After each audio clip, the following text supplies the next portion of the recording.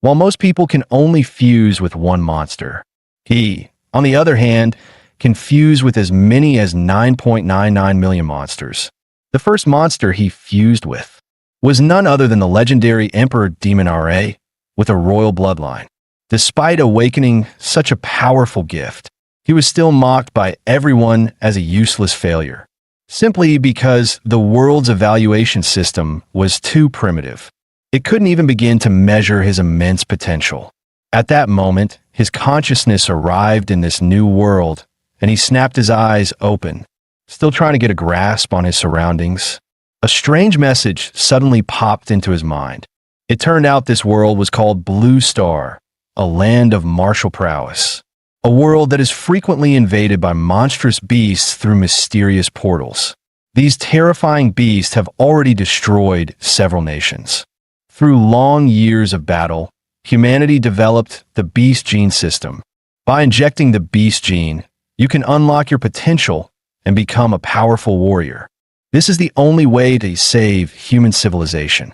And so, Blue Star entered an era where martial power reigned supreme. The protagonist, Ihi, a young man who traveled here from another world, is now a warrior prep student preparing for his final exams. He lost both of his parents in an accident during his sophomore year, which shattered his motivation to study and train, leaving him at the bottom of his class. As he wondered what to do next, the teacher, with a confident stride, stepped up to the podium and said, "All right, everyone, are you ready? We're about to start the gene modification injections. Remember, everything you've worked for over the past 3 years, building strength and cultivating martial energy, is for this moment." The teacher then added, with a pointed look, "As for those who haven't taken things seriously." He couldn't help but think, "This is ridiculous. I've been putting in the work. Why should I feel guilty? But since I've taken over the original owner's responsibilities, it's time to clean up his mess." The teacher then led the class to the gene injection hall, where several metal boxes were neatly arranged on a table. Inside these boxes were the gene awakening serums, which contained the raw genetic data from all the monsters. After injection, one of the monster genes will be activated. Generally, the stronger the physique, the stronger the monster gene that awakens. The teacher gently reminded, "Don't be nervous. After the injection, remain calm and accept the power. When I call your name, please come up and collect your serum. Chen Pengfei, Miao Yunua." One by one, the students in the class began to receive their injections. After the injections, their skin began to steam, and everyone screamed in agony from the intense pain. He hesitated for a moment, but then quickly shut his eyes and plunged the needle into his body. However, after waiting for what felt like forever, he realized that there was no excruciating pain like he had expected.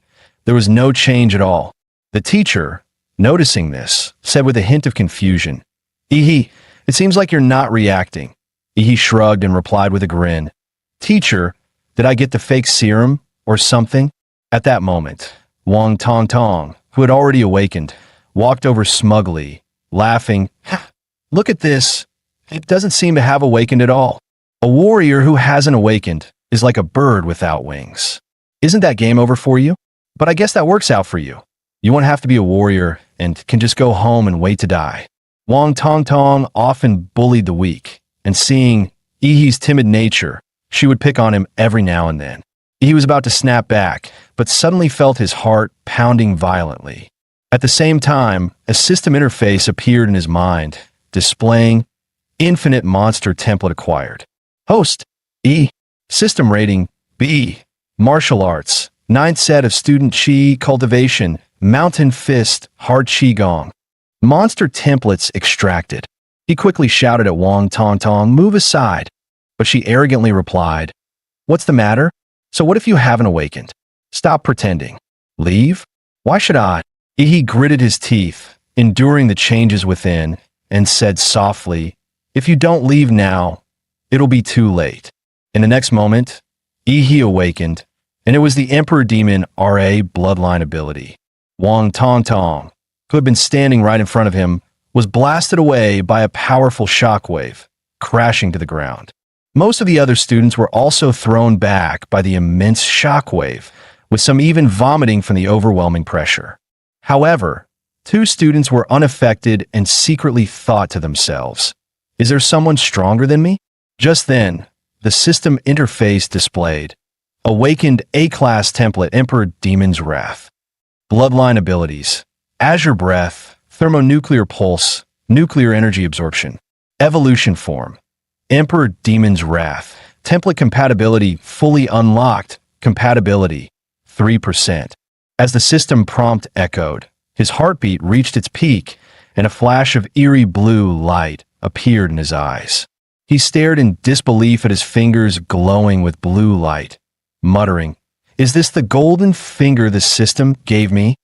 The students around him were equally shocked, whispering, "Was that really Ihi? Did he just blast everyone away with his energy field in an instant?" Wang Tong Tong was even knocked unconscious, and she had awakened the second-tier monster, the Flame Lizard. What exactly did Ihi awaken? Ihi, feeling a little embarrassed, said, "I guess my awakening caused a bit of a commotion. I told them to step aside, but they didn't listen." Just then, the school's broadcast echoed. "All third-year students who have awakened, please proceed immediately to the testing hall for a gene awakening and martial arts level assessment." Repeat all. Inside the testing hall stood 10 high-tech cylindrical machines, and as each student stepped inside, the large screen on the podium would display their name, class, martial arts level, and the awakened monster gene. Li Xin Yuan from our class awakened the third-tier monster bloodline of the speed blade insect. He's really lucky. He was just an average student before, but now he's number 1 in our class. Chu Zhou is definitely the top of the grade. Not only is he a level 9 martial disciple, but he also awakened the Ice Dragon, one of the top bloodlines in the 3rd tier. Looks like the valedictorian of our city will be him. Did you see what Miss Lu awakened? Holy crap, a rare 4th tier bloodline, the Ghostly Phoenix. Provincial champion. If a 4th tier monster's Real form showed up, it could destroy a whole city. Warriors would be like ants in front of them. Only masters could stand a chance. Listening to their discussions, he couldn't help but feel puzzled. The monsters they awakened were classified into tiers 3 and 4, so why was his A-class? Soon, it was his turn for the bloodline assessment, and the noise in the room grew even louder. With that shockwave he just released, he might be destined to become a big shot. If he plays his cards right, he'll definitely latch onto someone powerful. The crowd watched him approach the testing machine like he was a celebrity. The crowd automatically parted, for in this world, strength was everything. His overwhelming potential had naturally earned everyone's respect. The students murmured excitedly, "It's Ihi's turn." With the energy field he just showed, his level has to be high. What kind of bloodline can release such a powerful pressure after awakening? This guy's definitely something. Soon, his information appeared on the screen, but to everyone's surprise, only the basic details were listed. Everything else was a question mark. Class 7. Ihi. Martial Disciple Level 3. Beast Bloodline Unknown. Laughter erupted among his classmates. Martial Disciple Level 3? My little brother in middle school could beat him. Unknown bloodline? He probably doesn't even have one. Ihi, however, paid no attention to their mockery. Because everything was going just as he expected. Emperor Demon Ra's bloodline wasn't detected. But what had show up was the prompt for the infinite monster template. While his template level was different from his classmates, it meant that as long as he met certain conditions, he could draw from an unlimited number of monster templates. Doesn't that mean he could become the king of monsters? He then went to ask the teacher for a leave of absence. The teacher frowned and asked, "What? You want to take leave to study at home and return after the exams? Do you really think I'll believe you'll go home and actually study?" He responded earnestly, "Teacher, I really want to improve. I know I've fallen behind, and I need special training. If I don't keep up with everyone, I won't make it." The teacher said seriously, "Ihi, you know the only way to become a warrior is to go to university. I understand you've awakened your bloodline, but your foundation is too weak. You won't be able to pass the entrance exams. So, Get ready to repeat the year and come back next year. Don't rush. Ihi, excited, replied, Teacher, only by rushing can I improve. Maybe you don't understand, but now that I've awakened a powerful bloodline with hard training, I'm sure I can succeed. You see the sincerity in my eyes. I would never lie to you. The teacher was momentarily taken aback, then nodded, saying, Your eyes do seem sincere. All right, but next year you'll still have to come back and repeat the year under my supervision. After sincerely thanking the teacher, he left the school and headed for the Warrior Center in the city. On the way, he thought to himself, he had used his parents' house as collateral for $600,000, plus the compensation from their accident of over $1 million. Now he had a solid starting fund. There were two options to increase his strength. One was to improve his warrior rank. The other was to enhance the compatibility of the Emperor Demon RA template. In the information of the Infinite Monster template, it showed that each template starts with a compatibility of only 1 point, but the Emperor Demon RA has 3 points. Where did the other 2 points come from? The only answer is that the Emperor Demon RA template absorbed the power of the Gene Awakening Serum, providing an additional 2 points of compatibility. This means that in this world, Gene scientific serums can enhance template abilities, and compared to the long and grueling training of warriors, spending money to increase template compatibility is clearly more suited for him. So, he needs to hurry and buy a serum to boost his genetic power. After swiping his student ID, he walked into the Warrior Center. Since loading the Emperor Demon RA template, he had gained a unique perception ability, life magnetism. He could clearly sense the burning vital energy and the beast roars in the bloodlines of the warriors around him, like a furnace inside them. This intense life signal made his heart pound, but it wasn't fear, it was the urge to conquer. After all, the legendary Emperor Demon RA was the king of monsters in their world. Unfortunately, he was still a rookie and could only hold back the combat bloodline of Emperor Demon RA, forcing himself to endure. Once he had accumulated enough power, he would show this world what it truly means to be the king of monsters. Just then, a hand landed on his shoulder. Little one, don't peek into others' business. You must have just awakened your beast gene, right? It's normal not to be able to control your power. What brings you to the Warrior Center? A gentle older sister smiled and asked, Beautiful sister, sorry, I didn't mean to. I came to buy gene serums, but this place is so big. I can't find where to go. Could you help me with directions? The woman smiled and said, Gene serums? You want to use them at this stage. He thought there might be some taboo about it. The woman explained, It's not a big deal, but gene serums are expensive and they can easily lead to drug resistance, meaning their effectiveness will decrease over time. To maximize their effect, warriors usually wait until their bloodlines are developed to their peak before using them. He asked, How much does one gene serum cost? The woman replied, At your stage, you'll only be able to use the basic consolidation type serum, which costs about $400,000. He was shocked, thinking to himself, That's so expensive, my savings would only buy me 5 at most. He immediately asked, Do you happen to know anyone who can give me a discount? The woman handed him a business card with the name Huang Yuli, level 4 martial disciple written on it. She smiled and said, Here, take my card. With an introduction from an experienced warrior, you might get a discount. He politely thanked her and then parted ways.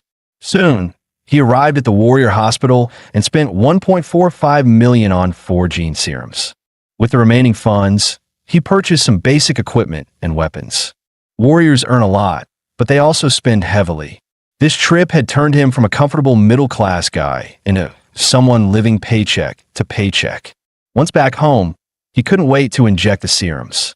As the light blue fluid entered his body, flowing through his veins and reaching his limbs, he immediately felt his blood start to boil, as if a massive beast was roaring joyously inside him. After injecting all the serums, the compatibility with the Emperor Demon RA template increased from 3% to 7%. His physique also rose from a level 8 to 15, reaching Martial Disciple level 7. So, this is what improvement feels like. Nice. But every time I injected a serum, my physique would rise by 2 points, but the last one only increased it by 1. It seems that as my body improves, further enhancements will become increasingly difficult. But this isn't bad. Just a few minutes of injections, and I've achieved what would normally take others 3 years of hard training. This is still just my normal physical condition. If I activate the power of Emperor Demon Ra's bloodline, I might just have a shot at becoming the top scorer in the college entrance exams. If even with an advantage I can't surpass those geniuses, then this boost is really underwhelming. But for now, I'll start planning for the next step, heading into the Secret Realm. The rifts to Secret Realms are divided into 6 levels, from S to E. The higher the level, the stronger the monsters inside. In an S-level Secret Realm, the monsters are completely uncontrollable by humans. If they invade the real world, the destruction would be catastrophic. He had entered in City's 3rd E-level Secret Realm. To his surprise, there were fewer people here than he expected. Perhaps it was because the Secret Realm had been developed for so long. After all, it was an old secret realm, and the valuable treasures had already been taken, leaving only some weak monsters for new warriors to practice on. He signed the death waiver at the entrance and received his ticket to the Secret Realm. Soon, he arrived at the rift. The rift was 10 meters tall and 5 meters wide, and it appeared to be a blue-gray, fluid-like substance, with sparkling white particles flashing within it. He was extremely excited about his first journey into the Secret Realm, thinking to himself that this was the beginning of his path to becoming the king of monsters. With that thought, he leaped and jumped right into the rift. After landing safely on the ground of the Secret Realm, he looked up at the sky and immediately saw 3 gigantic planets hanging above him: Kanglin Star, Onway Star, and Taijin Star. Together, they formed a magnificent trio of planets in the sky, a scene straight out of a sci-fi movie. He couldn't help but marvel. Although I had read about the appearance of the Secret Realm in the textbooks, experiencing it in person is something entirely different. It's truly spectacular. As he took in the otherworldly scenery, he noticed something creeping up behind him in the grass. It was a first-tier monster, the saber-toothed rabbit, known for its violent temperament and ability to hover. The moment the saber-toothed rabbit leapt, it was as fast as a bullet leaving the chamber, its sharp teeth aimed directly at his jugular. However, with Emperor Demon Ra's sensory abilities, he had already noticed the rabbit's movements. He quickly dodged, then, using his momentum, grabbed the saber-toothed rabbit by the head and crushed it with a pop. After its death, the body rapidly carbonized and turned to ash, leaving behind only a thumb-sized white monster core. He looked at the monster core and thought, white, ordinary quality. It's worth about 1,000. Not bad, though. I made 1,000 in just a few minutes. The average person works an entire month for 3 or 4,000. However, collecting too many first-tier monster cores wouldn't do him much good. It would be best if he could find a second-tier or higher monster. No sooner had he spoken than a second-tier monster, the corpse moth, suddenly burst out from the ground. He chuckled softly, thinking to himself, well, that was quick. He drew his weapon and prepared to take the initiative. With a single sword strike, he hit the corpse moth. He'd studied the monster encyclopedia before, and compared to the monster's steel-like back armor, its underbelly was clearly more vulnerable. The foul-smelling green blood shot out, splattering on the ground and leaving a corrosive mark. The corpse moth curled its body into a ball, and its blade-like insect limbs rapidly slashed toward him. He immediately used his mountain fist technique. His fist, like a cannonball, slammed into the corpse moth, and its speed faltered after the hit. The corpse moth then launched 2 side-like fangs at him. He was startled. He didn't expect the corpse moth's mandibles to be capable of firing. He narrowly avoided the attack and quickly distanced himself. With his current martial artist level, he couldn't handle this monster. After all, he lacked the powerful martial arts techniques as support. Even his deep martial energy and vitality couldn't fully activate, barely reaching half its potential.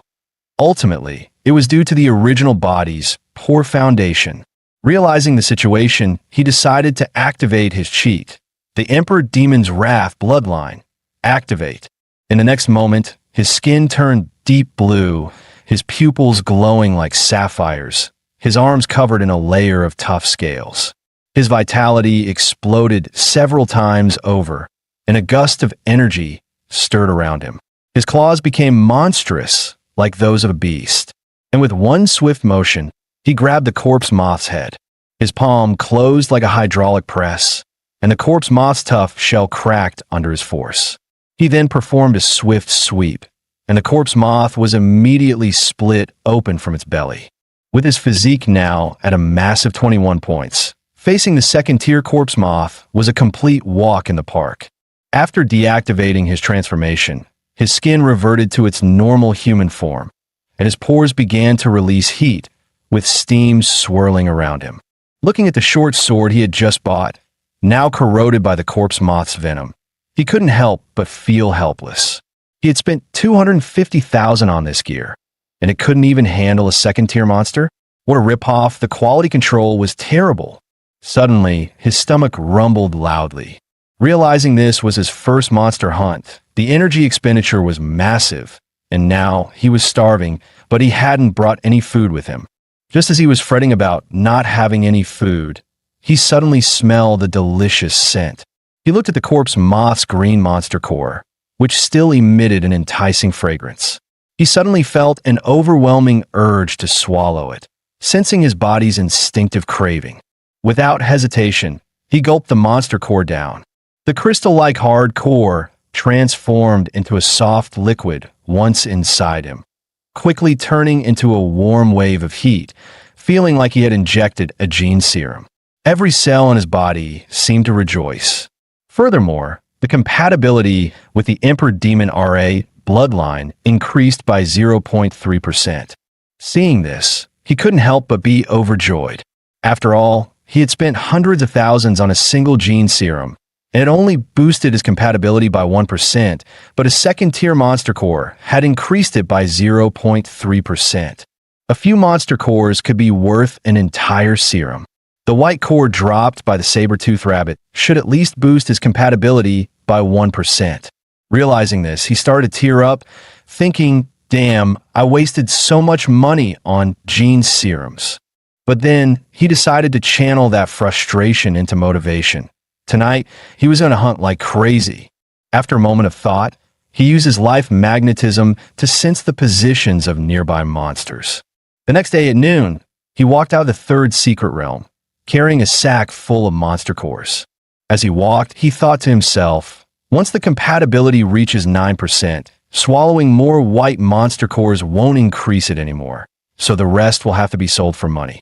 He arrived at the trading post and pulled out a total of 20 white monster cores and 4 green ones. The clerk stared at him in disbelief and asked, "No way, a high school student gathered this many monster cores?"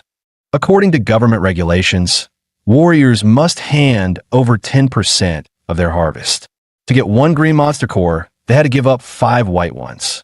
After selling everything, he exchanged them for nearly 200,000 Summer Kingdom coins. With 9 days left until the college entrance exam, he found himself back at Incity's 4th D-tier secret realm. A warrior team was already there. One team member said, "Captain Lin, this time we should be about done with the Blood Jade Flower bounty mission, right?" "Second-tier warrior Lin," he replied. "Last time we came here, we found the general location of the Blood Jade Flower, but old Chun got hurt, so he won't be joining us this time."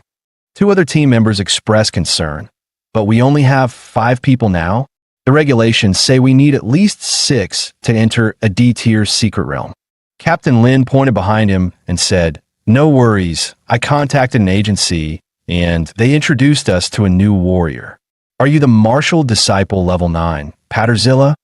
E nodded, thinking to himself, because I'm still a student and can't directly enter a D-tier secret realm, I had to use a black market agent to get a fake identity to join the team. They charged me 100,000 coins for that. What a scam. Lenny looked surprised. "Patterzilla? That's an odd name." He replied flatly, "I couldn't use the original name, or I'd risk infringing copyright." Lenny sighed and said, "Well, whatever, it's just a code name.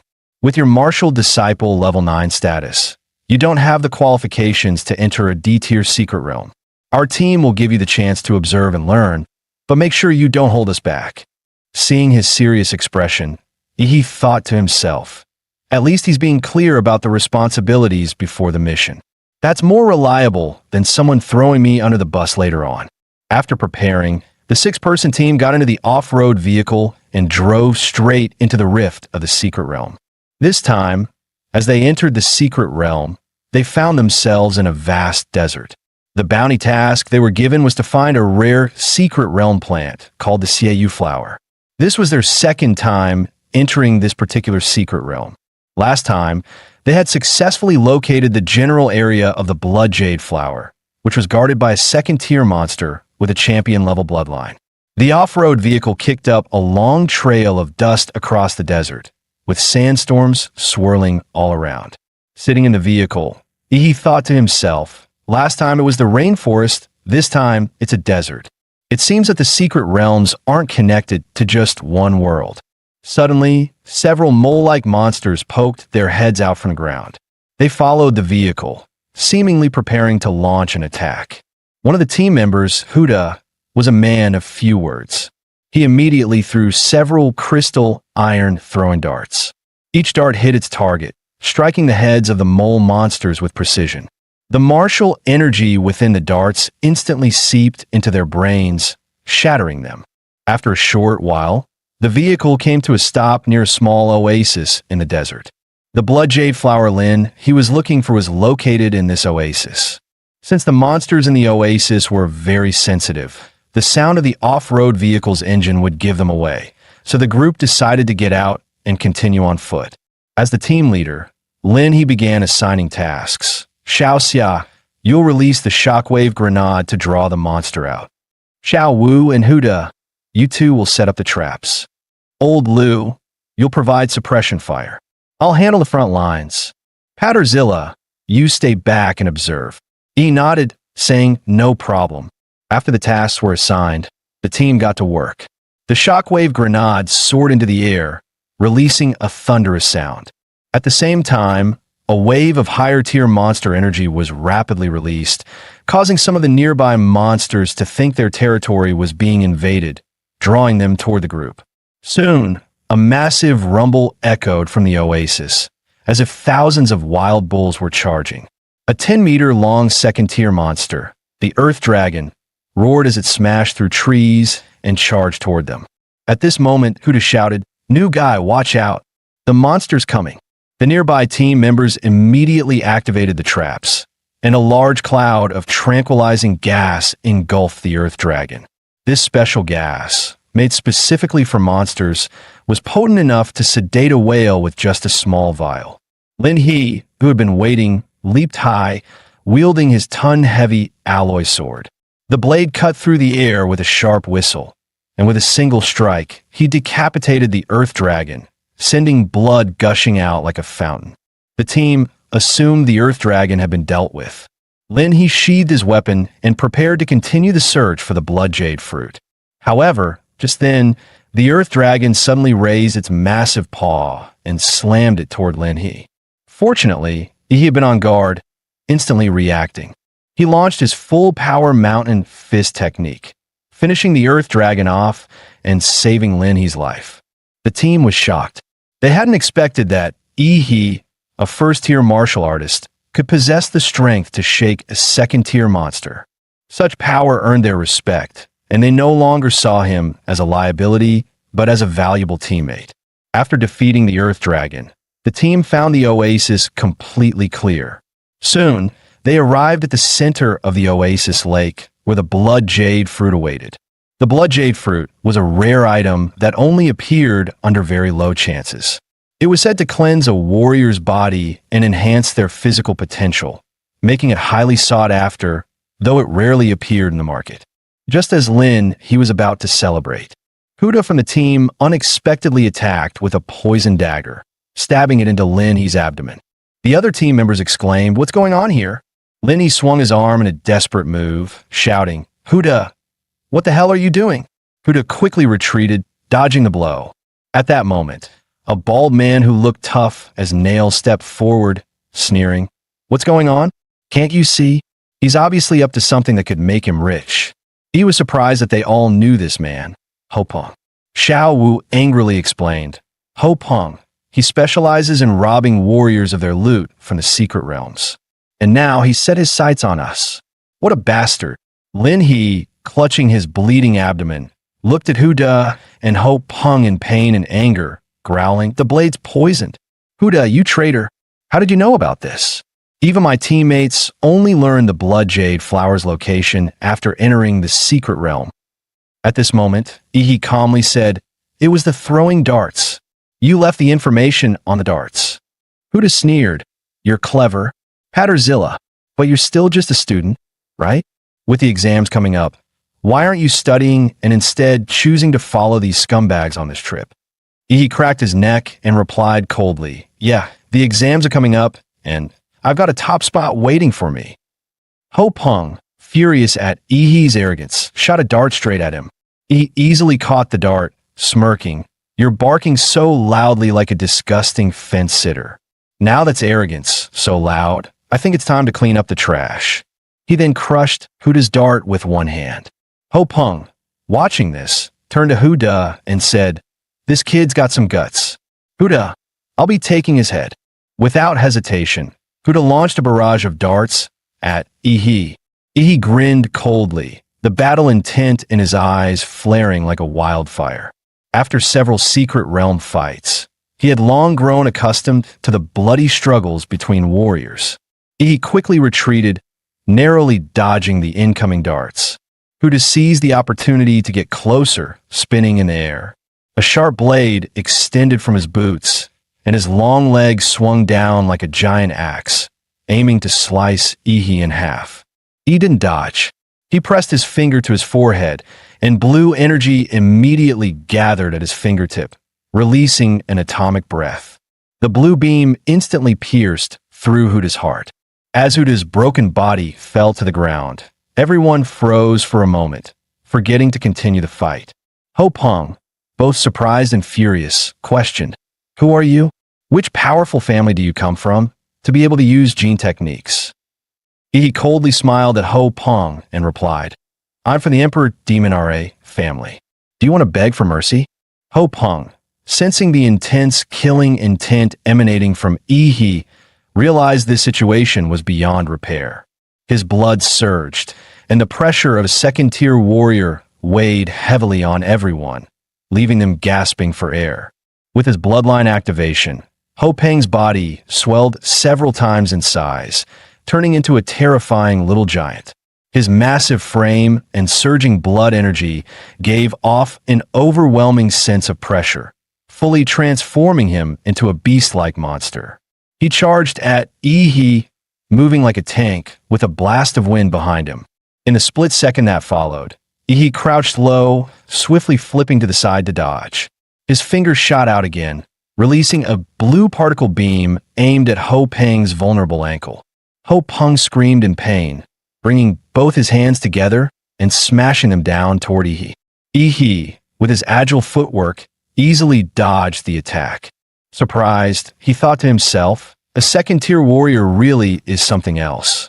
My atomic breath couldn't even melt his ankle bones." Ho Peng then swung his arms like massive wrecking balls, closing in on Yi, as if trying to crush him with his giant hands. However, Yi suddenly appeared behind Ho Peng. He then unleashed his fists, charged with intense nuclear radiation, pounding one blow after another into Ho Peng's body, each punch injecting lethal nuclear material into his system. With Ho Peng's second-tier warrior body and his bloodline enhancement, he could easily withstand my punches, but he definitely couldn't handle the continuous nuclear magic attacks. Soon, the internal organs in his body began to liquefy into pus and blood.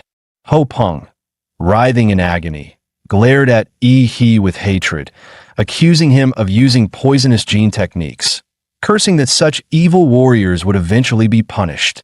He scoffed at him and raised his fist to end his life, thinking to himself, "The number of people cursing me will only grow, but what's he really worth?" 9 days flew by in the blink of an eye, and today was one of the grandest days in the Summer Kingdom. The national college entrance exams were finally here. In front of a nationwide live broadcast, the host began speaking to the candidates, first wishing them success and then explaining the exam rules. The exam was held in a tournament-style format, taking place in the Central City Sports Arena. Students would compete in pairs, and the winners would advance to the next round, with the whole event lasting 3 days. The first 2 days were for the preliminary rounds, and only the students who advanced could participate in the third day's exam. Each student had to compete in 3 matches during the prelims, and those who made it to the finals would continue to fight until the top scorer was chosen. The host emphasized that the candidates carried the future of humanity on their shoulders, urging them to showcase their strength for themselves and for the future of mankind, before officially announcing the start of InCity's college entrance exams. As the host's voice faded, the candidates began to step onto the arena. On Arena 6, the match was between Yi and Wang Tongtong. But at that moment, Yi had still not arrived. The host announced that, according to the rules, if Yi was not present after the match began, he would be disqualified. Wang Tongtong stood on the arena, smug and satisfied, thinking to herself, "The Gene Conference made me lose face, a shame I'll carry for life. I was planning to humiliate Yi with my flame lizard, but that pathetic fool is hiding and won't show up. How disappointing." The audience murmured, "How pathetic. He's too scared to even show up for the exams. He's probably hiding at home, trembling. Someone like him shouldn't even be in high school. He should just go sweep the streets." At that moment, the referee blew his whistle and said, "Time's up in City First High School, Yi." Before the referee could finish speaking, the crowd suddenly felt a powerful presence approaching. They all looked up and were shocked to see a person in the air. What kind of immense power could allow someone to fly like that? Just as the audience below was debating, the person suddenly landed on the arena, and the immense force caused the entire platform to shake. When the dust cleared, Wang Tongtong was still confused, and the next moment, a foot was about to slam into her face. With that, Wang Tongtong was kicked off the stage.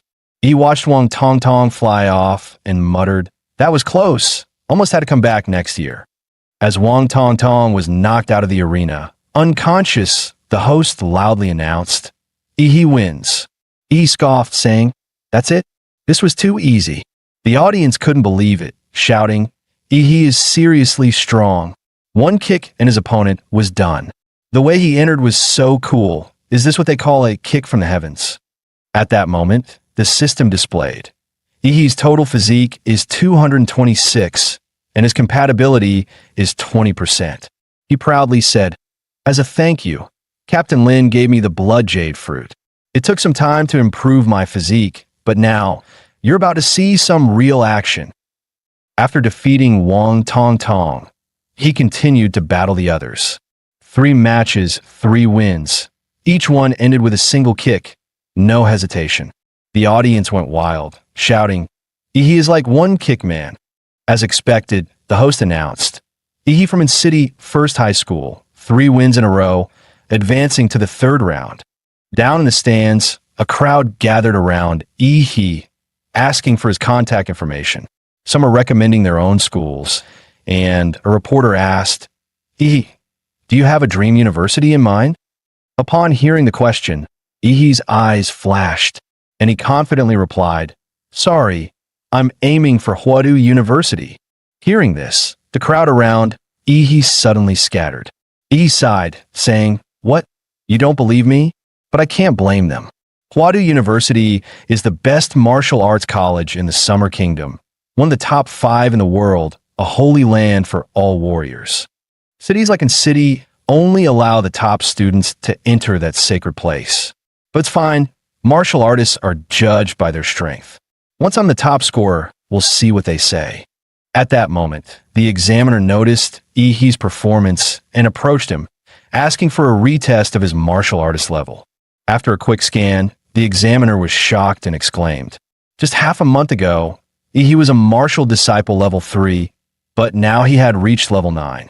Upon further investigation, they found that he had frequently visited E-tier secret realms after leaving school, So they asked him why he ventured into such dangerous places right before the college entrance exams.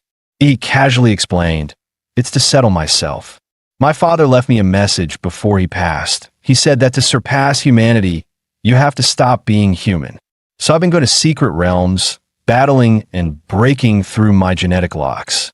The examiner froze when he heard he mentioned breaking his genetic lock and immediately said, "I need to report this right away." After that, the examiner rushed off. He couldn't help but feel like he had somehow become a subject of intense scrutiny. On the day of the tournament, he stepped onto the arena once again. This time, his opponent was Luo Xian from City's Third High.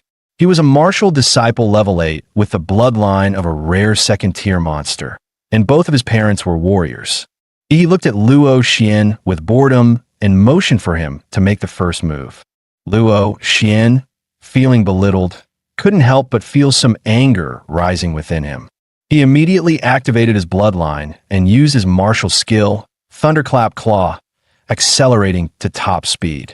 His heart beat like a supercar engine, and as he ran, his body accelerated again and again. His sharp claws slashed toward Yi's throat, and the finely honed martial skill cut through the air, creating sparks and a sonic boom. If it hit, even a martial disciple level 9 would be killed. However, he never expected that. As his arm came near, he effortlessly grabbed it. He casually commented, "Nice energy, but it's nowhere near that bald guy's charge." Without hesitation, he delivered a palm strike to Luo Xian's head. The immense force knocked Luo Xian out cold right on the spot. He then arrogantly said, "Are there no decent contestants?" The host quickly announced, "Another victory with one strike, and this time, he defeated the seed player, Luo Xian." Dozens of high-speed cameras focused on Yi, capturing shots from every angle, and the live broadcast was buzzing. Viewers couldn't stop talking, some in awe, saying Luo Xian looked so fierce, and in the blink of an eye, he's on the ground. Yi's strength is on a whole different level compared to the other candidates. In this martial arts-driven era, Yi's overwhelming display of power stirred the passion of everyone watching. Chu Zhou watched as Luo Xian was carried off the stage by medics, his eyes filled with fierce determination, and he instinctively clenched his fists. "As expected, you're the one I've been rooting for. I'll definitely defeat you in the finals." The head of the Huadu University admissions office, having watched Yi's impressive performance through the live broadcast, demanded to have all of his information within half an hour. Just after he finished his match, the second group of the qualifiers was already in full swing. This match was even more heated than his, as both competitors were top-tier beauties with larger followings, making it even more of a spectacle. One of them was Kai Shaoling from City Second High, a petite girl with an incredibly sexy figure. She flipped her long golden pigtails, giving Lu Qingzhu a provocative look, and remarked that she hated the robotic expression of Lu's family's young lady. Lu Qingzhu didn't respond. Instead, she simply bowed slightly and greeted her, her face expressionless, as if she didn't take Kai Shaoling's challenge seriously at all. The referee blew the whistle, signaling the start of the match.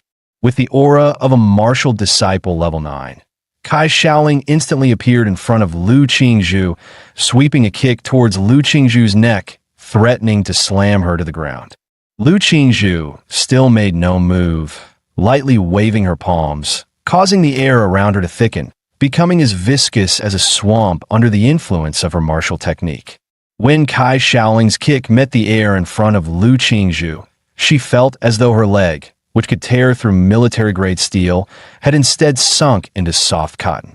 Under the diminishing effects, even the high-speed cameras could only capture Kai Shaoling's white leg moving in slow motion, visibly decelerating. Kai Shaoling, furious at Lu Qingzhu's immovable expression, intensified her attack. She cloaked her body in martial energy, minimizing air resistance, and blurred her form into a shadow as she circled Lu Qingzhu, waiting for the right moment to strike a palm to Lu Qingzhu's side. But as her palm neared Lu Qingzhu's waist by just 3 inches, it suddenly couldn't get any closer. Realizing she had fallen into a trap, Kai Shaoling tried to retract her hand, but the air in front of her exploded with unimaginable suction, preventing her from pulling back. At that moment, Lu Qingzhu made her first move, extending her slender fingers, which now shimmered with a jade-like light. The warriors watching the live stream had their eyes widen as they recognized the move, the Hunyuan Jade Finger from the Xian Huang martial technique. To see a student about to take the high school entrance exams mastering the Xian Huang technique was astonishing. Such martial talent didn't need to be proven through exams. This alone could guarantee a direct admission to Huadu University. Standing closest to Lu Qingzhu, Kai Shaoling could feel the terrifying energy from the Jade Finger, realizing that if she didn't pull out her trump card now, it would be her last chance. Without hesitation, she activated her bloodline, Shadow, Tiger King. A massive shockwave exploded from her body, shattering the air around her. Lu Qingzhu, however, didn't choose to withstand the blow. She lightly tapped the ground with her foot, her body swiftly sliding a dozen meters to create some distance. The examiners in the stands held their breath, eyes fixed on Kai Shaoling, amazed. A king-level bloodline is hard to control, and the Shadow Tiger King is known for its brutal power. This girl's future is boundless. The awakening of the Shadow Tiger King's bloodline placed a heavy burden on Kai Shaoling's body. She exhaled hot air and struggled to speak to Lu Qingzhu, challenging her to display the Phantom Crow bloodline. Lu Qingzhu, ever the woman of few words, spoke her first line since the battle began. "This is enough." Kai Shaoling, completely enraged, shouted, "Do you think anyone below a warrior can challenge me?" Her body moved like a vicious tiger, her fierce blood energy coiling into a torrent behind her, her palms slashing through the air toward Lu Qingzhu. Facing the brutal strike, Lu Qingzhu softened the blow with grace, her hands moving like she was playing a piano, the invisible threads of her technique gradually reducing Kai Shaoling's force until it disappeared entirely. Kai Shaoling's attack failed, and she immediately drew on her immense blood energy, dispelling the invisible threads around Lu Qingzhu. With her small body in midair, she kicked again. Seeing this, Lu Qingzhu activated the Xian Huang technique once more, Hunyuan Jade Finger.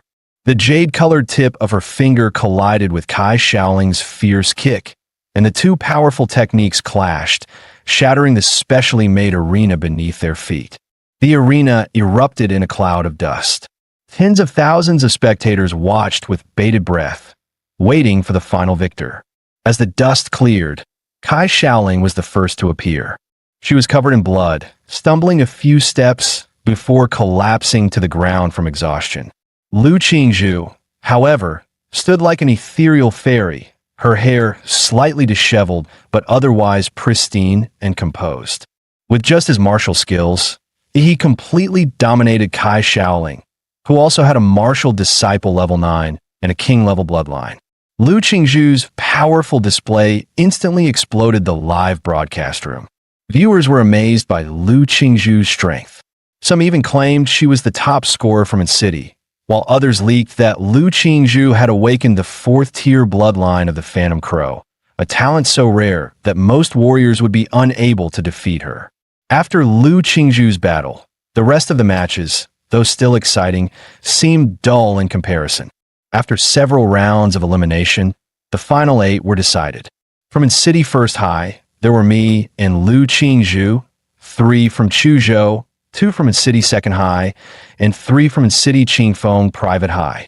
The finals of the top 8 were about to begin, and Yi stepped up first to draw lots. He drew in A.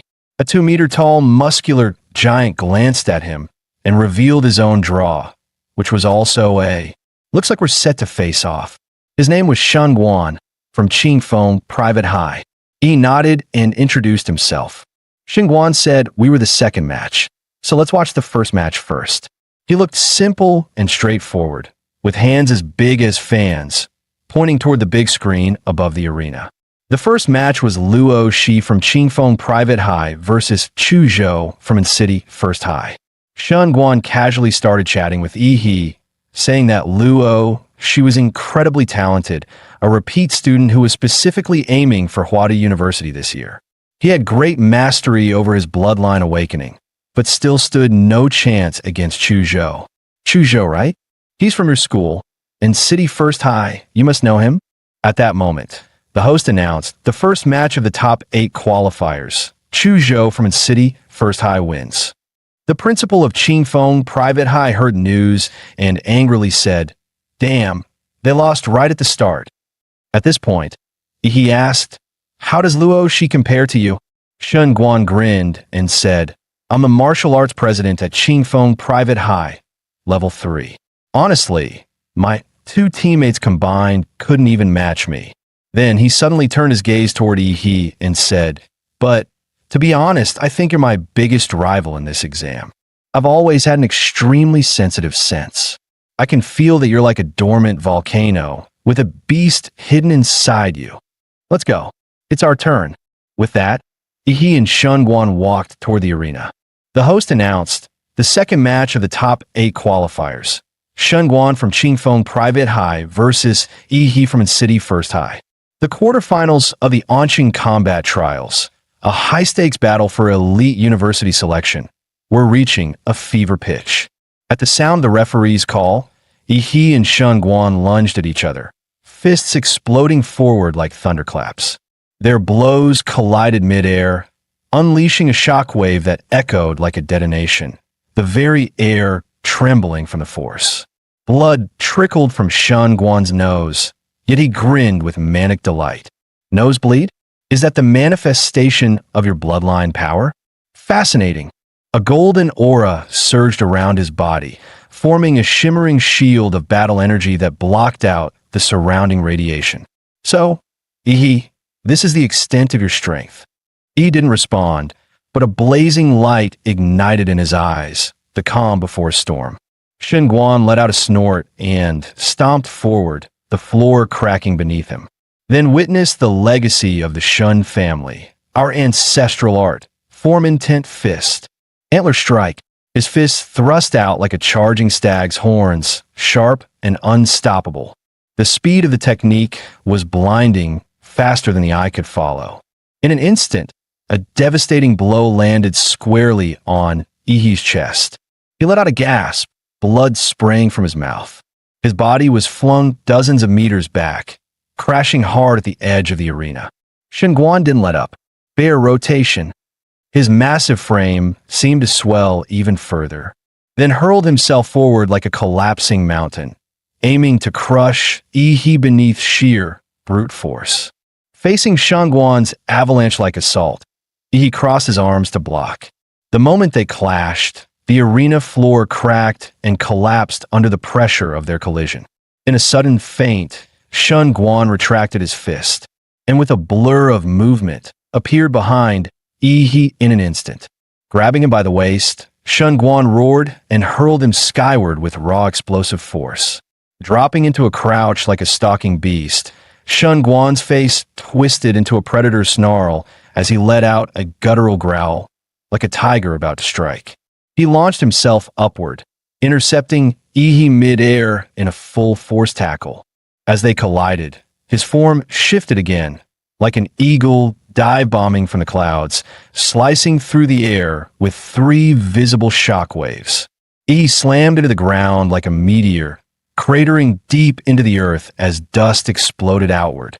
The relentless combo left Yi overwhelmed, with no room to retaliate. Landing with a flourish, Shen Guan crossed his arms and laughed heartily. Now that was satisfying. On the sidelines, medics prepared to rush in. After that brutal form-intent fist combo, even a veteran fighter would be half dead. But suddenly, Shen Guan froze, a chill crawling up his spine.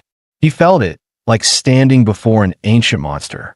His instincts screamed at him to retreat. From a settling dust, a massive, scale-covered arm emerged. Then Yi stepped forward, transformed, his body now towering, monstrous like a humanoid Godzilla. His voice rumbled low and powerful. "You're strong. That's why you get the honor of witnessing this form first." Shen Guan's pupils dilated in disbelief. He stood frozen, stunned by what he was witnessing. Beast form manifestation. Your bloodline awakening reached that level. The beast form, an ultimate transformation that only those who have fully mastered their bloodline can attain. It unleashes the true might of the ancient beast slumbering within. He had never imagined that in this remote city of Anqing, there was another prodigy who could rival the likes of Lu Qingzhu. As Yi's monstrous form stabilized, a blaring alarm erupted from the energy monitors beside the proctors.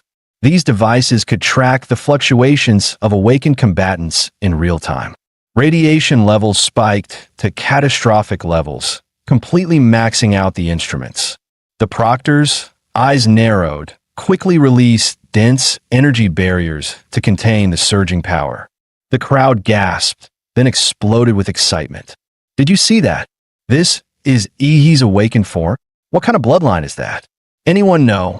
I'm from First Academy. They say his bloodline's classified as unknown, but how can that be unknown?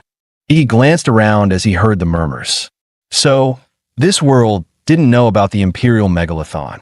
That meant no one here could recognize the bloodline he had awakened. Meanwhile, Shunguan's nose began to bleed again. The radiation now surpassed what his energy shield could handle. He clenched his fists, realizing he had to finish this fast. With a roar, Shunguan triggered his own awakening.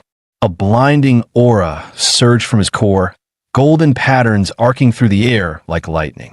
One of the proctors muttered in awe, "That's the Golden Simian King bloodline, a Tier 3 royal strain. What's going on in this city?" A golden radiance surged across Shunguan's body. With a deafening roar, his frame expanded to nearly 3 meters tall, towering like a gilded war god at the center of the ring. He launched a devastating punch, the motion fluid and serpentine. This was Serpent Strike, a deadly move from his inherited martial art, Form Intent Fist. He responded instantly, stepping forward with mountain-breaking fist. The technique appeared simple, but the sheer force behind it was terrifying, like a landslide hurtling toward its target. Their fists collided with a thunderous impact, the air exploding between them in a violent shockwave that pushed spectators back. Power-wise, Yi's awakened form had completely surpassed Shunguan. Shunguan was blasted backward, and even his golden hide, said to deflect bullets, cracked under the pressure, blood seeping through. Were it not for his last-second energy redirection, his entire arm would have shattered on the spot. It was the first time Shunguan found himself overpowered in a direct clash. But rather than back off, he charged in again. His arms twisted like twin serpents, coiling around Yi in an attempt to hurl him through the air. But he might as well have tried to lift a mountain. Yi remained immovable. Changing tactics, Shunguan crouched low, muscles coiling tight like a loaded spring. With explosive force, he launched upward, legs tearing into the ground. Then came Elephant Stomp, another Form Intent technique. Boom! The impact rocked the entire arena. Shockwaves shattered the stage's surface as if an earthquake had hit dead center. As the dust cleared, every spectator stared at the arena in stunned silence. The beastly figure, still standing tall, hadn't budged an inch. "Now it's my turn." Yi's voice was low and steady as he pulled his embedded leg from the cracked floor. Blue energy rippled around his fist, distorting the air with intense heat, as if the very atmosphere was ready to combust. But just as he was about to strike, Shunguan suddenly dropped to his knees with a loud thud. "Yi, I surrender." He froze mid-step, visibly confused. Wait, what? The surging energy he'd been building had to be pulled back. According to the rules, he couldn't attack once his opponent officially conceded. The dark blue scales faded away as he returned to his normal form, the transformation fully undone. "Victory goes to Yi," the referee announced. Meanwhile, the live stream chat exploded. In a world where strength was everything, a climactic battle had just ended. With a surrender, Yi became an overnight sensation. His follower count skyrocketed in real time. Highlight clips like the monster who made his rival kneel and one punch to godhood spread like wildfire across social media. Comments poured in. Yi is this year's number one. No contest. Forget Lu Qingzhu. Yi's on another level. Back at Qingfeng Private Academy, the principal's face darkened as he clenched his fists. Luo, she failed, and I invested everything in Shunguan. He glared at Shunguan as he walked off the stage, shouting, "You surrendered? Do you know how much money we pumped into you? Ungrateful brat. You're not stepping into any university until you pay us back." The principal barely finished his sentence when Shunguan calmly placed a hand on his shoulder. Though the gesture was light, Principal Qingfeng suddenly felt a cold chill run through his entire body. Shunguan's gaze was steady, his voice sharp as steel. "I couldn't take that last punch. Had I tried, I would have damaged my foundation. I conceded for my own good. If you think that's cowardice, then why don't you go take that hit?" He stepped closer.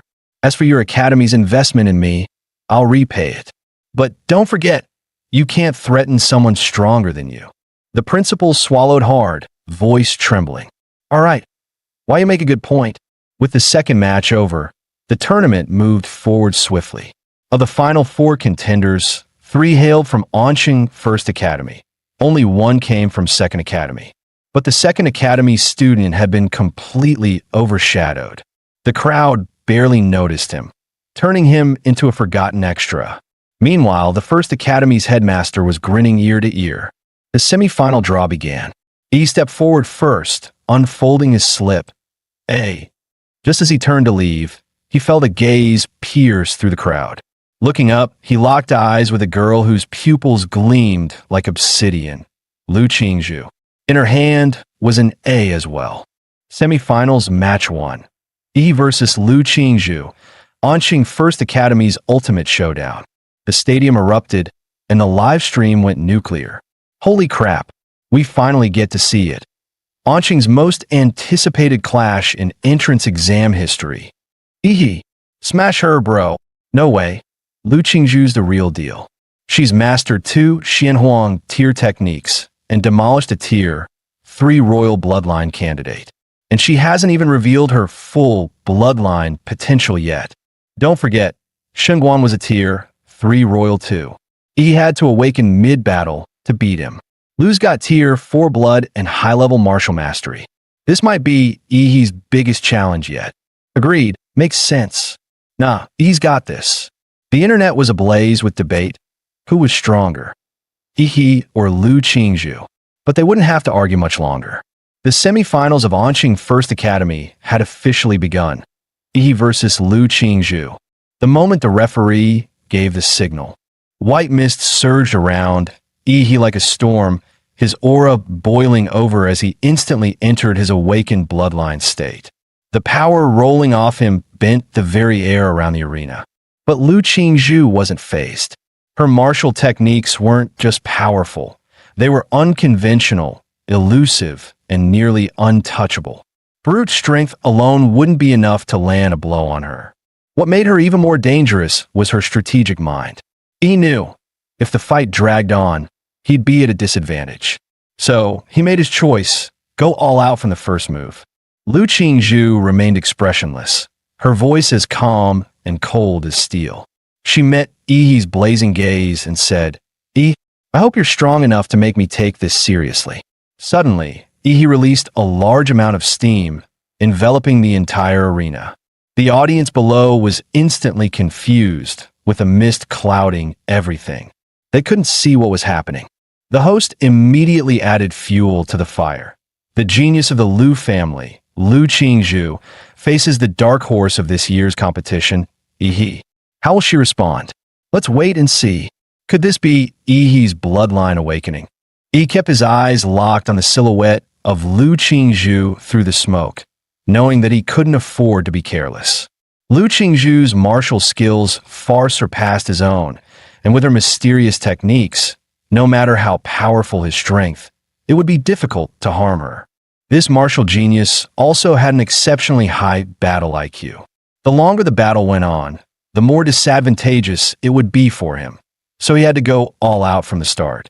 One blow to end the fight, no second chances. A tremendous amount of energy gathered in Yi's right fist as he launched his mountain-blocking fist. Lu Qingzhu didn't expect Yi to come at her so aggressively. She quickly crossed her arms, channeling her martial energy for defense. But Yi's speed was so fast that he left a series of afterimages in front of her. Then, Yi suddenly swept a powerful kick toward her. The audience was discussing it. Did he just use a deceptive trick? Lu Qingzhu was speechless. This guy really said he was using his fists, but in reality, he was using his steel whip. At that moment, Yi shouted, swinging his fist and appearing directly above Lu Qingzhu, his eyes glowing with intense energy. The audience was no longer calm, and they murmured, "Poor Lu Qingzhu, despicable Yi, using such tricks, showing no martial virtue." In martial combat, one must never hesitate to use tactics. Lu Qingzhu could only once again cross her arms to defend herself. The audience couldn't help but hold their breath for her. Oh no, Lu Qingzhu's rhythm was completely disrupted by that move. Now wasn't the time to show mercy. Yi kept attacking with one strike after another, not giving her a chance to retaliate, hitting her like a punching bag. The audience saw clearly that Yi's pursuit was too fierce. Lu Qingzhu had no chance to escape. But what happened next left them even more confused.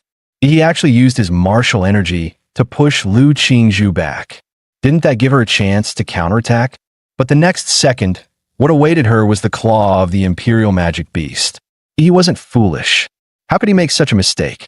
With a flash, a powerful wind blade swept toward Lu Qingzhu, showing no mercy. Lu Qingzhu widened her eyes. This move was a palm strike embedded with martial energy. She quickly leapt into the air, elegantly dodging, moving like an angel. Then came a loud crash as the claws collided with her defensive barrier. He appeared once more above her, flashing an evil grin, his hands swirling with immense power. "Lu, don't run away." Then came a storm of ferocious attacks, like a torrential rain.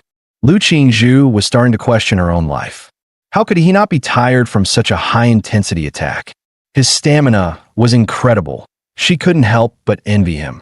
As for herself, she had mastered two powerful techniques of the Xianyellow martial arts. One was a defensive secret technique from the Lu family, Illusory Shadow of Floating Flowers. And the other was an offensive technique, Mixed Yuan Jade Finger. If she could use either of them, she could break free from Yi's relentless attacks. Unfortunately, Yi didn't give her any chance. If this continued, Lu Qingzhu would soon be knocked off the stage by Yi. With no way out, Lu Qingzhu decided to stop hiding. Suddenly, a feather appeared on her fist. Yi's eyes narrowed upon seeing this. "Finally going to use your trump card?" A long cry echoed throughout the arena, signaling the awakening of the bloodline, the Netherworld Sparrow. A humanoid bird soared into the air. Its purple wings flapped as pieces of feather floated down. This was the bloodline awakening. Lu Qingzhu was revealing her magical beast bloodline for the first time, the Netherworld Sparrow. "Yi, you'd better be careful. I can't control my power in this form." Yi grinned at this, knowing this was exactly what he'd been waiting for. After all, he didn't want to unleash too much power and destroy her, as until now, he had only used about 50% of his strength. Now he would go all out. However, in the next second, Lu Qingzhu appeared behind Yi. She had actually used the Xianyellow martial arts technique, Mixed Yuan Jade Finger, in her bloodline awakened state. He wasn't to be outdone. His bloodline from the Imperial Magic Beast stirred excitement in him. He roared and launched an atomic explosion fist, a tremendous boom resounding. A massive shockwave exploded behind them, shaking the entire arena. The audience gasped, "So strong, so intense. I can't open my eyes." Lu Qingzhu also let out a gasp. Her eyes widened, and a bead of cold sweat appeared on her forehead. Both of them seemed unharmed, but behind Yi, strong currents of electricity were still flickering, and the ground cracked like a spider's web. Yi's body began to change, with pieces of dark blue scales gradually covering his face, his mouth now brimming with destructive energy. Lu Qingzhu felt an overwhelming sense of danger and thought to herself, "What's happening?" Yi's beast form seemed to be gathering power.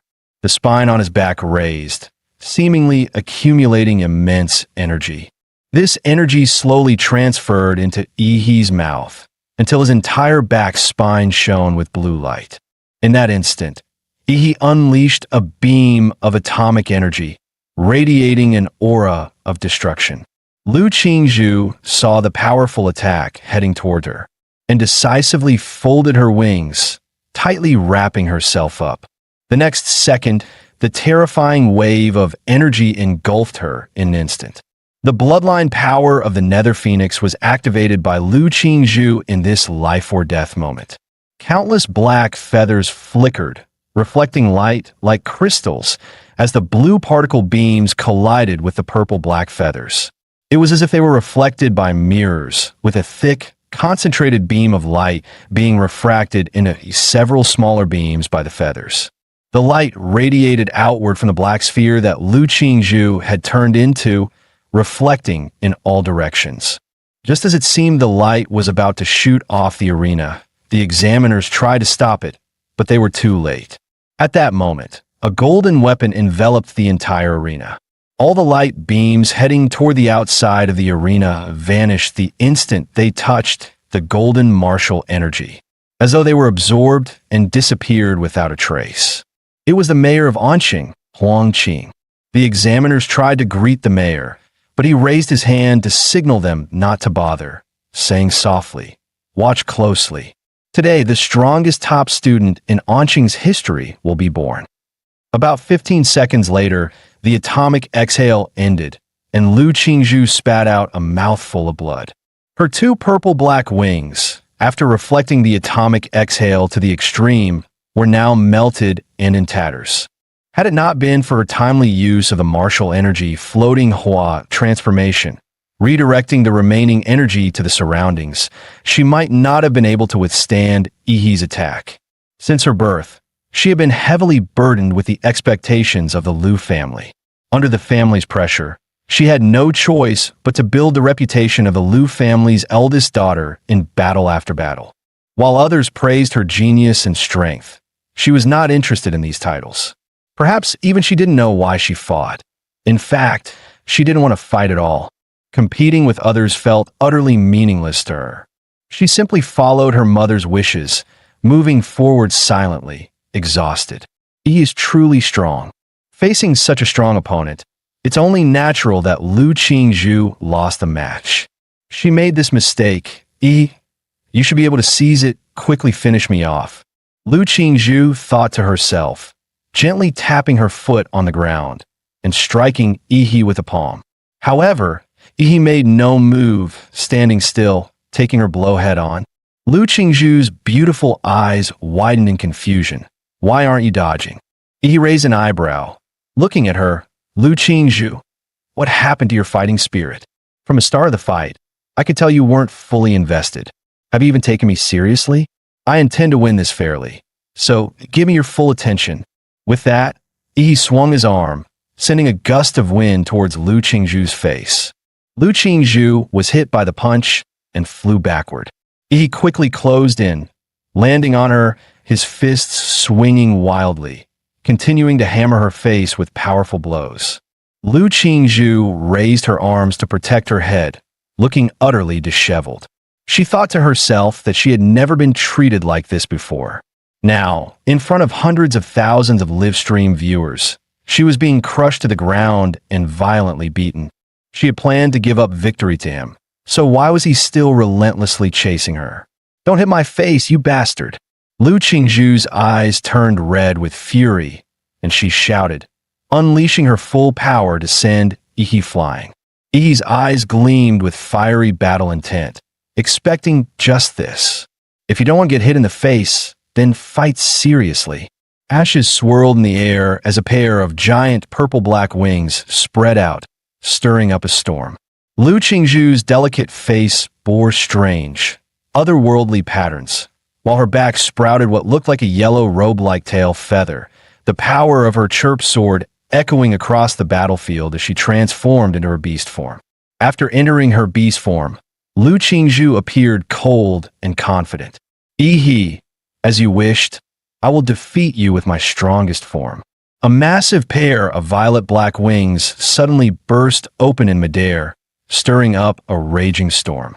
Mysterious markings spread across Lu Qingzhu's flawless face, while her regal tail feathers fluttered behind her like a royal cloak. From deep within her, a piercing avian cry echoed in all directions. He grinned. Finally showing your beast form? Now, this is getting fun. Not to be outdone, he unleashed his full power, his body wrapped in glowing blue energy, each weapon radiating atomic force, turning him into a walking reactor of destruction. This was his fusion of the Godzilla battle template with hardened martial arts, a technique known as nuclear radiance mode. With a deafening blast, the ground beneath him exploded, launching Yi like a missile straight toward Lu Qingzhu. Let's make this a real fight. Lu Qingzhu didn't flinch. Her wings snapped wide, drawing in the surrounding air currents. She summoned a funnel-shaped storm laced with ghostly energy that could devour all it touched.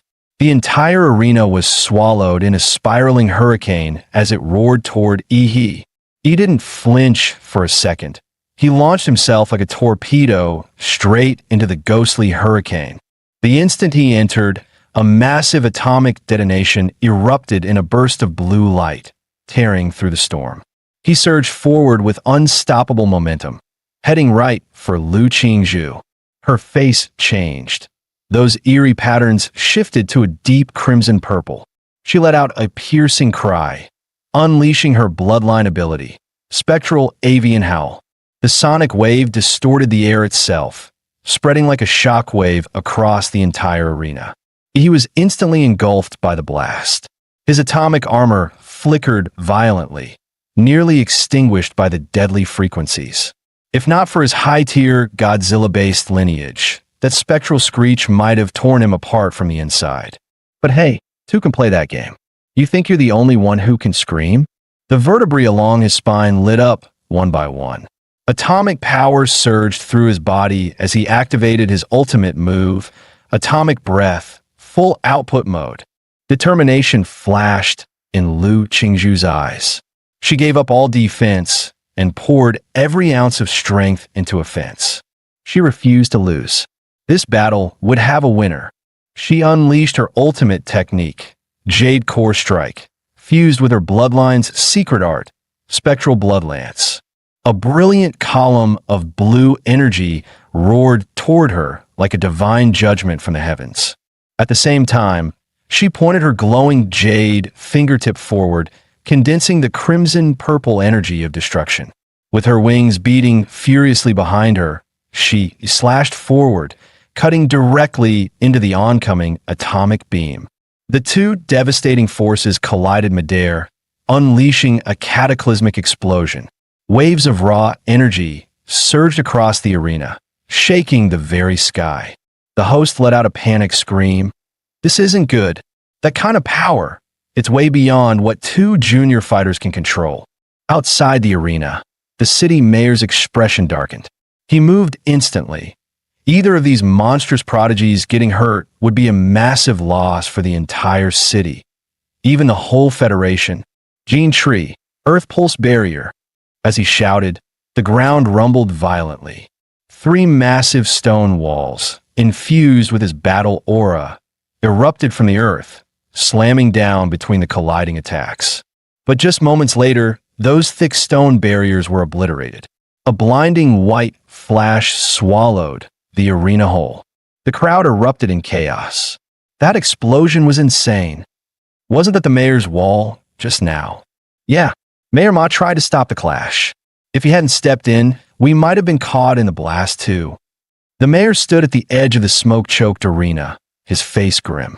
He had reacted quickly, deploying 3 Earth Pulse walls to blunt the force of the impact. But he hadn't had enough time. The walls were still forming when they were torn apart, leaving nothing to stop the full brunt of the collision. Who could have predicted that this year's entrance trials would produce not one, but 2 freakishly powerful candidates? If either of them was seriously injured, resignation wouldn't even begin to make up for it. Here, in this land, a martial prodigy held sway over the hearts of the people more fiercely than any celebrity ever could. At the center of the arena, Lu Qingzhu was once again gravely injured. Blood streamed down her arm. She dropped to one knee, her other arm badly scorched. Her once proud form now looked battered and broken.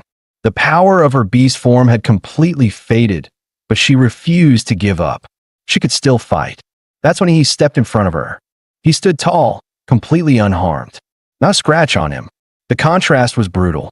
Lu Qingzhu was shaken. She knew her final blow had landed. Why did it seem like he hadn't felt a thing? He looked down at her and casually said, "If you don't get that nuclear radiation out of your system soon, you're done for." Lu Qingzhu froze, then let out a choked sound on the verge of tears. The injustice was overwhelming. "I never wanted to fight you this hard. Why did you keep pushing me? This is bullying." He knelt down, looking her dead in the eyes. "Do you really hate fighting? Or are you just too stubborn to admit you wanted to win?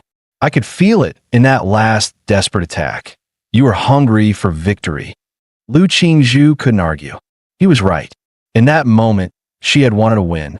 That desire had made her drop her guard and go all in. But what was happening to her? She'd always hated fighting. She wanted to lose quickly, didn't she? And yet, during that final clash, she felt something else. Something raw and exhilarating. That rush of fighting not for anyone else, but just for herself. He gently placed a hand on Lu Qingzhu's shoulder. "You lost because your mind was too clouded during the fight." Then, without hesitation, he absorbed the lingering nuclear radiation from her body. Lu Qingzhu looked down. The radiation and the wounds on her arm were rapidly healing. He looked her in the eye and said earnestly, "Even so, you're still the strongest opponent I've ever faced. If there's ever another chance, I'd love to fight you again. No distractions, just a pure battle." Lu Qingzhu. Her cheeks flushed red at his words. Just then, the smoke over the arena finally cleared. Every camera zoomed in on the center stage. The host shouted excitedly, He's still standing. The first semifinal match is over. He of Anqing First High takes the win." Shortly after, Chu Zhou claimed victory in his match as well. The final showdown of the Anqing trials, the champions' duel, was about to begin. The host's voice boomed. "The final battle is set. He of Anqing First High versus Chu Zhou, also of Anqing First High." The livestream viewership surged, nearing 500 million. The grand finale of the Anqing tournament was underway. As a referee gave the signal, Chu Zhou stood ready, pressing his palms together. A chilling longsword slowly formed in his hands, forged from pure bloodline power. Cryoblade manifestation. He grinned. "Come at me." He may have just defeated the mighty Lu Qingzhu, but he wasn't about to let his guard down now. After all, Chu Zhou's battle intellect might just be the highest among all candidates this year. Chu Zhou's eyes sharpened. He stepped forward, activating the 7-star movement. His body blurred into a series of afterimages, and in the blink of an eye, he closed the distance between them. Whoosh, whoosh, whoosh. Hundreds of icy blades flew at He from every direction, cutting off all escape. But he was unfazed. Tracking the real Chu Zhou?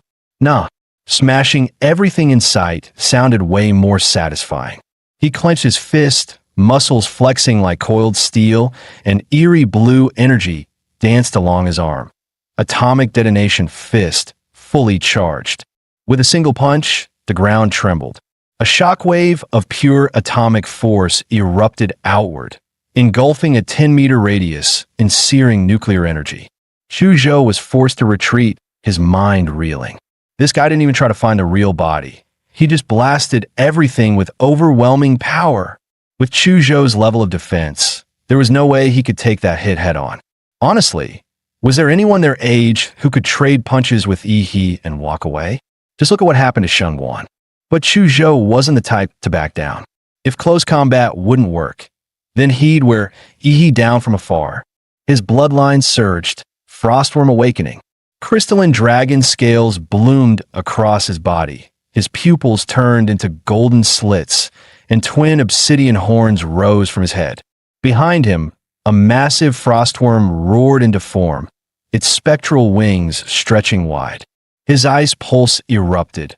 Frozen winds howled across the arena, forming colossal ice spikes that surged into a towering tidal wave of frost, crashing toward Ihi. That's insane. He just summoned an entire mountain of ice out of nowhere. That Frostworm bloodline is god tier. He looks amazing. Take down the evil overlord, Ihi. Go get him, Ice Brother. At that moment, Ihi was completely encased in the heavy ice forged by Chuzhou's bloodline. But Chuzhou didn't relax. He wasn't naive enough to believe the fight was over. His breathing grew heavier, unleashing that level of Frostworm power had taken its toll. Suddenly, the crowd gasped. Look, the ice mountain, it's melting. In the next instant, a brilliant pillar of blue energy burst forth from deep within the ice, shooting straight toward Chuzhou. Chuzhou, ever on guard, was still caught off guard by the sudden counterattack. Instinctively, he summoned an ice pillar from the ground to launch himself out of the beam's path. Boom! The atomic beam smashed into the examiner's joint energy shield, sending ripples of force across its surface.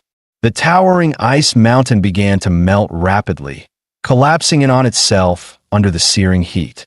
From within the dissolving glacier, a deep blue figure emerged. Streams of melted ice never even touched his body, evaporated instantly by the blazing heat radiating from him. He had returned, fully awakened in his Godzilla state. Chuzhou exhaled slowly, a bitter edge in his eyes. The gap in their strength was simply overwhelming. He said firmly, take this. My final move. This is my absolute limit in martial arts. I was originally saving it for Lu Qingzhu. In the very next moment, a massive great sword of ice materialized in Chuzhou's hands, a sign that his bloodline power had fully awakened.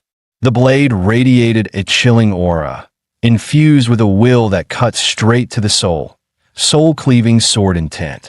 The first to react was the mayor of Anqing, his expression just as stunned as when Lu Qingzhu had used a Xianwang technique. Sword intent, at his age? That's unreal. Without hesitation, Chuzhou swung the sword with all his strength. Drip, drip, a few drops of hot blood splattered onto the ground. He had raised his arm just in time to block the strike, but a deep gash cleared down to the bone, ran across it. And yet, the wound shimmered with blue light, the flesh already writhing and beginning to regenerate. Maybe if you had a better sword, you'd have stood a chance. Chuzhou opened his eyes wide, stunned. He looked down at his broken sword and knew he had lost. How much of a chance did I really have? He asked, almost to himself. He smirked. A little better than the chances of a simp actually getting the girl. Chuzhou gave a helpless shrug and raised his hand to the referee. I surrender. Victory in the Anqing finals. Yi stands as the champion. Let's go, brother Yi. I knew you were built different. Chuzhou was strong, but next to Yi, no contest. The livestream chat exploded. Yi went from underdog to legend. This is the ultimate dark horse arc. At that moment, Yi's face flooded every media outlet in the city. Word spread fast. Last year, he was dead last in his class. This year, he crushed the top-ranked student and claimed the championship. Talk about a comeback story. And this year's exam, far more intense than any before. To rise above it all, he might just be the strongest martial champion in Anqing's history, maybe even ever. Outside the stadium, the crowd roared like a tidal wave. Ihi, Ihi, Ihi, across the city and the millions watching via livestream. Everyone had witnessed the end of a grueling 3-day war. The champion of Anqing's 24th martial entrance trials had finally emerged. Ihi from Anqing First High. Rumor has it you came from behind, rising through the ranks late. Now that you've claimed the top spot, is there anything you'd like to say? He stepped forward, voice steady. First, I want to thank my teacher. When I was at my lowest, he didn't give up on me. His encouragement gave me the will to fight. Back in front of the live stream, Ihi's homeroom teacher wiped away tears. He felt overwhelmed with guilt. How had he overlooked this monstrous talent until just before the exam? He didn't feel worthy of the praise. And next, I'd like to, suddenly, in the front row of the audience, the school principal started waving wildly at Ihi.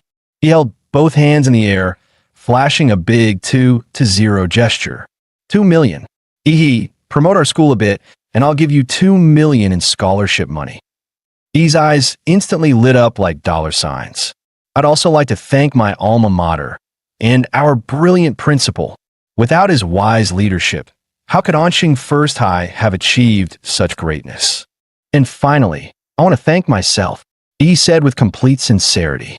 Without my hard work, relentless dedication, and unmatched intelligence, none of this would have been possible. He said it with a straight face, absolutely no shame. Just then, the familiar system interface popped up, frowny face, congratulations, host. You have earned the title Top Scholar. Reward. 1 random template ability draw unlocked. Wait, Top Scholar is an actual title. He blinked, then grinned. So, the template has an achievement system too? That's a sweet surprise. Meanwhile, in the stadium hallway, a swarm of reporters had already cornered Ihi, cameras and mics closing in from all sides. Ihi, was there a lot of pressure winning this year's championship? How did you manage such rapid growth in just 6 months? Will you be applying to Capital Star University? He raised his hands in surrender, exasperated. Please stop chasing me. I really need to pee. But one sleazy-looking guy shoved a phone in his face, smirking. Quick question. Between Lu Qingzhu and Kai Shaoling, who's prettier? Or are you more into Xingguan? Or maybe Chuzhou? Nope, I'm out. He bolted like a rocket. He had no time for weird fan service interviews. After finally shaking off the media mob, he ducked into the empty basketball court, finally catching his breath. His eyes lit up with excitement. So the template isn't a one-and-done deal. I can unlock more through the system. This is insane. I'm loving it. Just then, a calm voice sounded behind him. Congratulations on becoming the top scholar. He jolted in surprise, spinning around, thinking another reporter had found him. The man took off his hat and smiled. Relax. I'm not with the media. I'm from Capital Star. Let's talk about something a bit more classified, like the gene lock. He froze. Gene lock? He hadn't unlocked any so-called gene lock. All his powers came from monster templates. Could this guy know his secret? Who was he? From what little memory he had of the original host, that term had only ever come up once, from his supposedly ordinary father. The man pulled a file from his bag and said with a smirk, Tell me, aren't you curious? Your father, a regular taxi driver. How would someone like him even know about something like a gene lock? He raised an eyebrow. Wait, could my old man actually be some kind of hidden expert? The man handed him the file. Due to your unique status, Capital Star has authorized the release of a restricted document. He opened it, and his eyes widened as he read. Project Prometheus, once a dominant force in Blue Star's biological gene research. After a classified incident, the institute was blacklisted by multiple nations. Its key researchers went underground, erasing their identities. The gene lock was among their most ambitious experiments. He slowly closed the file, realization hitting him hard. So you guys think my regular OL cab-driving dad was actually a senior researcher at Prometheus? And me? I'm one of their secret experiments. Please don't worry, the man in the trench coat said gently. The government isn't here to threaten you. I'm just here to inform you. After all, as the subject involved, you have the right to know the truth. He clearly feared he might panic and do something reckless. You're now part of a national-level cultivation program. Your safety is our top priority from here on out. He stared at him, deadpan. Bro, I'm probably calmer than you right now. Seriously. Then his face changed in an instant, switching to smug mode. Ugh, fame is such a pain. So much attention, so many questions. Society really is all about status, huh? The man blinked in silence, then turned and walked away without another word. As soon as he left, he rubbed his hands together, eyes sparkling. Finally, he's gone. This exam run was a jackpot. Top university offer, $2 million in scholarship money, another 800k bonus, and most importantly, new template draw, here I come. He wasted no time summoning the system interface and hitting draw. Sure, he knew legendary tier templates like Godzilla were rare, but he couldn't help hoping for another miracle. A swirling black vortex appeared on the screen, filled with monstrous growls and echoing roars, like a cursed vault full of ancient beasts. He stared in awe, slack-jawed. A moment later, the result appeared. D-Class Template. D-Class Template. Colossus type, humanoid, bloodline abilities. Size increase up to 60 meters. High-pressure steam emission. Evolutionary path. Proto-giant hybrid. Compatibility, 1%. E's eyes gleamed brighter by the second. So, template abilities can stack. If I combine the Colossus-type humanoid with the Berserker Emperor Mothra, wouldn't that make me the true king of monsters? Meanwhile, inside a quiet villa, Brother Huolong, are you saying you're turning down all your missions? That's right. Cancel everything on my schedule. He hung up the call. The only sound left in the room was the faint audio from a TV broadcast. Huolong took a deep breath. His index finger began tapping the redwood table rhythmically. Tap, tap, tap. A dent soon formed where his finger struck. His younger brother, Huopeng, had been missing for over half a month. The search team sent in the Mystic Zone returned empty-handed.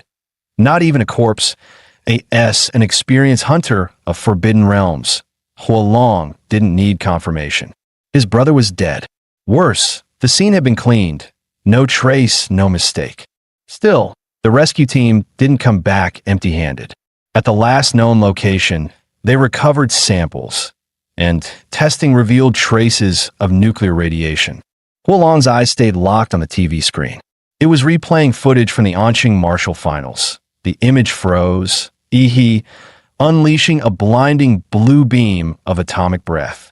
Little brother, he murmured, I told you to stay out of the underground, to quit that life. Why didn't you listen? Before Mom passed, she made me promise I'd look after you. Now I can't even find your body. His eyes closed, weighed down with sorrow and guilt. Then the TV announcer declared, final winner, Ihi of Anqing First High. Huolong opened his eyes slowly, bloodshot and deadly calm. Ihi, a rare genius, no doubt. Capital Star University will surely come calling. But too bad, they won't get the chance to see you enroll.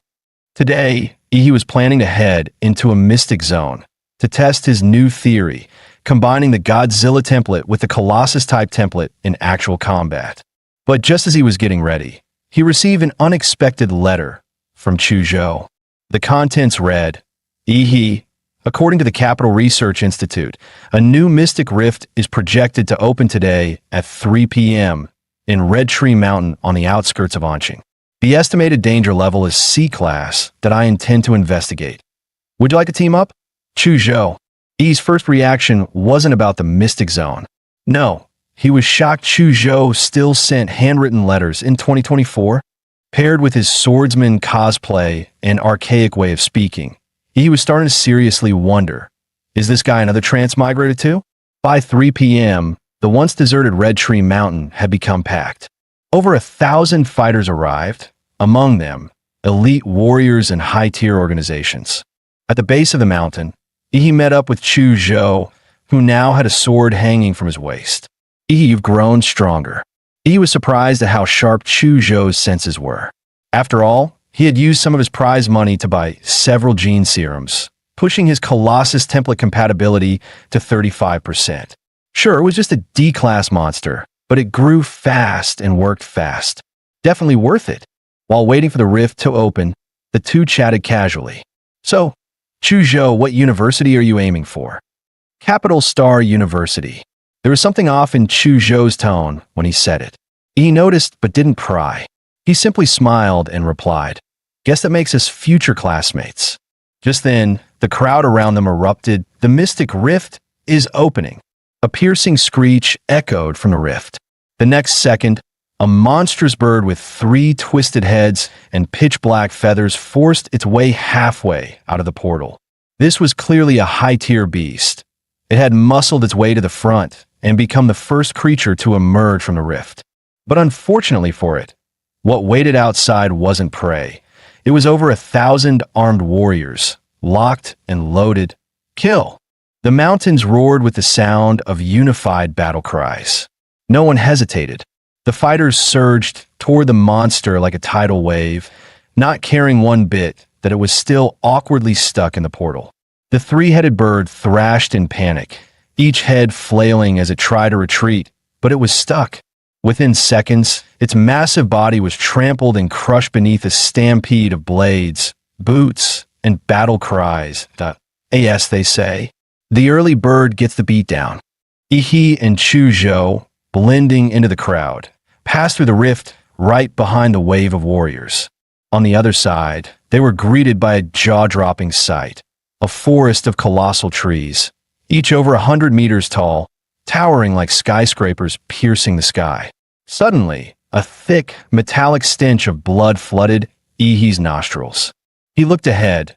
The entrance of the rift had already become a battlefield, with a mini beast tide crashing into the arriving warriors. Screams, roars, and the clash of steel filled the air, merging into a brutal, chaotic symphony of war. He quickly realized the warriors weren't just here to loot the Mystic Zone. They were holding the front line for a reason. According to the Blue Star Defense Act, all licensed martial artists have both the freedom to explore mystic zones and the duty to protect the real world from beast tides.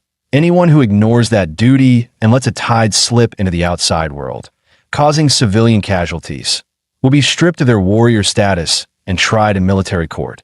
For a warrior, the greater the power, the heavier the responsibility. Yi and Chu Zhou joined the front line, pushing back against the oncoming beast tide. Chu Zhou activated his bloodline, unleashing waves of icy energy that froze the beast's legs in place, locking down the path ahead. Suddenly, a beast lunged at him from behind. In a split second, he launched his atomic detonation fist, blowing the ambusher into mist and melted flesh. "Watch your back," he said, completely unfazed. Then, almost lazily, he added, "These Mystic Zone beasts? Not a single one can put up a decent fight." Behind him lay a field of smoldering corpses. Chu Zhou was stunned. He'd been carefully holding the line, and he had already wiped out an entire section of monsters. The creatures he killed weren't just burned, they were dissolved, as if every cell in their body had been disintegrated from within. That was the terror of atomic radiation, silent, invisible, and absolutely devastating. And now, for the first time in the open battlefield, Yi, the walking nuclear disaster zone, could unleash his power freely. Roar! Scree! Beasts howled as they charged at him, only to melt into puddles of gore a few meters away, cooked alive by the sheer heat radiating from his body. On another part of the battlefield, warriors locked in desperate melee turned their heads, only to see that the warriors behind them were already relaxing and wiping sweat. Yo, what the hell? They done already? Did they bring in some high-tier merc? Nope. That's the top scorer from Anqing's entrance exams. The what? Wasn't he just a trainee? How's a kid soloing entire waves of monsters? You didn't watch this year's entrance exam broadcast? Nah. Who wants to watch high schoolers fight? Idiot. That high schooler could mop the floor with 10 of you. As the battle dragged on, exhaustion began to show on the warriors' faces. Then someone shouted, "Drive the beasts toward the top scorer." And just like that, the battlefield adapted. Everyone instinctively pivoted, using Yi's nuclear radiation field as a natural kill zone against the monster tide. No one knew how long the fighting had lasted. But then, boom, a signal flare burst in the sky. Eyes that had gone dull with fatigue suddenly lit up. Decapitation confirmed. The Alpha Beast is down. We did it. The tide is breaking. Monsters are retreating. Don't let up. Finish them off.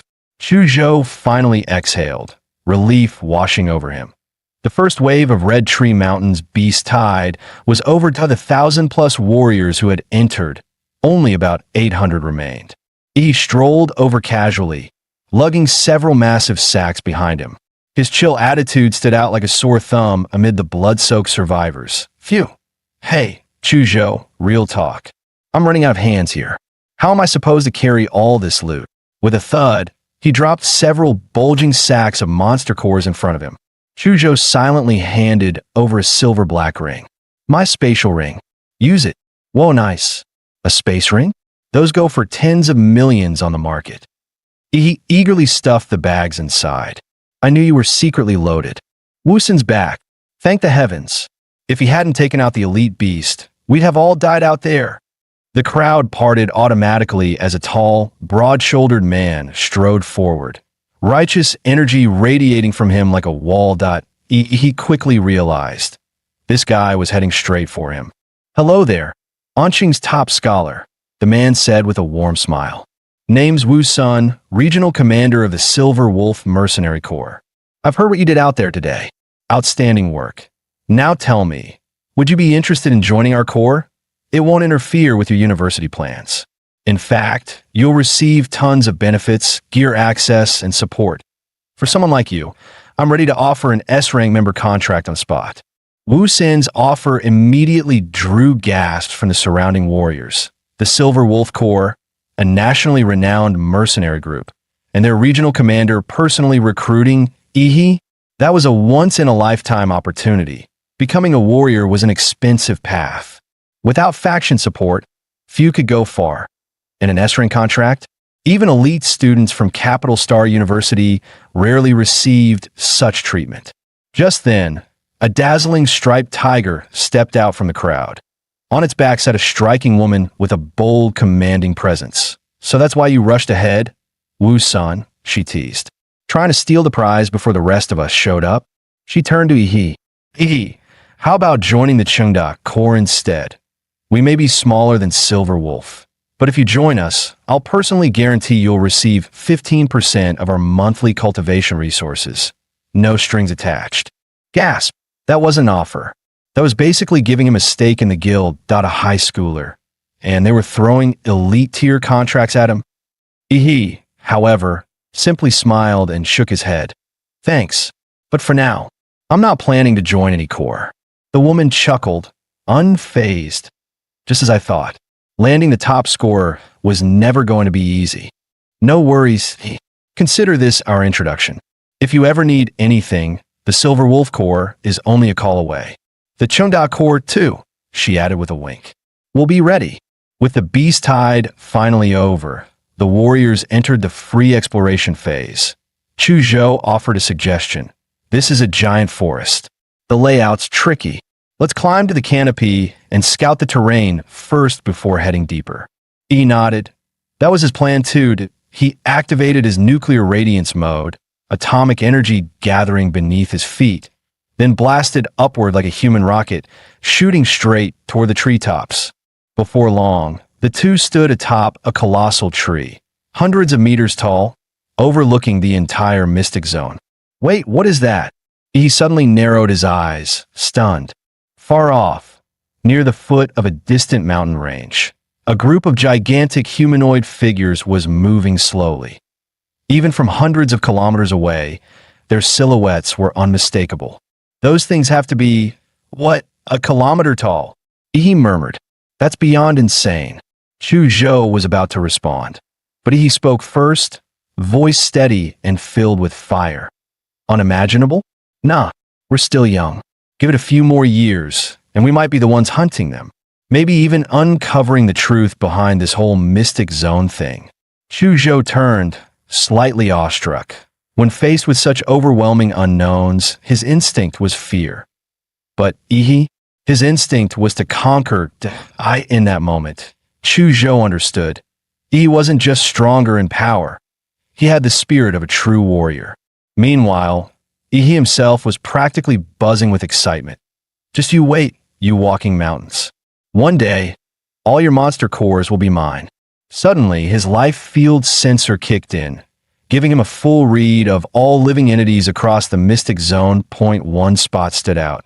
To the southeast, a massive lake region, a complete blank. No life signs. Nothing. It was like a dead zone.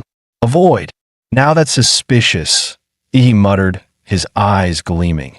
The stranger the waters, the bigger the fish, that's where the real loot is. Without hesitation, he turned to Chuzhou. Let's go. Time to gamble big at the lake. Ihi and Chu Zhou quickly made their way through the giant forest and arrived at the edge of the mysterious lake. To their surprise, 3 people were already there, one of whom was someone Ihi recognized, Rainy. He called out, pleasantly surprised.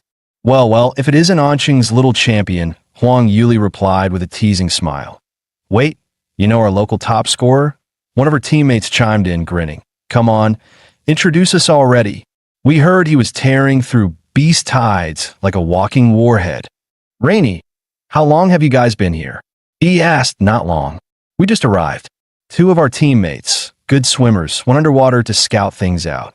Right as she finished speaking, a figure burst from the water surface. It was one of Rainy's teammates. Jackpot. Guys, we just hit the mother lode. Yu Yang shouted, clearly thrilled. Whoa, slow down. What kind of jackpot? There's a ruin down there. A real one. We're gonna make it big. He nudged Chu Zhou with his elbow. Why is everyone so hyped over ruins? Chu Zhou explained, in Mystic Zones there are these ancient structures, believed to be remnants of a lost civilization. People call them ruins.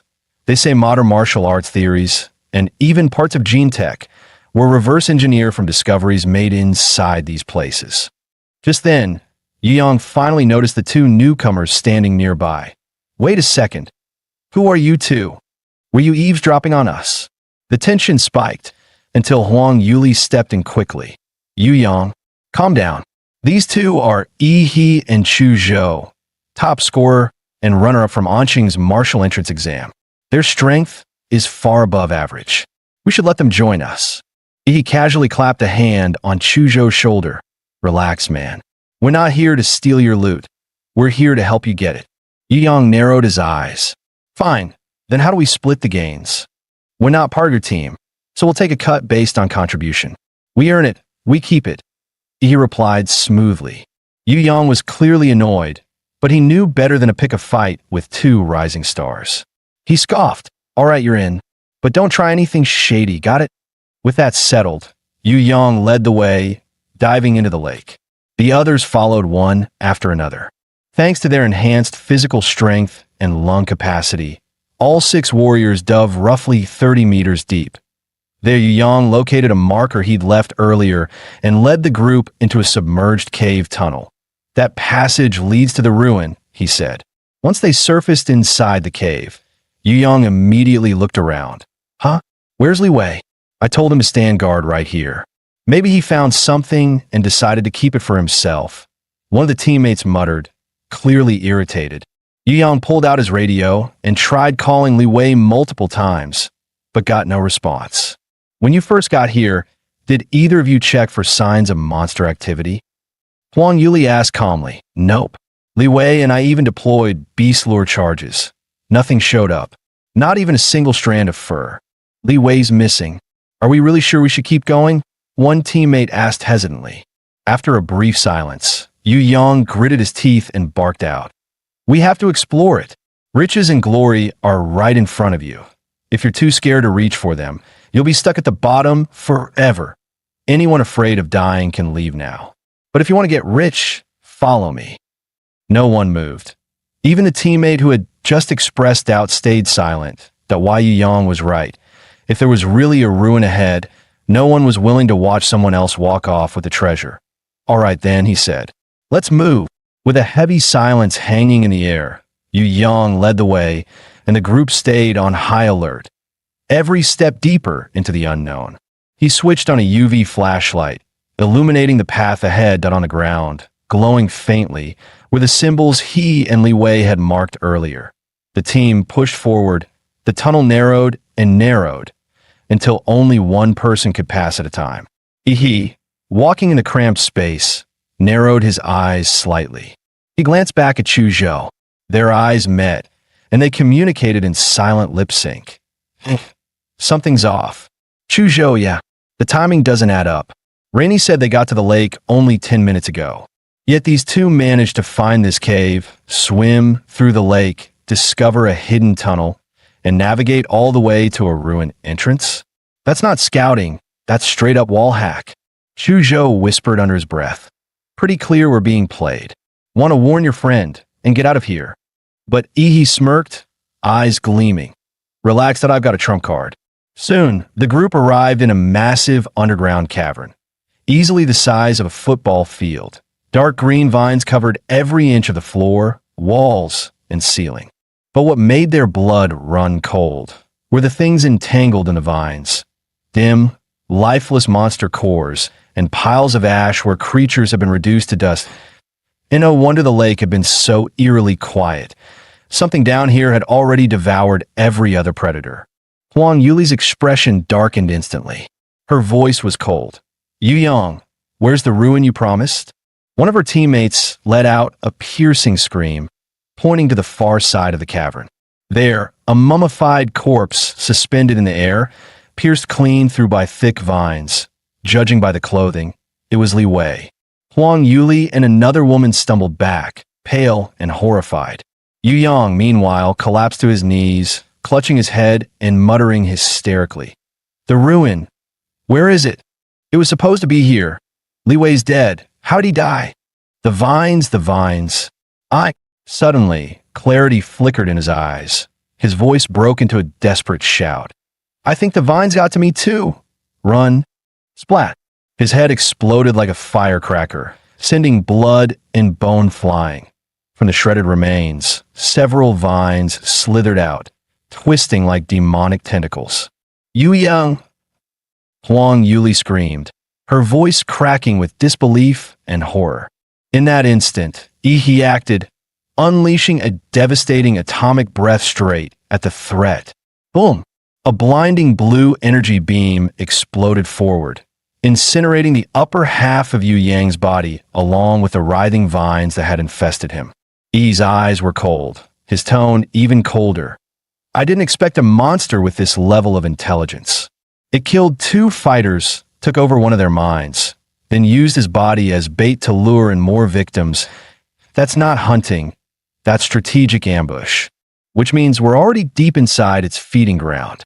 Crack, crash, behind them, massive stones and thick vines suddenly collapsed across the only exit, sealing them in completely.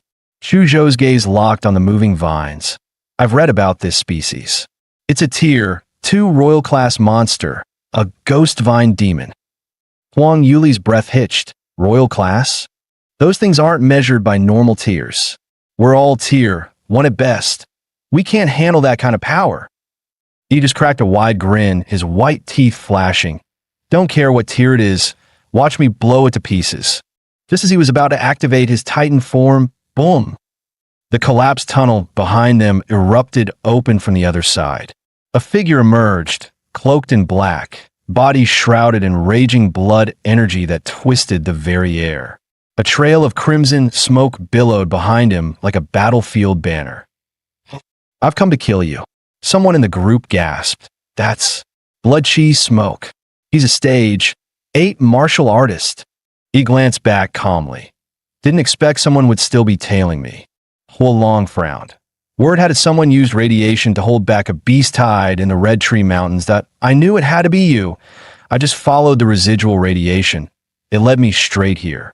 To stay hidden, I held my breath, slowed my heartbeat, even feigned death in the underground caverns, but you still noticed and even blocked the path with boulders and oh wonder you're the one who nearly wiped out my entire clan. He looked genuinely confused. Who even are you, old man? You just barged in and started ranting. Do we even know each other? Cut the act. Huolong roared like thunder and launched himself at Ihi with explosive force. But his expression changed mid-charge. This wasn't some ancient ruin. It was a monster's den. No, this was the lair of a devil vine. He'd been lured here on purpose. Was this all Ihi's trap? Damn it. This was your plan all along. Huolong cursed. That devil vine drains energy and releases neurotoxin. If this drags on, I'm as good as dead. You sneaky bastard.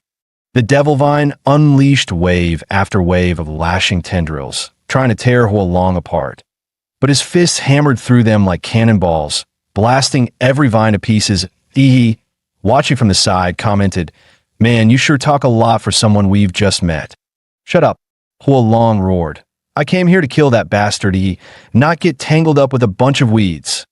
Suddenly, Huang Yuli cried out, "This whole cave's gonna collapse from your fighting." "Move aside," Yi shouted. His body was suddenly coated in a rough, deep blue skin, like armor. Glowing cracks spread across his skin, pulsing with radiant blue energy. As he opened his mouth, the vertebrae along his back lit up one by one like a power circuit. Then, he unleashed his full power atomic breath. The blazing blue beam punched through the cavern ceiling, pierced the underground lake above, and shot straight into the sky. Water came flooding through the gaping hole, pouring into the cave. And just like that, an escape path was revealed. "Yuli, you guys go first," Yi shouted. "You're not going anywhere." Huolong bellowed. His energy erupted, vaporizing all the nearby devil vine tendrils. Then he stomped the ground, launching himself like a missile straight at Yi. Chu Zhou drew his sword the moment danger struck. His bloodline power surged, and his soul-piercing sword aura froze everything in its path under a thick layer of frost. When his icy slash clashed with the fiery punch, steam exploded everywhere, blanketing the cavern in mist. "As long as I'm here, you won't lay a finger on Yi." "TCH, bold words, kid," Huolong sneered. "I'm an 8th level martial breaker. You think a little frost is going to stop me?" But before he could finish bragging, he had already closed the distance and fired off an atomic blast fist at point-blank range. A blinding surge of blue light lit up the entire underground cavern. Caught completely off guard, Huolong was sent flying, crashing into the stone wall with a thunderous boom. "Get out of here. That guy's too strong for you right now. Leave him to me." Hearing Yi's firm voice, Chu Zhou realized staying would only be a burden. He turned and retreated without hesitation. Moments after Chu Zhou left, the cavern began to collapse. Massive rocks crashed down, revealing thick, writhing devil vine roots. Yet facing both Huolong and the encroaching monster, he didn't flinch. Instead, he raised his hand and bit down hard on his own flesh.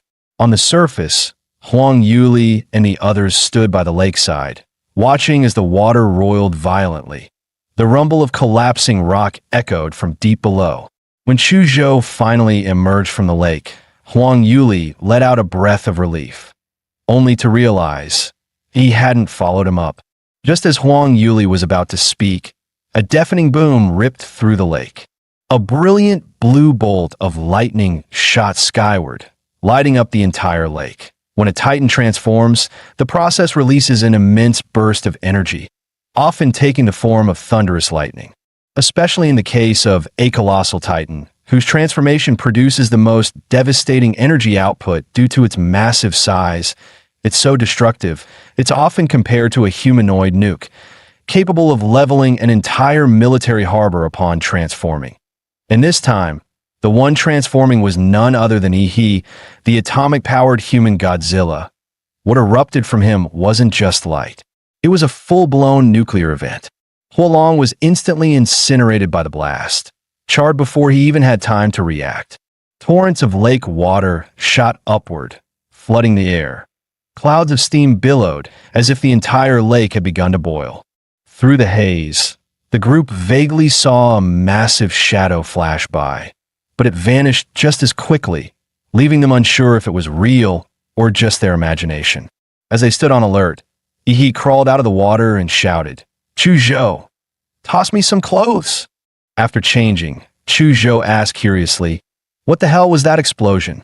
He casually made something up? That mystery fighter? He blew himself up with a plasma bomb, took the devil vine with him. Chu Zhou scratched his head, "But I swear I saw some kind of giant in the fog." "Nope, just the explosion messing with your eyes," he interrupted quickly. After successfully brushing them off, he let out a quiet sigh of relief. If they ever found out he had a monster transformation template, things would get complicated fast. He did go a little overboard. The guy got vaporized, not even a corpse left to loot, and at least he managed to secure the Devil Vine's core. After barely surviving their ordeal, Huang Yuli and the others were utterly drained and ready to leave the secret realm. Will head out first, Huang Yuli said apologetically. Sorry for dragging you into this mess. Not only was it a wasted trip for you, but you even had to save us. We'll make it up to you once you're out. Yi grinned. Come on, Yuli. Don't be so formal that let's just call it payback for the time you helped me. If you try to repay me again, I'll just end up owing you all over. Huang Yuli chuckled and dropped the subject. She waved goodbye and left with her team. Yi and Chu Zhou then continued exploring the secret realm. Thanks to Yi's powerful life field sensing ability, they racked up quite a haul. By the third day, feeling they'd gathered enough, they decided it was time to leave.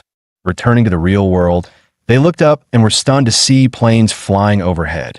It's only been a few days, and this place has already been turned into a town with cargo planes. Man, the infrastructure speed in this country is just insane. Yi headed to the Relic Appraisal Center to have his loot evaluated and to pay the 10% tax. Sir, please be careful, the staff reminded him. If these items are damaged, it'll be your loss too. Yi scratched his head. Sorry, I brought too much stuff that if I don't start unloading fast, you guys won't be done by noon. No worries, sir. We're professionals, the staff assured him with a smile. With a sigh, Yi took off his spatial ring. And then he began pulling out bags one after another. As the staff watched Yi pull out the final bag, she couldn't help but mutter inwardly. Bag after bag. Is this a relic appraisal or a warehouse delivery? She asked nervously. Yes, sir. Is that all of it? Yi grinned smugly. All done, but you better start calculating fast. We've still got a whole pile of spirit herbs coming. After wrapping up the monster core appraisal, Yi moved over to the herb assessment counter. At this point, green and white grade monster cores no longer benefited him, so he sold them off for cash. The real treasures were the 5 blue tier cores from tier 3 monsters he collected during the Beast Tide, and the green core laced with golden veins, dropped by the tier 2 royal class Devilvine, his most valuable prize. After selling everything, his bank account balance shot past 20 million in Xia currency. Yet even staring at the endless string of zeros, he didn't feel much joy. Honestly, all that money still wasn't as satisfying as boosting his compatibility rate by just 10%. After all, in this world, raw power was the one true truth. Now the question was, how could he spend this money for the biggest upgrade? The gene serums available on the market were no different from low-tier monster cores, useless for enhancing either of his current templates. He let out a sigh. Even my templates are picky now. Seriously? They become more high maintenance than I am. He wanted higher grade serums, of course, but those were all under strict purchasing limits.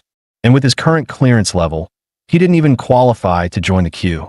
Still, there was another route to power: martial arts. During the college entrance exam, he had outperformed geniuses like Lu Qingzhu thanks entirely to the absurd stats from his Godzilla template.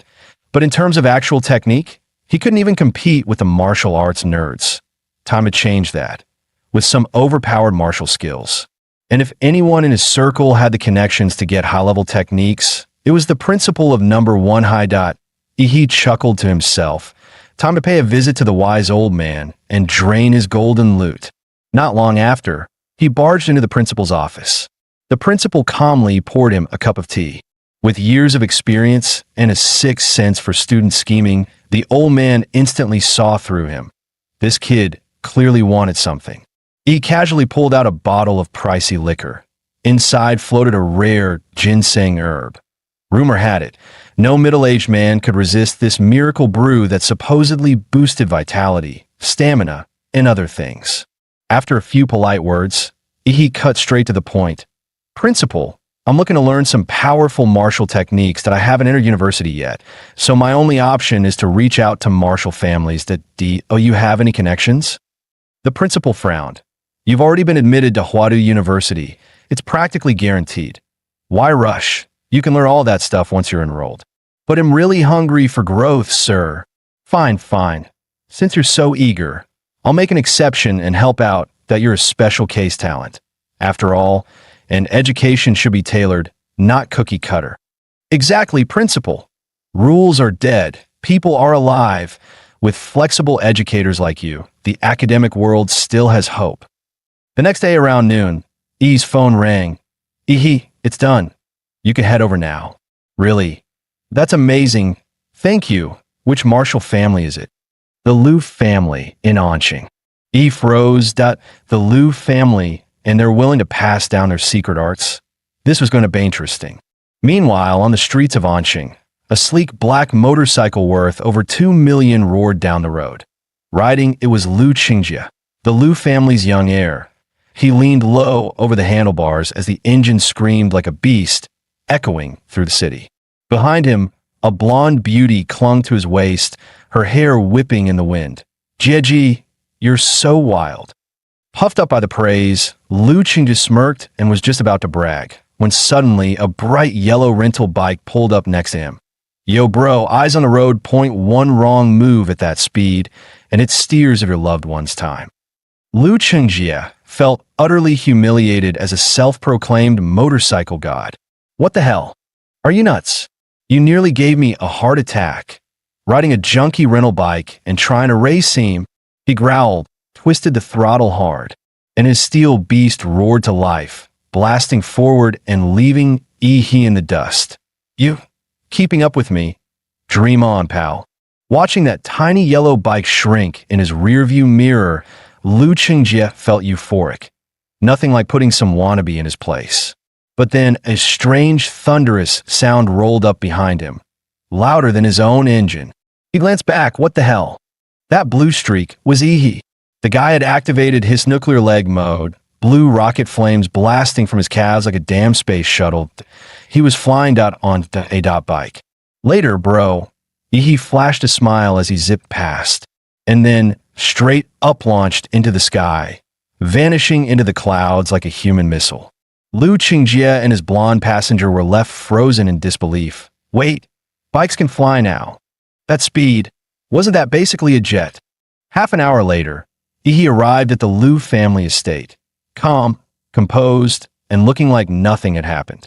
No doubt about it, this was a proper martial arts family. Even their residence looked like a miniature castle. At the same time, Ihi's life field sensing picked up several powerful presences hidden within the estate. Yep, definitely not a place to mess around. Just then, a figure in a flowing white dress appeared at the gates. It was Liu Qingjie. She looked slightly nervous as she greeted him. You've arrived? Why mother asked me to escort you. Let's go meet her now. He simply nodded and followed silently behind her into the estate.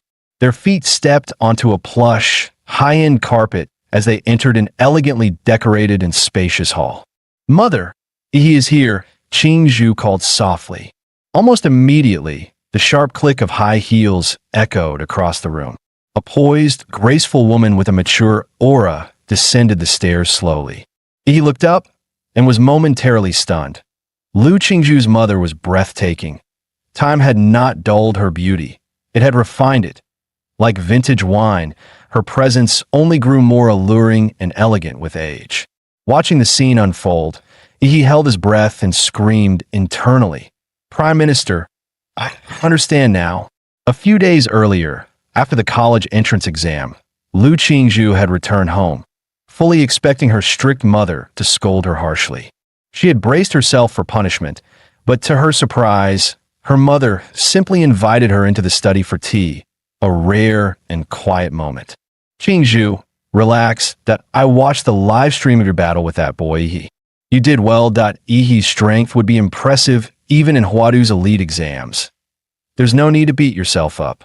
In this generation, you're the only one truly capable of carrying the Liu family's future. Your brother lacks the talent, he could never shoulder the legacy. But you're still a girl, and far too beautiful at that. Qinlan reached out and gently pinched her daughter's cheek, her expression a blend of tenderness and concern. Your father passed too early, and without any strong relatives to back us, the Liu family has been forced to retreat to this tiny corner of Anqing. If a major clan proposes a political marriage, we don't have the strength to refuse. That would mean the Liu family, our 100-year legacy, might be swallowed whole. Ihi is exceptional, gifted, humble, with a clean background and limitless future.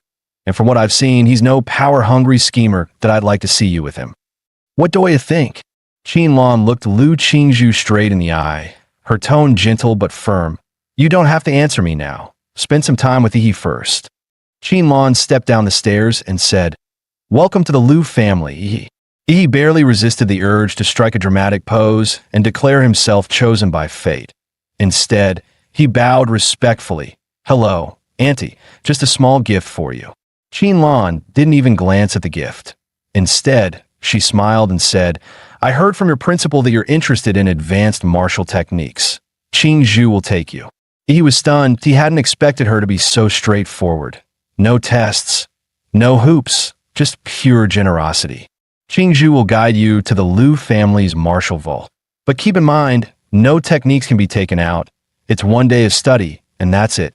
In the deepest part of the vault, there are 3 Xianhuang class martial arts. Whether you can learn them depends on your own ability. Upon hearing that even Xianhuang level skills were on the table, he inhaled sharply. Understood. Then allow me to thank the Lu family for this incredible opportunity. And he specifically thanked the Lu family, not Qinlan personally. That one-word choice carried weight. It implied a formal acknowledgement of favor, a future promise. If the Lu family ever needed him, he'd be there. Qinlan was very pleased by the nuance. The more she looked at him, the more she liked him.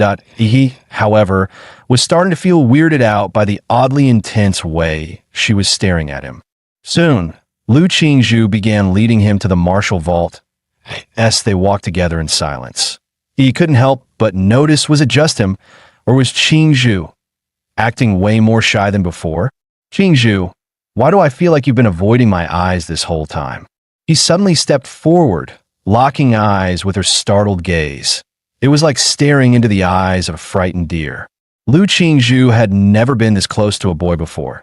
She could feel his warm breath brushing her cheek, sending a strange tingle down her spine. Flustered, she backed up half a step. And no, I wasn't. Why are you getting so close all of a sudden?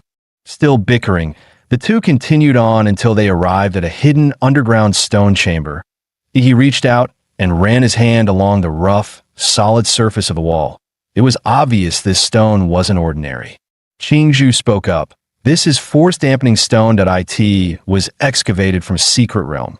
Even a warlord-class blow wouldn't crack it. Yi's eyes lit up. Can I punch it once? She blinked in surprise. That was not the reaction she expected. Most people would be in awe, not eager to smack it. Go ahead. Yi clenched his fist, every cell in his body surging with atomic energy. Blue light surged across his knuckles. His punch sliced through the air and slammed in the wall with full force. A shock wave erupted, sending Qingzhu's white dress fluttering. But instead of an explosion, the blue energy was absorbed directly into the wall. The IT rippled outward like water on a calm lake, dispersing in waves, not even a scratch left behind.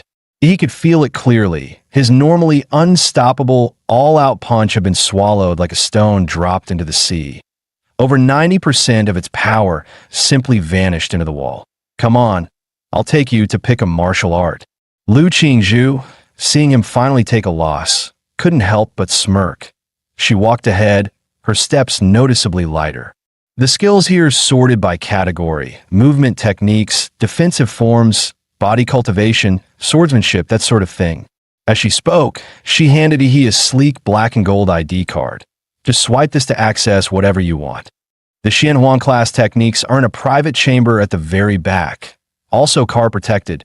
But listen, you won't master one in a day. Team most, you'll scratch the surface. Honestly, she added, I don't know if my mother did you a favor or set you up that I could help you pick a few high-tier skills that aren't Xianhuang level, but they'd be way easier for you to learn and actually suited to your style. Yi grinned. Look at you, worried about me?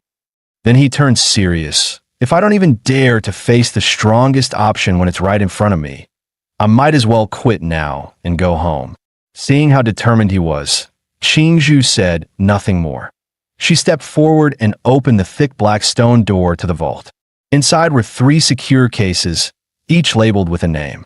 2 of them read ephemeral Shadow Stepan primordial jade fingers, the very techniques Qingzhu had shown before. The third one, though, was unfamiliar. flesh-bound demon prison. You can't just read Qianhuang techniques like a book, Qing Zhu explained. They're encoded with something called martial resonance, a kind of spiritual rhythm left behind by the original creator. If you can't feel it, or if your own nature clashes with it, you won't even be able to start training. Put simply, these techniques are alive. You don't choose them. They choose you. He nodded, then confidently pointed at the one with the most brutal-sounding name, Fleshbound Demon Prison. I was born for this technique, he declared, full of swagger. Lu Qingzhu opened the case. Inside wasn't a scroll or a book, but a fearsome bronze statue. The statue was a hulking figure with rippling muscles, and in the grooves of its body, twisted, ghostly faces screamed silently, as if 100 evil spirits had been forcibly sealed within. The aura was downright chilling. As the statue was revealed, he blinked in shock. Wait, Thesis the martial technique? And then he really started hearing ghostly wails echoing in his ears. Qianhuang techniques aren't always written, Qing Zhu explained. They can take the form of statues, paintings, relics, anything capable of holding martial resonance. That's what makes grandmasters so mysterious. Only grandmasters can distill that essence, what we call martial resonance, and seal it into an object for future generations to inherit. With her explanation finished, Qing Zhu turned to leave. From here on, it's up to you. Wait, hold on, what do you mean up to me? You didn't even tell me how to learn it. Just feel it that if the resonance chooses you, it'll come to you. He stared at her, utterly baffled that is she trolling me right now? Ugh, whatever. Thinking too hard gives me a headache. He yawned, dropped flat onto the floor, and muttered, if it's all about fate, I'll let fate find me in my sleep. And just like that, out cold. Watching from the surveillance room, Lu Qingzhu let out a sigh and facepalmed. Honestly, this is so you. Suddenly, he found himself in a strange new space. An old, decrepit temple covered in dust. The angry-faced deity on the altar had one arm broken clean off. So this is what they meant by entering the resonance realm. This whole place is the martial resonance, the spiritual echo of the technique. He tried channeling his power, but nothing that in Ochi. Not even a flicker of atomic energy from his Demonra template that IT was like being reduced to a powerless civilian. Thankfully, the monster interface still worked frowny face warning. Host consciousness detected inside unknown domain. Engaging mental body reinforcement to prevent death. But it wasn't just the system that a rough, savage voice suddenly thundered in his ears. On the remaining arm of the Wrath-Face Guardian statue, a massive brute now stood, built like a battle-hardened grizzly. The man had eyes like a hungry wolf and stared he down. My martial legacy ain't for weaklings. Only real iron-blooded men can carry it forward. If you're not one of them, I'd rather let it rot in the ground. Prove you've got the guts, kid. He looked identical to the statue outside. Every scar, every snarl, exact. When the storm hits and the night parade of 100 ghosts begins, you're guarding this dump. Let a single demon defile this altar, and you fail. You win, I'll teach you a trick or two that you lose. The white ghost will eat your soul, and you'll go mad. Martial path? Over, so if you're just a soft little punk, run. Drip, that a cold raindrop leaked through the broken ceiling and landed right on Ihi's face. When Ihi snapped out of it, the savage brood on the statue's arm had vanished. The trial had officially begun. Behind a Wrath-Face Guardian's throne, he found a rusted, battered longsword. Alone, sword in hand, he stood at the temple's shattered gates. The rain intensified. Thunder cracked through the sky, and a blinding white bolt lit up Ihi's face, as if marking the signal. The night parade of 100 ghosts had begun. Countless shadowy figures shrieked and lunged at him from the darkness. He was already in position, completely ready. As the first specter dove at him, he didn't hesitate. He slashed straight at its head. The moment the blade struck, the rusted sword flared with golden light. The specter let out a piercing wail and dissolved into ash. Knew it, he muttered. No way they'd throw me into a trial without something to fight back with. These bones must be hiding more gear. A grin crept onto his face. He was fired up now. No longer guarding the temple passively, he charged forward, sword in hand, into the heart of the spectral swarm. As he charged forward, the savage brute reappeared in the background. Arms crossed, he watched he leave the temple with a scornful sneer.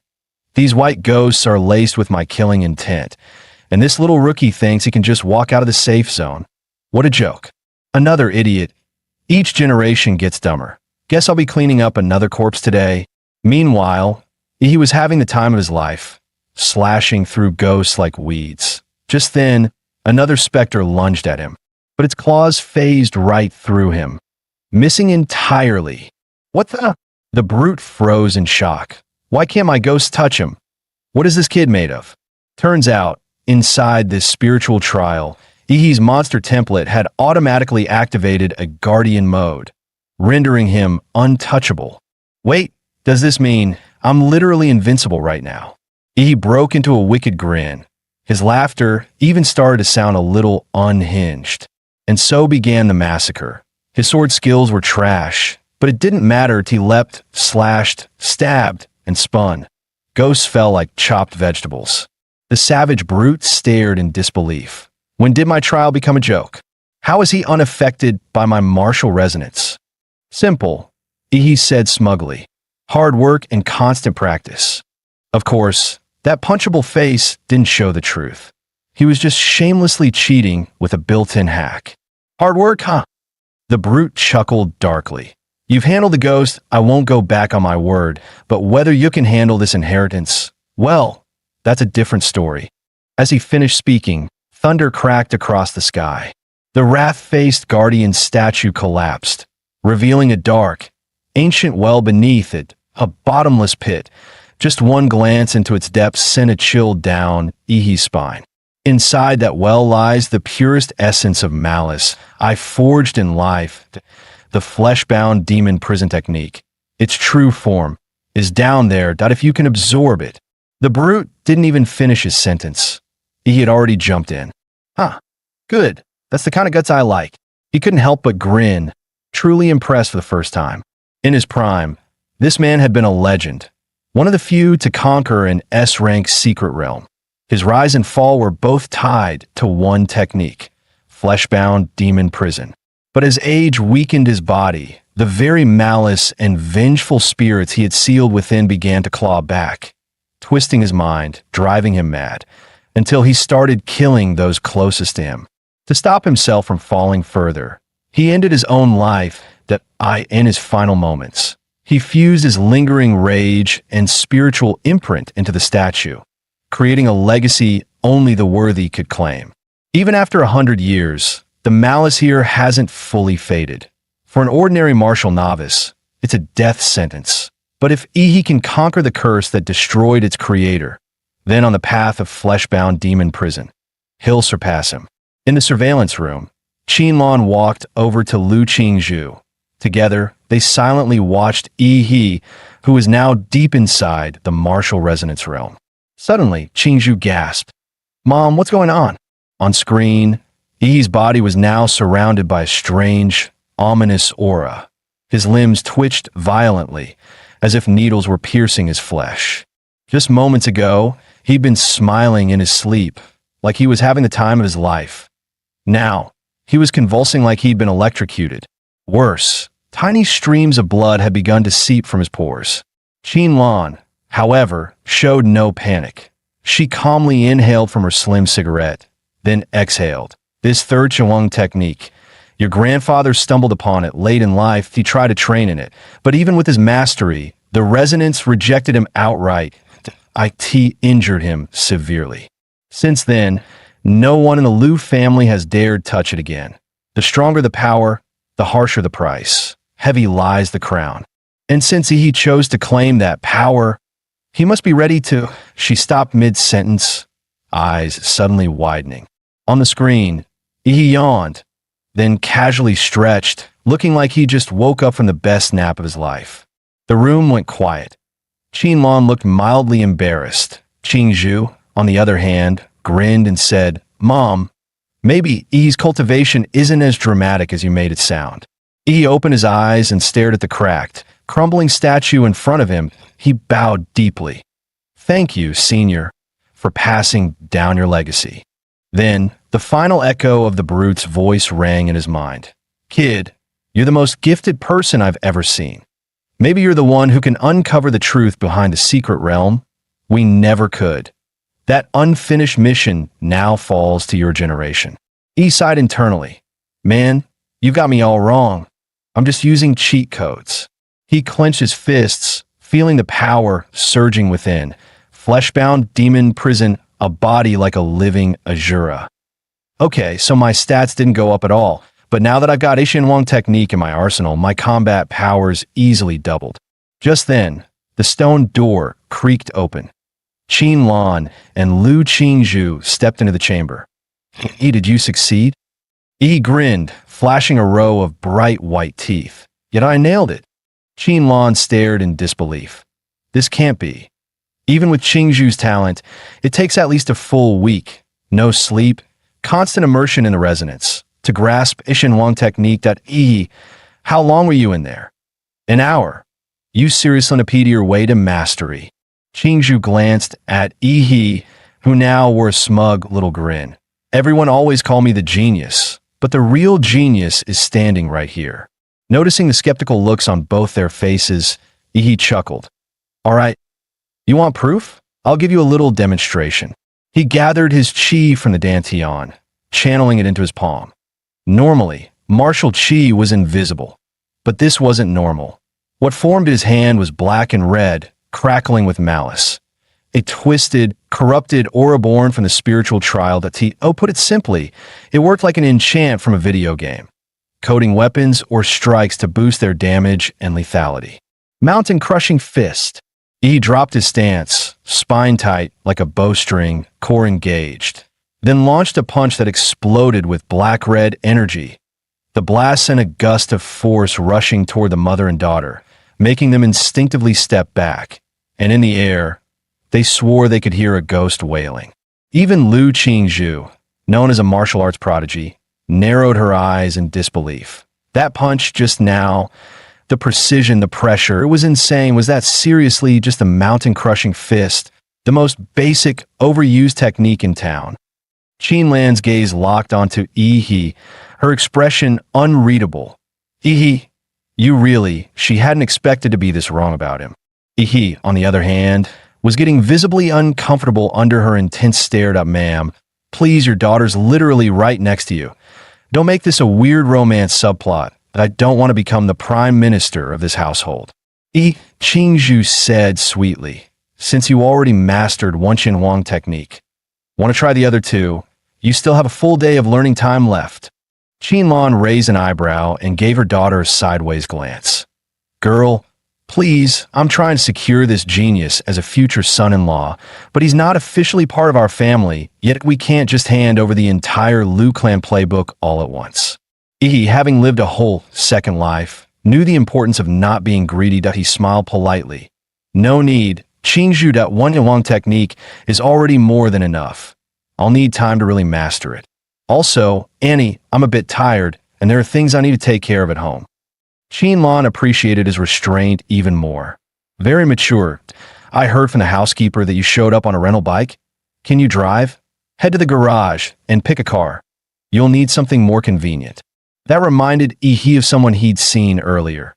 "Actually, Annie, I saw this guy riding a motorcycle earlier. It looked seriously cool. Do you have any of those?" Qin Lan chuckled. "Oh, absolutely. You like motorcycles too?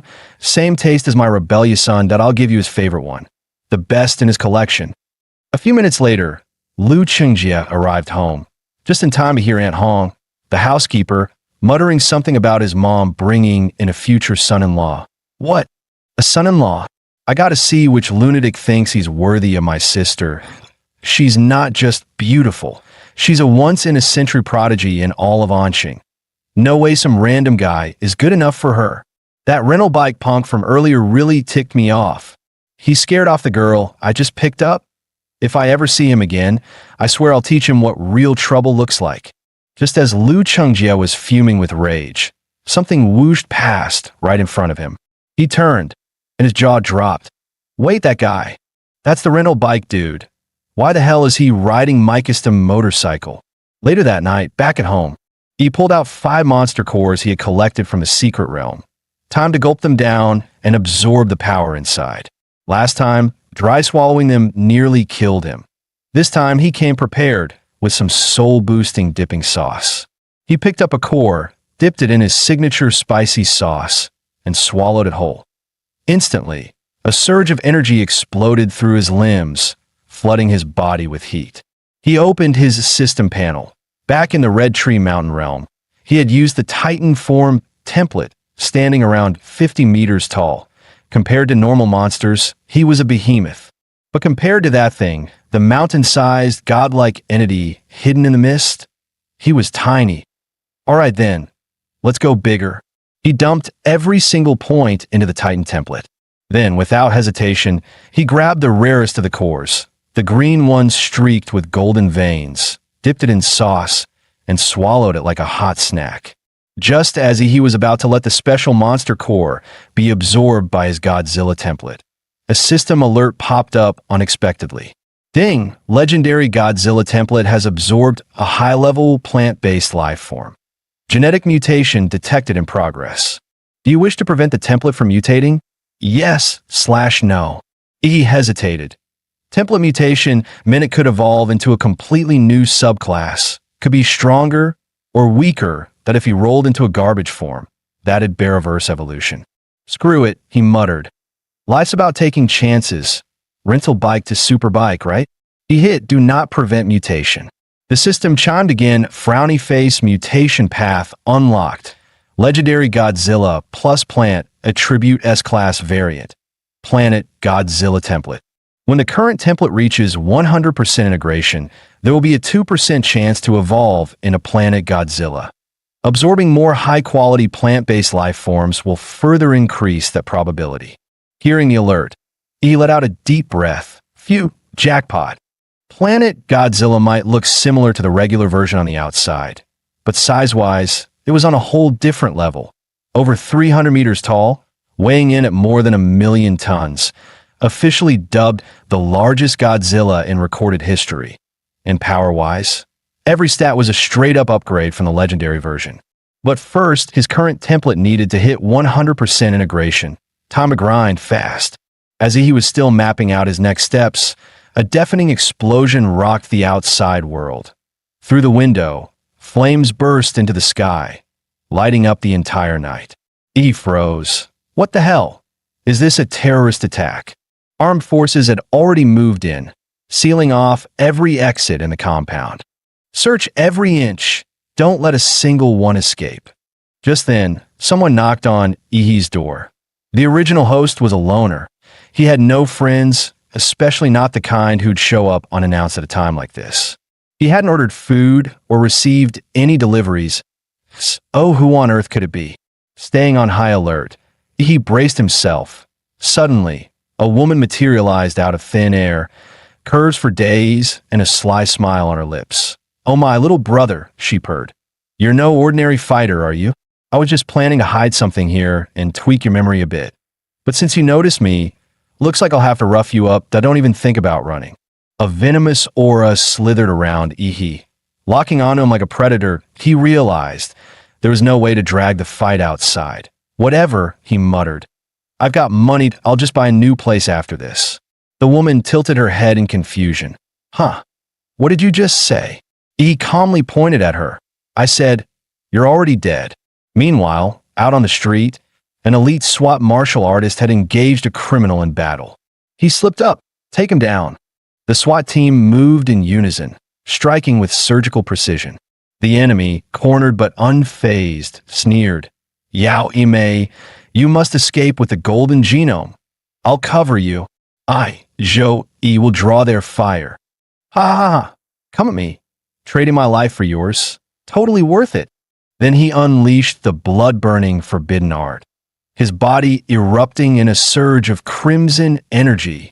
Just then, a dazzling blue beam exploded overhead, piercing the sky A charred human figure crashed down in front of Zhou Yi, slamming into the ground and leaving a massive crater.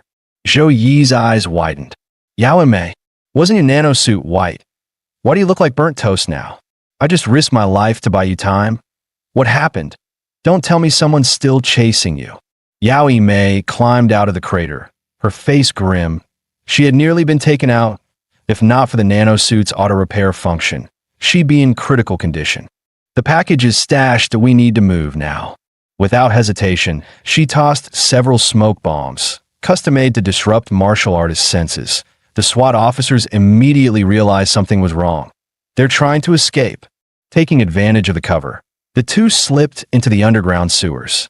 Half an hour later, they emerged from a narrow alley, leaning against a crumbling wall, gasping for breath. We finally lost them. Gotta say, these nanosuits are worth every penny.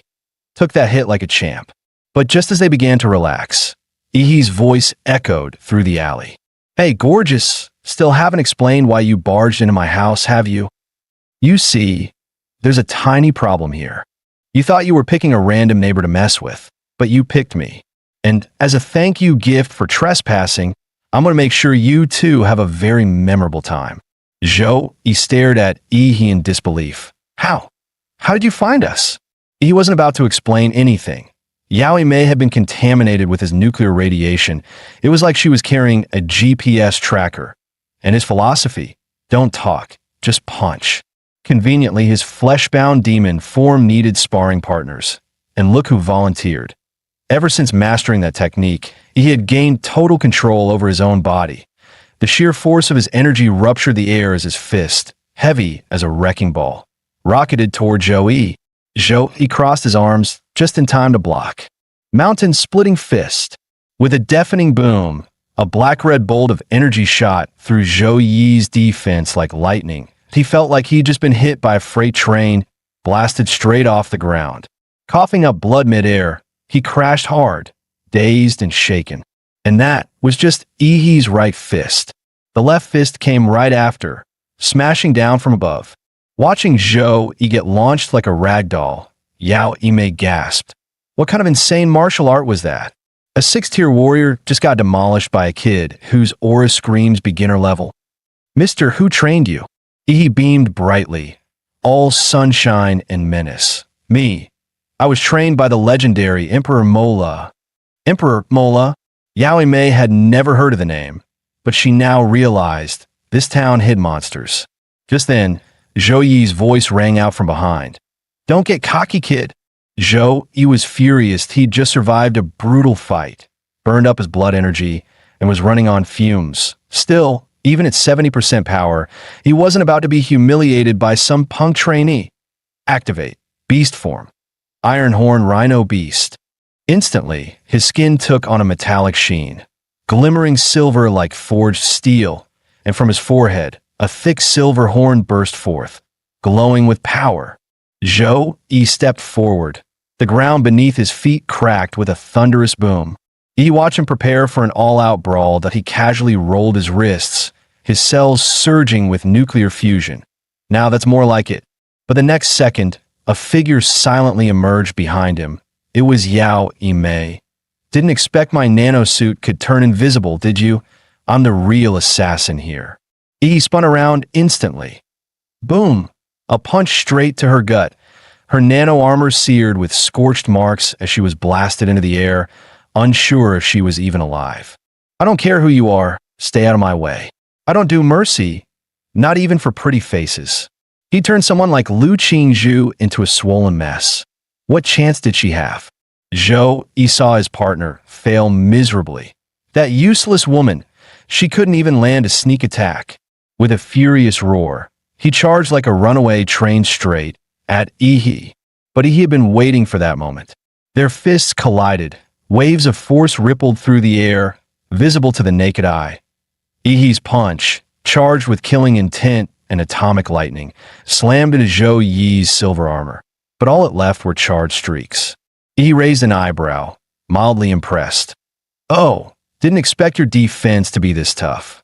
Zhou Yi grinned, full of smug confidence. Kid, this Ironhorn Rhino Beast form of mine, Not even a tank shell can scratch me. What have you got that can break through? And it wasn't just defense. His offensive power had skyrocketed too, that he could hold his own against high-level fighters for a while, maybe even land a surprise critical hit. But in a drawn-out slugfest, he was finally starting to fall behind. Zhou Yi's eyes gleamed with bloodlust. Die brat. There was a twisted thrill in crushing a rising genius with his own hands. He sneered, triumphant. Doesn't matter how cocky you are. Against me, you're nothing but a joke. But suddenly, he froze. He had vanished. Wait, where the hell did he go? He turned around and nearly wet himself. One of the giant's toes was bigger than his entire head. Standing before him was a towering monster, over 30 meters tall. Through the mist, two ghostly blue eyes burned like spectral flames, unleashing a pressure so overwhelming it made the air feel heavy. What is that thing? Zhou Yi's mind went blank. When faced with something that massive, human instinct triggers only one reaction. Fear. Was this some new beast? Or could it really be that brat's transformation? He didn't waste a single word. He simply raised a hand and brought it down like a falling mountain. Zhou, he felt a hurricane-level windstorm slam into him. The ground exploded beneath him like it was hit by a missile. By sheer reflex, he leapt out of the way. A second later, he realized if he'd been even a split second slower, he'd have been obliterated. But he didn't just have one hand. Just as Zhou, he thought he'd narrowly escaped. Wham! The other hand came crashing down. This time there was no lucky dodge. Zhou, he took the full hit, flattened into the ground like a rag doll. Yi's right arm rose again, glowing, humming with energy. In a flash, thunder roared down with his punch. Blow after blow rained down like a violent storm. Zhou, he felt his bones shatter, his organs rupture, and his very soul nearly pounded out of his body. System notice. Host Yi, Titan form activated. Comprehensive physical index, 23.8 to 294. Nearby, Yao Mei forced herself to stand, only to freeze in horror, a 6th-tier martial artist being used as a punching bag. Her heart sank with regret. I was such an idiot. Why did I mess with this monster? If this keeps going, Zhou Yi's gonna die, for real. She couldn't let him die here. There was no running now. Only one option left, a desperate counterattack. Perched atop a nearby building, she stared at the towering giant whose body eclipsed the structure itself. She leapt down in a swift, calculated arc, her form twisting midair. In a flash, she reached the giant's throat. Around his neck, tight yellow threads glinting faintly, molecular wires from her nanosuit, sharp enough to slice through reinforced alloy. She figured this transformation came from some kind of genetic ability. Big as he was, the human body still had its weak spots, and the throat was one of them. A crimson flash split the air, but what shocked her most, the giant didn't even fight back. He just let her slice his throat wide open. The giant's colossal head came crashing down. Boom! The ground trembled beneath the impact. Yao Mei exhaled sharply, her voice trembling. Did I do it? But then, her eyes widened in terror. The giant's mouth slowly opened. Deep in his throat, a glowing blue light pulsed to life. A rising hum of destruction rang in her ears, building, swelling, deafening. A monster, she whispered in despair. In that moment, it felt like even the heavens had sentenced her to die. The last thing she saw was an endless blaze of radiant blue. The atomic breath consumed her completely. The blast pierced straight through a nearby skyscraper, leaving a dazzling blue arc slicing across the sky. As the breath ended, a wave of scorching air erupted, engulfing the entire area in a sea of searing heat. He slowly stepped forward, making his way toward Zhou Yi. He loomed over the bloodied, broken man at his feet. In a low, rasping voice, he said, "Your turn." Zhou Yi, bones shattered, still struggled to rise. "You monster," he hissed. Yi stared down, cold and emotionless. "If you choose to kill, you'd better be ready to die. That's the fairest rule there is." Just then, sirens blared in the distance, growing louder by the second. The battle had drawn too much attention. Security forces were closing in fast. And just as he prepared to finish Zhou Yi off, he suddenly laughed, eyes filled with venom. If I'm going down, I'm dragging you with me. That woman, Yao Yimei, the one in the nano suit, she hid something in your house, something called the Golden Genome. Zhou Yi let out a twisted laugh. It's yours now. The endless manhunt begins. Run as far as you can. I'll be waiting in hell. He cut him off with a swift kick to the head. Run your ass. You talk way too damn much. The sirens were getting closer. He had to get rid of the body. Fast. This time, he might have gone a bit overboard. Especially with that giant hole punched clean through the building. Yeah, definitely too much. He hurried back to his apartment under cover of night. He immediately contacted Qin Lan for help. Aunt Qin, how's the police investigation going? Handled it, she replied coolly. But things are getting messy on Blue Star lately that you'd better lay low until Huadu University starts. Relax, Aunt Qin. You know me. I'm the picture of innocence. He let out a breath of relief. Good thing he gave Aunt Qin a heads up in advance. That atomic breath move of his way too recognizable. The cops would have been on him instantly. Back inside, he finally found what Zhou Yi had mentioned, the Golden Genome. So this is what they were fighting over. It was a sealed silver-colored cylindrical container on it, an Erie Company logo, a black eagle with outstretched wings. But the wings were just skeletal bones, no flesh. I've seen this before. That's the symbol of Laserbird, one of the biggest biotech conglomerates that I spotted it in the Prometheus dossier that guy from Huadu handed me. So those two must have stolen this thing from Laserbird and got hunted down while trying to escape. Judging from Zhou Yi's dying words, he clearly wanted to dump this nuclear-grade mess right into my lap. I glanced at what used to be my living room. Now just a disaster zone. Great, guess it's hotel life for now, that I'll find a new place tomorrow. Meanwhile, deep within the Swan Lake Rift, classified as a B-rank anomaly near Anqing, a squad of hunters had just taken down a Tier 3 elite bloodline wolf beast. How'd your side go? Not bad. Made a small profit.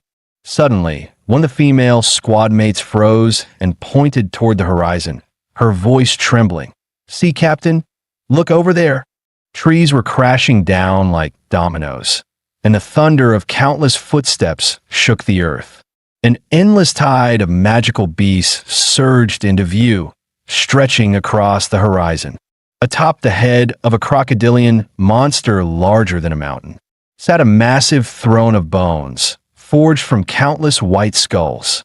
And it's common knowledge, when beasts die, their bodies don't leave behind bones, so these must be the remains of high-ranking human warriors. Reclining on that throne was a massive black ape, lounging like a man, its gaze cold and commanding. Above its head, celestial anomalies swirled in the sky. That kind of phenomenon only appears for Overlord-class beasts, a Tier 5 apex beast, the crimson-eyed black ape king. Alert the military now. A Lord-class beast is leading a massive horde toward Anqing. We can't stop it. Only Grandmasters or higher can deal with this. Damn it. High-tier beasts rarely ever leave their own territory. Why is this happening? Every Lord-class magical beast is a walking natural disaster. They emit a special frequency. Only other beasts can hear it. Any creature below their rank is instantly compelled to obey. They gather around the Overlord, forming its personal army. The black ape atop the bone throne slowly opened its crimson eyes that IT glanced at the hunter squad, cold, imperial, and utterly disdainful. The sky darkened. Dozens of massive stone spears materialized overhead, raining down like divine punishment. The squad broke into a desperate sprint for their lives. Emergency Overlord-class beast spotted in Swan Lake Rift. The horde is expanding, requesting backup. Repeat requesting. But before he could finish, a stone spike crushed him. His last words echoed in the comms. Overlord confirmed. Please respond. Hello? Hello? Meanwhile, the crimson-eyed black ape slowly rose from its throne. Then, chillingly, it spoke. Advance at full speed. The words echoed like thunder through the forest, and the beast tide roared back in response. Ferocious, bloodthirsty cries shaking the sky as the army surged forward behind their king. In Anqing, the piercing wail of a beast tide alarm tore through the silence. The entire city froze. Citizens stood in stunned silence, as if the world had glitched and it felt unreal, like a nightmare they hadn't yet woken from. Then, the mayor's voice came over the citywide broadcast system. Attention all residents, a massive beast tide has emerged from the Swan Lake Birank Rift. Estimated time of impact, 20 minutes. Our military has already been dispatched to the front lines. I now call upon all martial artists in Anqing. Report for duty immediately. That message snapped everyone back to reality. Panic erupted. Countless people rushed to escape by car, train, even plane. Please remain calm. Citizens, do not panic. Only children and students may board evacuation trains at this time. They are our future.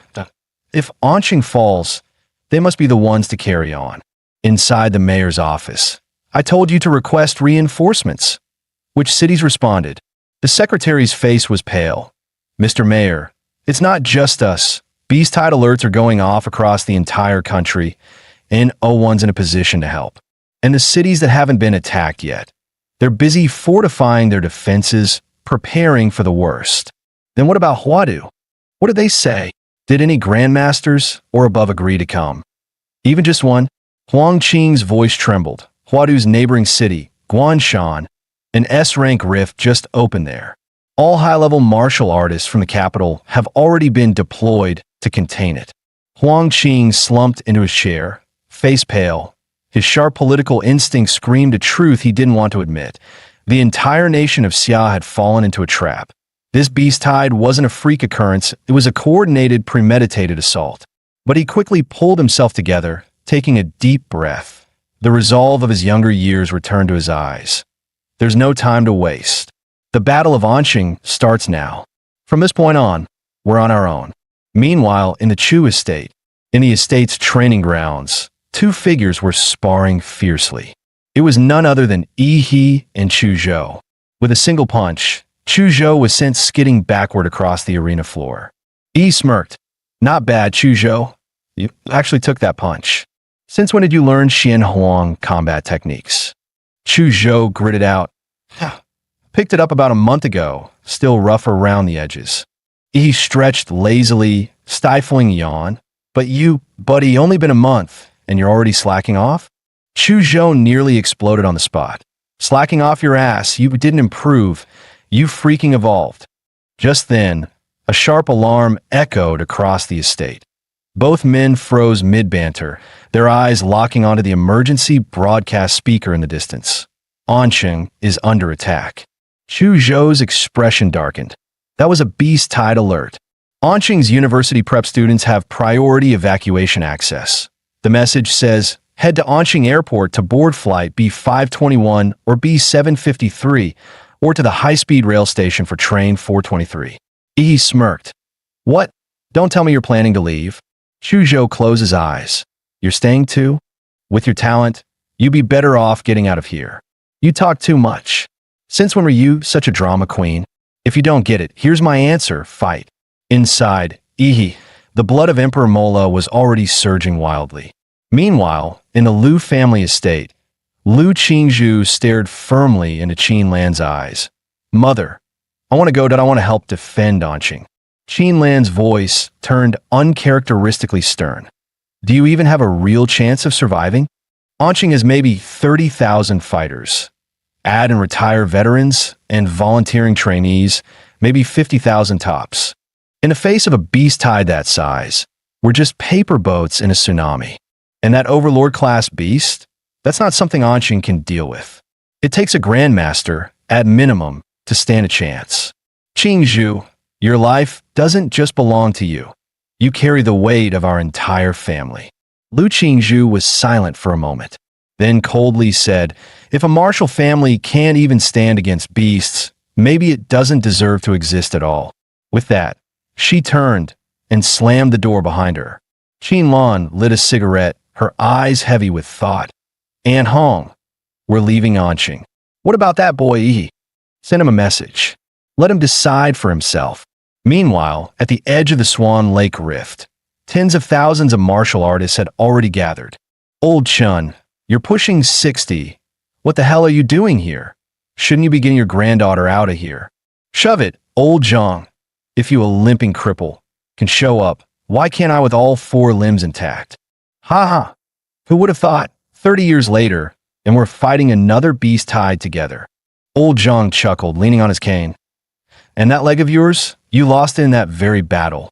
"Hey, old Zhang, once this tide's over, you gonna move in with your son in the capital? He lives in that flashy uptown district. Won't they laugh at a country bumpkin like you?" Old Zhang smiled.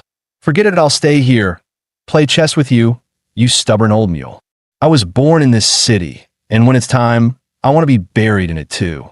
Around the city, Anqing's final military defense line was now fully deployed. Tanks that anti-aircraft turrets, Gatlings that heavy caliber cannons. All of it formed a steel wall. No beast was allowed to set foot inside the city. 60% of Anqing's armed forces and over half its high-ranking martial artists had already entered the rift as part of the Vanguard Division. Their mission? One thing only: scout the beast tide. Identify any Lord or Overlord-class beasts. And above all, bring that intel back alive. Suddenly, Huang Qing's eyes narrowed, danger sensed. A bloodied warrior stumbled out of the rift, one arm missing, body drenched in crimson. Medics rushed forward, trying desperately to stabilize him. "And Mayor, this flash drive, it holds all the Vanguard team's combat data." Huang Qing leaned in, voice tight. "And the others, where are the rest?" The warrior's dirt-smeared face twisted in pain. "Dead, they're all dead. The beast tide crushed everything. Not even the bodies were left intact." His eyes suddenly flew wide open, pupils trembling with terror and hatred. "Be careful of that crimson-eyed black ape. It trapped us. If not for that thing, thousands of us could have made it out alive." Before he could say more, a thunderous roar erupted from the rift. A massive stone spear shot out, spinning violently. It tore straight through a distant skyscraper, like paper. Rubble came crashing down in a deafening cascade. Huang Qing's pupils shrank. No, that wasn't random. It was aiming for the landmines beneath the building. It's trying to detonate them, to destroy our defense grid while we're still building it. Huang Qing roared in fury. "Damn it! The rift just launched an attack. Tank division, drop the restraints, fire at the rift, blast it to hell." Dozens of tanks and anti-air turrets opened fire in unison. A storm of artillery engulfed the rift in a wall of blazing flame. No beasts, just long-range attacks to drain our firepower? How the hell are beasts using military tactics? Huang Qing's expression turned grim, fists clenched. Damn it. What kind of monsters have they become? Suddenly, another wave of stone spears burst through the barrage, ripping through the air with deafening force. And this time, there were far more. Fortunately, the tank crews had repositioned in time, allowing the spears to smash harmlessly into the open ground. But then, one soldier heard something strange, a noise coming from the shattered spear fragments behind him. Before he could react, "Enemy infiltration!" someone shouted. A grotesque, many-eyed beast lunged out and bit the soldier's head clean off. That horrific scene wasn't isolated. Across the battlefield, similar ambushes erupted. Those spears were delivery pods for monsters. They weren't just projectiles, they were drop pods, launching beasts straight from the rift into our backlands. Huang Qing shouted again, voice hoarse and furious. "Don't let those spears land. Shoot them down mid-air.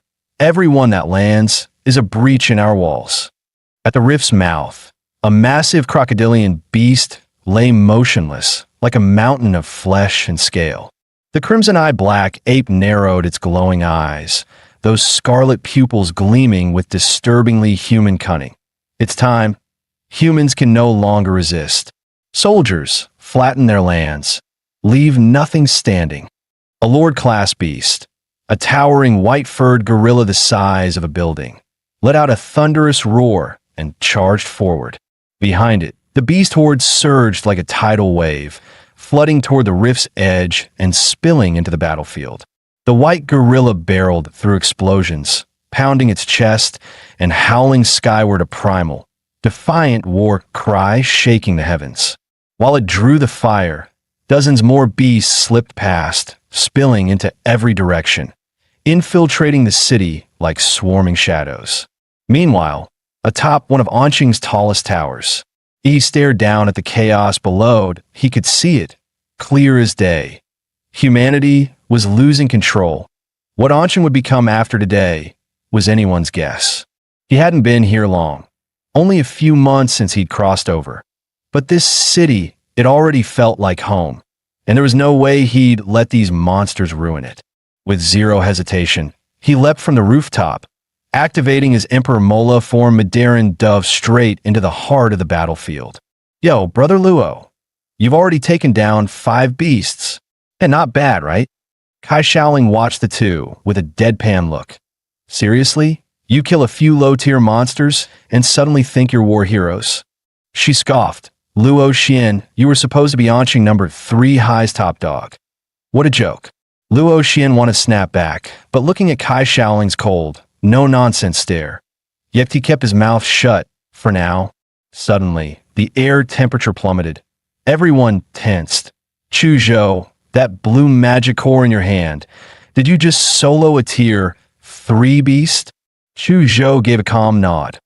Didn't expect to run into you guys here. You didn't evacuate? Our parents are fighters. They're all on the front lines. As their kids, how could we just run away? Then someone shouted, panicked. Chu Zhou, look out. They pointed right behind him. Chu Zhou turned around, only to see a tank falling from the sky. The battlefield was pure chaos. Flying beasts swarmed the skies like a dark storm cloud. Suddenly, a whole damn tank flew past, nearly crushing the squad. One soldier cursed out loud. What the hell? Who just threw a tank? Clang. With a sharp sound, Chu Zhou drew his sword in one fluid motion. The blade sliced through the air like a crescent moon, unleashing a wave of sword light. The tank was cleaved clean in half, crashing to the ground with a deafening boom and leaving twin craters. Kai Shaoling's eyes snapped toward the source of the thrown tank and instantly widened in shock. Wasn't that the Lord-tier beast that first charged out of the rift? How did it end up behind enemy lines? Chu Zhou kept his cool. No, that's not the same one. The size and pressure, it doesn't match. But before he could finish, the creature raised its massive fist. Like a mountain crashing down, it hurled a punch straight at Chu Zhou, and if it landed, none of them would survive. Chu Zhou felt cursed. He didn't even have time to react. Was this really how it all ended? But lying down to die? That was never his style. Just as he braced for a desperate fight, a black and blue meteor came crashing down, slamming into the white ape's skull. The beast's head twisted sideways, and its massive frame collapsed with a thunderous boom. Roaring in fury, the white ape swung its giant hand to swat the attacker like a fly. But its enormous palm was stopped midair by a single finger. He didn't even flinch. Open wide. Time for your dental cleaning. He stepped on the ape's jaw, forced it open with sheer strength. Sheesh, the stench. How many people have you eaten, huh? This'll take some serious scrubbing. A dazzling stream of blue energy gathered in his mouth, buzzing with power. Then it blasted out like a cannon, straight down the ape's gullet. Black smoke and the smell of roasted meat filled the air. One shot, instant kill. Kai Shaoling and Luo Xian stood frozen, staring at that familiar blue glow. They turned to Chu Zhou, eyes wide in disbelief, silently asking, "Is that really Yi?" Luo Xian stammered, "Yi, that little freak who spits mouthwash, that's him." Watching Yi standing atop the white ape's corpse, Chu Zhou felt something stirring inside. Maybe, just maybe, Anqing could still be saved.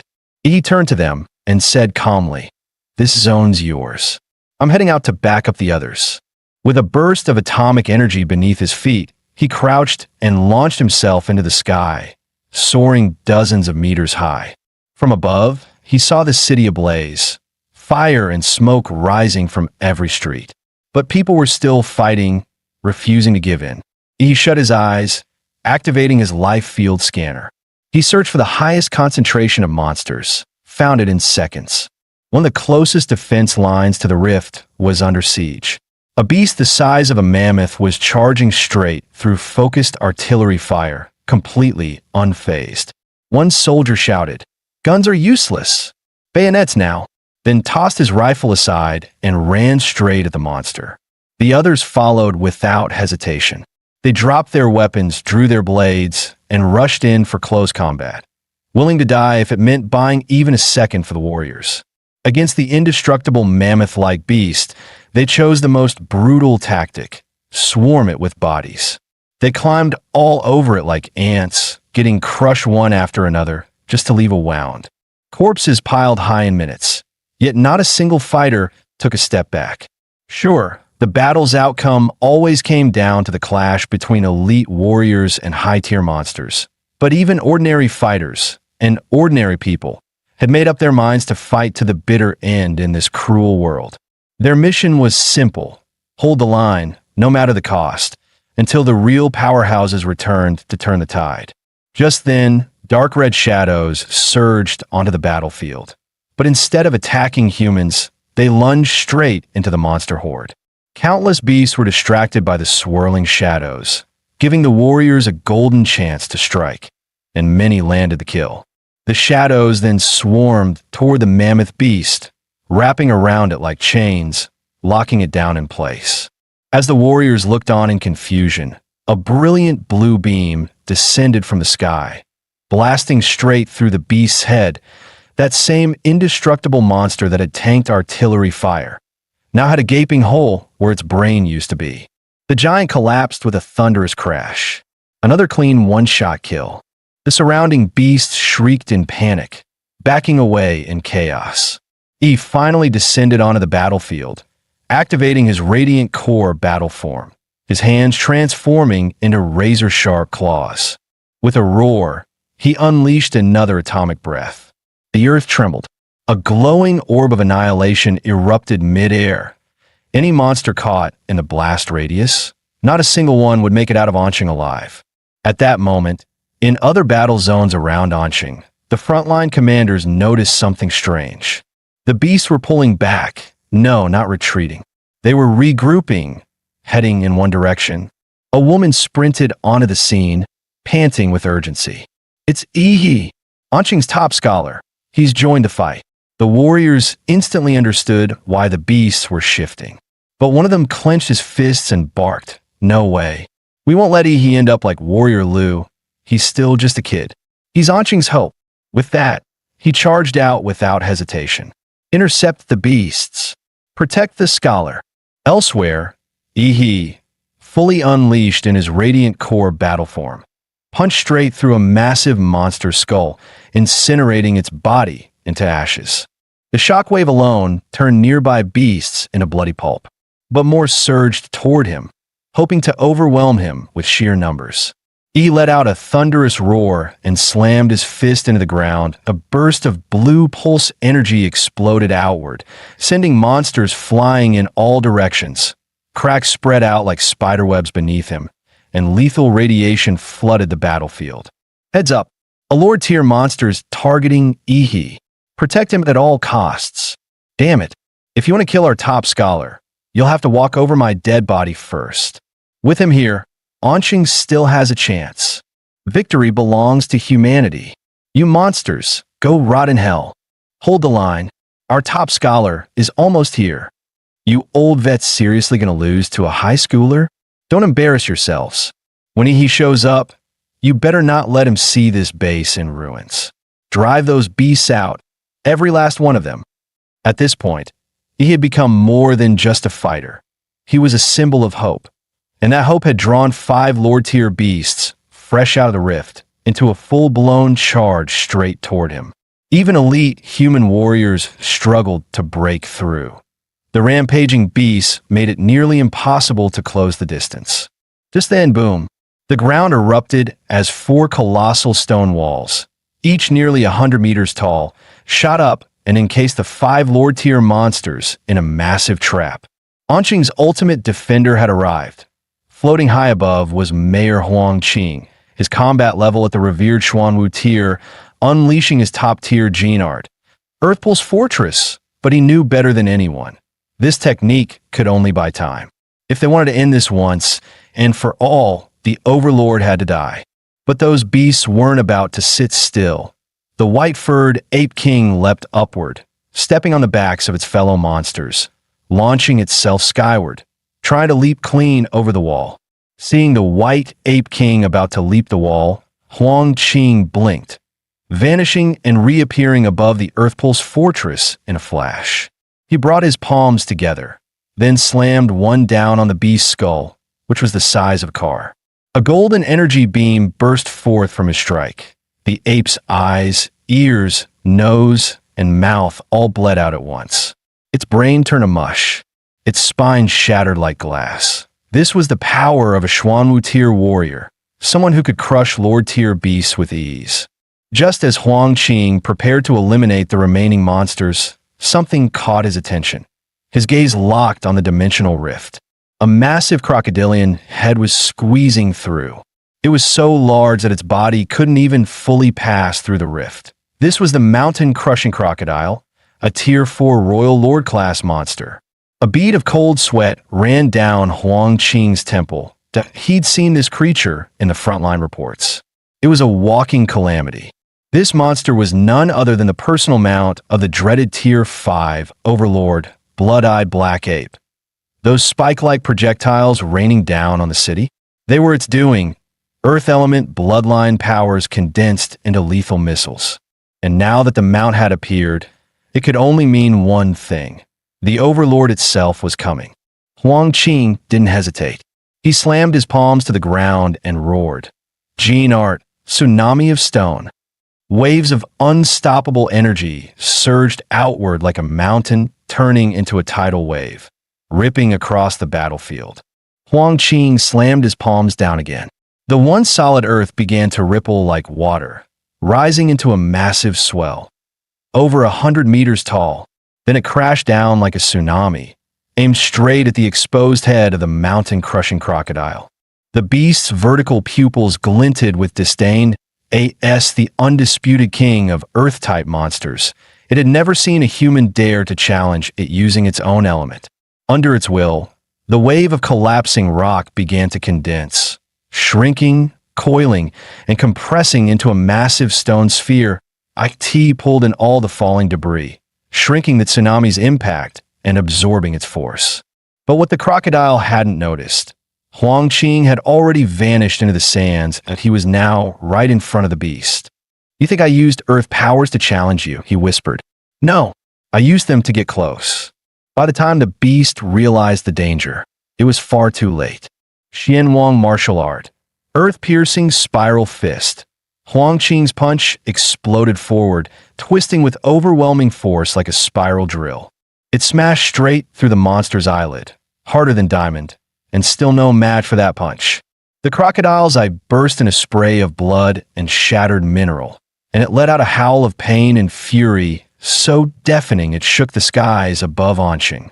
Windows across the city shattered. The ground trembled beneath their feet. The king had been wounded, and it screamed like a god in agony. The earth answered the mountain-crushing crocodile's fury. Within hundreds of meters, razor-sharp spikes erupted from the ground like teeth. In mere seconds, the battlefield had transformed into a deadly forest of stone. Luckily, Huang Qing had studied the beast's combat profile ahead of time. He'd ordered all warriors to stay at least a kilometer away, avoiding a potential bloodbath. "If your full body made it into Anqing, maybe I'd hold back," he growled. "But you've only brought your head through? That makes you pray." Huang Qing charged again, unleashing a flurry of high-tier martial skills in rapid succession. His fists and kicks tore through the air so fast they sparked flames, his form flickering like a lesser version of a thousand-armed war god. Every strike targeted weak spots. Scales flew, blood sprayed. The crocodile's armored flesh was torn open in every direction. If not for its powerful core's regeneration, the beast would have already fallen under that relentless assault. But the monster wasn't done. Enraged, it counterattacked. Spires of stone launched skyward again. Huang Qing was forced to halt his offense and defend. The mountain-crushing crocodile now resembled a living mace, covered in jagged spikes, every move capable of flattening anything in its path. No wonder it was the king of earth-type beasts. It could literally grow weapons out of its own body. Just then, behind Huang Qing, a stone pillar cracked open. From the darkness within, a single crimson eye stared at him, cold and unblinking. A chill ran down Huang Qing's spine. In ambush. In an instant, a thick arm covered in black fur lunged from the stone and seized his skull in a crushing grip.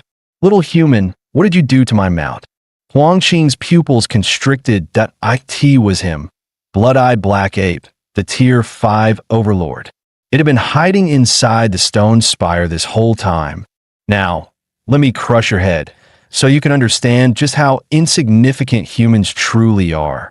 With that, it slammed Huang Qing into the ground with brutal force, aiming to kill in a single blow. Huang Qing's instinct screamed. This strike would kill him. He made a split-second decision. Sacrificing one of his arms, he barely escaped the fatal blow. But instead of rage, the blood-eyed black ape grinned viciously. Perfect. Now I know for sure. There's no one stronger than you in this city. Which means I can kill freely. It had seen through humanity's last card. And now, nothing stood in the way of its massacre. Huang Qing's face remained emotionless, as if none of this surprised him. With a wave of his only remaining arm, countless massive stone blades erupted from the earth, shaped by the Crocodile King's stone forest, and spun into a deadly storm aimed straight at the blood-eyed black ape. But the ape simply stood there, arms crossed, completely unfazed. Your resistance is meaningless, human, it said calmly. All you're doing is delaying your death. To the blood-eyed black ape, this wasn't a battle anymore. It was a game of fear and despair. IT wanted to see this city's strongest warrior break. That moment of fear would be its greatest prize. The stone blades, strong enough to shred tanks, slammed into its body like a pack of raging beasts. But it didn't block, didn't dodge, just let the blades carve its flesh. Black blood flew, yet it didn't even flinch. Like a twisted instructor grading an exam, it mocked, decent speed, but far too weak. Without a word, Huang Qing summoned another tidal wave of stone, launching a massive second assault. But the blood-eyed black ape leapt effortlessly, soaring over 100 meters in a single bound, and escaped the stone tide with ease. Boom! The tidal wave of stone crashed through the forest of spikes, pulverizing everything in its path. But when the dust settled, the blood-eyed black ape stood untouched. Not bad, it muttered, but still too slow. Huang Qing heard its mocking voice echo around him. Kneel. I don't allow lower life forms to look me in the eye. For a moment, he blinked. Caught off guard, he hadn't expected the beast to be this deranged. Then came the strike. The ape's palm descended like a collapsing mountain. Another thunderous impact. Huang Qing felt both knees crack in pain, but he didn't fall completely. He forced himself to stay half-crouched, refusing to kneel. The ground beneath him shattered into spiderweb fractures, yet his eyes remained calm, unshaken. The ape tilted its head in confusion. Where was it? The fear, the despair, the same look all the others had before dying. Why? It growled. Why aren't you afraid? Huang Qing placed his remaining hand on the ground and answered coldly. You think you're clever, beast, but you miscalculated. In the end, you're just another arrogant animal. Bloodburn forbidden art. Earth Pulse seal. Huang Qing roared that it wasn't a trap, it was a setup. He had lured the blood-eyed black ape here on purpose, because this place held his final trump card. Rumble. The ground beneath them liquefied, whirling into a vortex of sand with terrifying suction power. Within seconds, the ape had sunk halfway into the swirling pit. The more it struggled, the deeper it sank. Really? This is your ace? The ape sneered. You think you can seal me? How naive, Human, you can't hold me forever. The second your little trap slips, I'll tear everyone in this city apart. But Huang Qing just smiled, not with joy, but with grim pride. This isn't a trap, he said softly. It's a hymn, a human anthem, sung in the face of annihilation. He pulled up his shirt, revealing a glowing, star-shaped wound over his heart. 5 points, burning red. Then, he thrust his only arm through his own chest. Blood gushed instantly. The blood-eyed black ape froze. You, what are you doing? Huang Qing coughed blood, but his gaze was resolute. At the start of this war, I buried Anqing's one and only tactical nuke beneath Swan Lake. The trigger is embedded in my heart, and once that heart stops beating, the bomb goes off. The blood-eyed black ape snarled. You expect me to believe that? You're insane. No one would gamble their life like this. You think I'm scared? You're bluffing. But Huang Qing just smiled. From the moment this war began, I never planned on making it out alive. Because I'm the mayor of Anqing. My name is Huang Qing, and I once swore on the day I took office to give everything for this city, for its people, even my life. And now, I guess I've kept that promise. He closed his eyes. Then came the light and the heat, annihilating both him and the beast in a single, blinding instant. Boom! The sky erupted.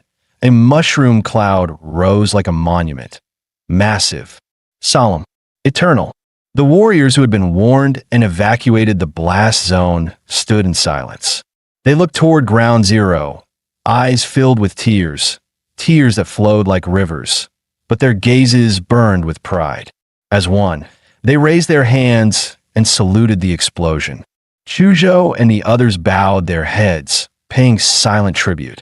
This wasn't an END, it was a funeral. A grand, unforgettable funeral. After the nuclear blast, everything within a 10-kilometer radius was vaporized in an instant, leaving behind a single, massive crater of molten rock.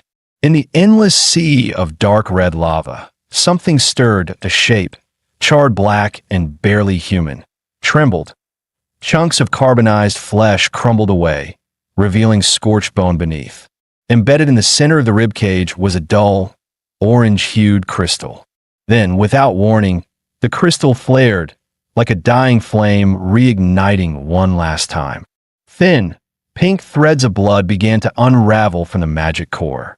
They spread across the broken skeleton, weaving muscle, sinew, and nerves anew. Seconds later, the blood-eyed black ape's eyes snapped open.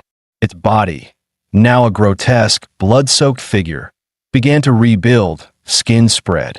Black fur returned. Its blood-red eyes blinked open again, cold, merciless, and burning with vengeance. Struggling to rise, it felt the emptiness inside its core. So close, so damn close to being killed by that lowly human. Its gaze darkened. The bloodlust in its eyes was almost tangible. Kill. Kill. Kill them all. I'll slaughter every last soul in this city.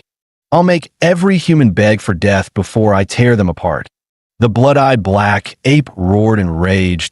T.O.B. pushed to the brink of death, by someone it could have crushed like an insect, was the ultimate humiliation. The blood-eyed black ape snarled. I'll retreat to Sin Domain, recover my strength, and then return to wipe this place off the map. But just as it turned, a sudden wave of killing intent slammed into it. Razor sharp and impossible to ignore. It spun around, only to see a young warrior streaking toward it, cloaked in blazing blue light. You going somewhere? The ape's pupils narrowed. T recognized that glow. The human brat who, alongside the mayor, had become one of its greatest obstacles. There you are, he growled. Shame I'm a little late. He roared, pushing his body past its limits. Cells in his arm ignited into full atomic reaction mode. Blue lightning tore through his muscles, peeling flesh away in sparks. Atomic strike fist. His punch landed square on the ape, but shockingly, it didn't dodge it. IT took the hit head-on. Boom. The sky exploded in a blast of blinding blue light. The blood-eyed black ape roared. marching forward through the torrent of energy, defying the blast with sheer brute strength. E's eyes widened. It's pushing through. The ape sneered, "Foolish little genius. You should have stayed in the backlands. But no, here you are, gift wrapped for me. This is my chance to rip you apart." But he smiled coldly. "If you had run, my mini tactical nuke might have missed you. But since you stayed, why not enjoy a second helping?" Deep within Ehe's body, the atomic reactor roared to life. Nuclear fission ignited at full force. Blazing arcs of blue lightning exploded from his flesh, dancing across the battlefield like a storm of electric foxes. The blood-eyed black ape's expression shifted. That energy signature, it was unmistakable. Another nuke? Its voice cracked. You damned human. What the hell?" But before it could finish, it was swallowed whole by a flash of pure light and searing heat. Several kilometers away, human warriors were still holding off the remaining beasts when someone shouted, "Look, over there." Was that another nuke? Though the second explosion was far smaller than the tactical nuke triggered by Mayor Huang Qing, that mushroom cloud that pulsed through the earth, it was unmistakable. Could this be another trick left behind by the mayor? Only Huang Qing would think this far ahead. As the dust settled, the blood-eyed black ape stumbled from the crater, half dead, scorched, and gasping. Its eyes widened in horror. "You monster!" From the smoke, a colossal figure emerged, over 40 meters tall.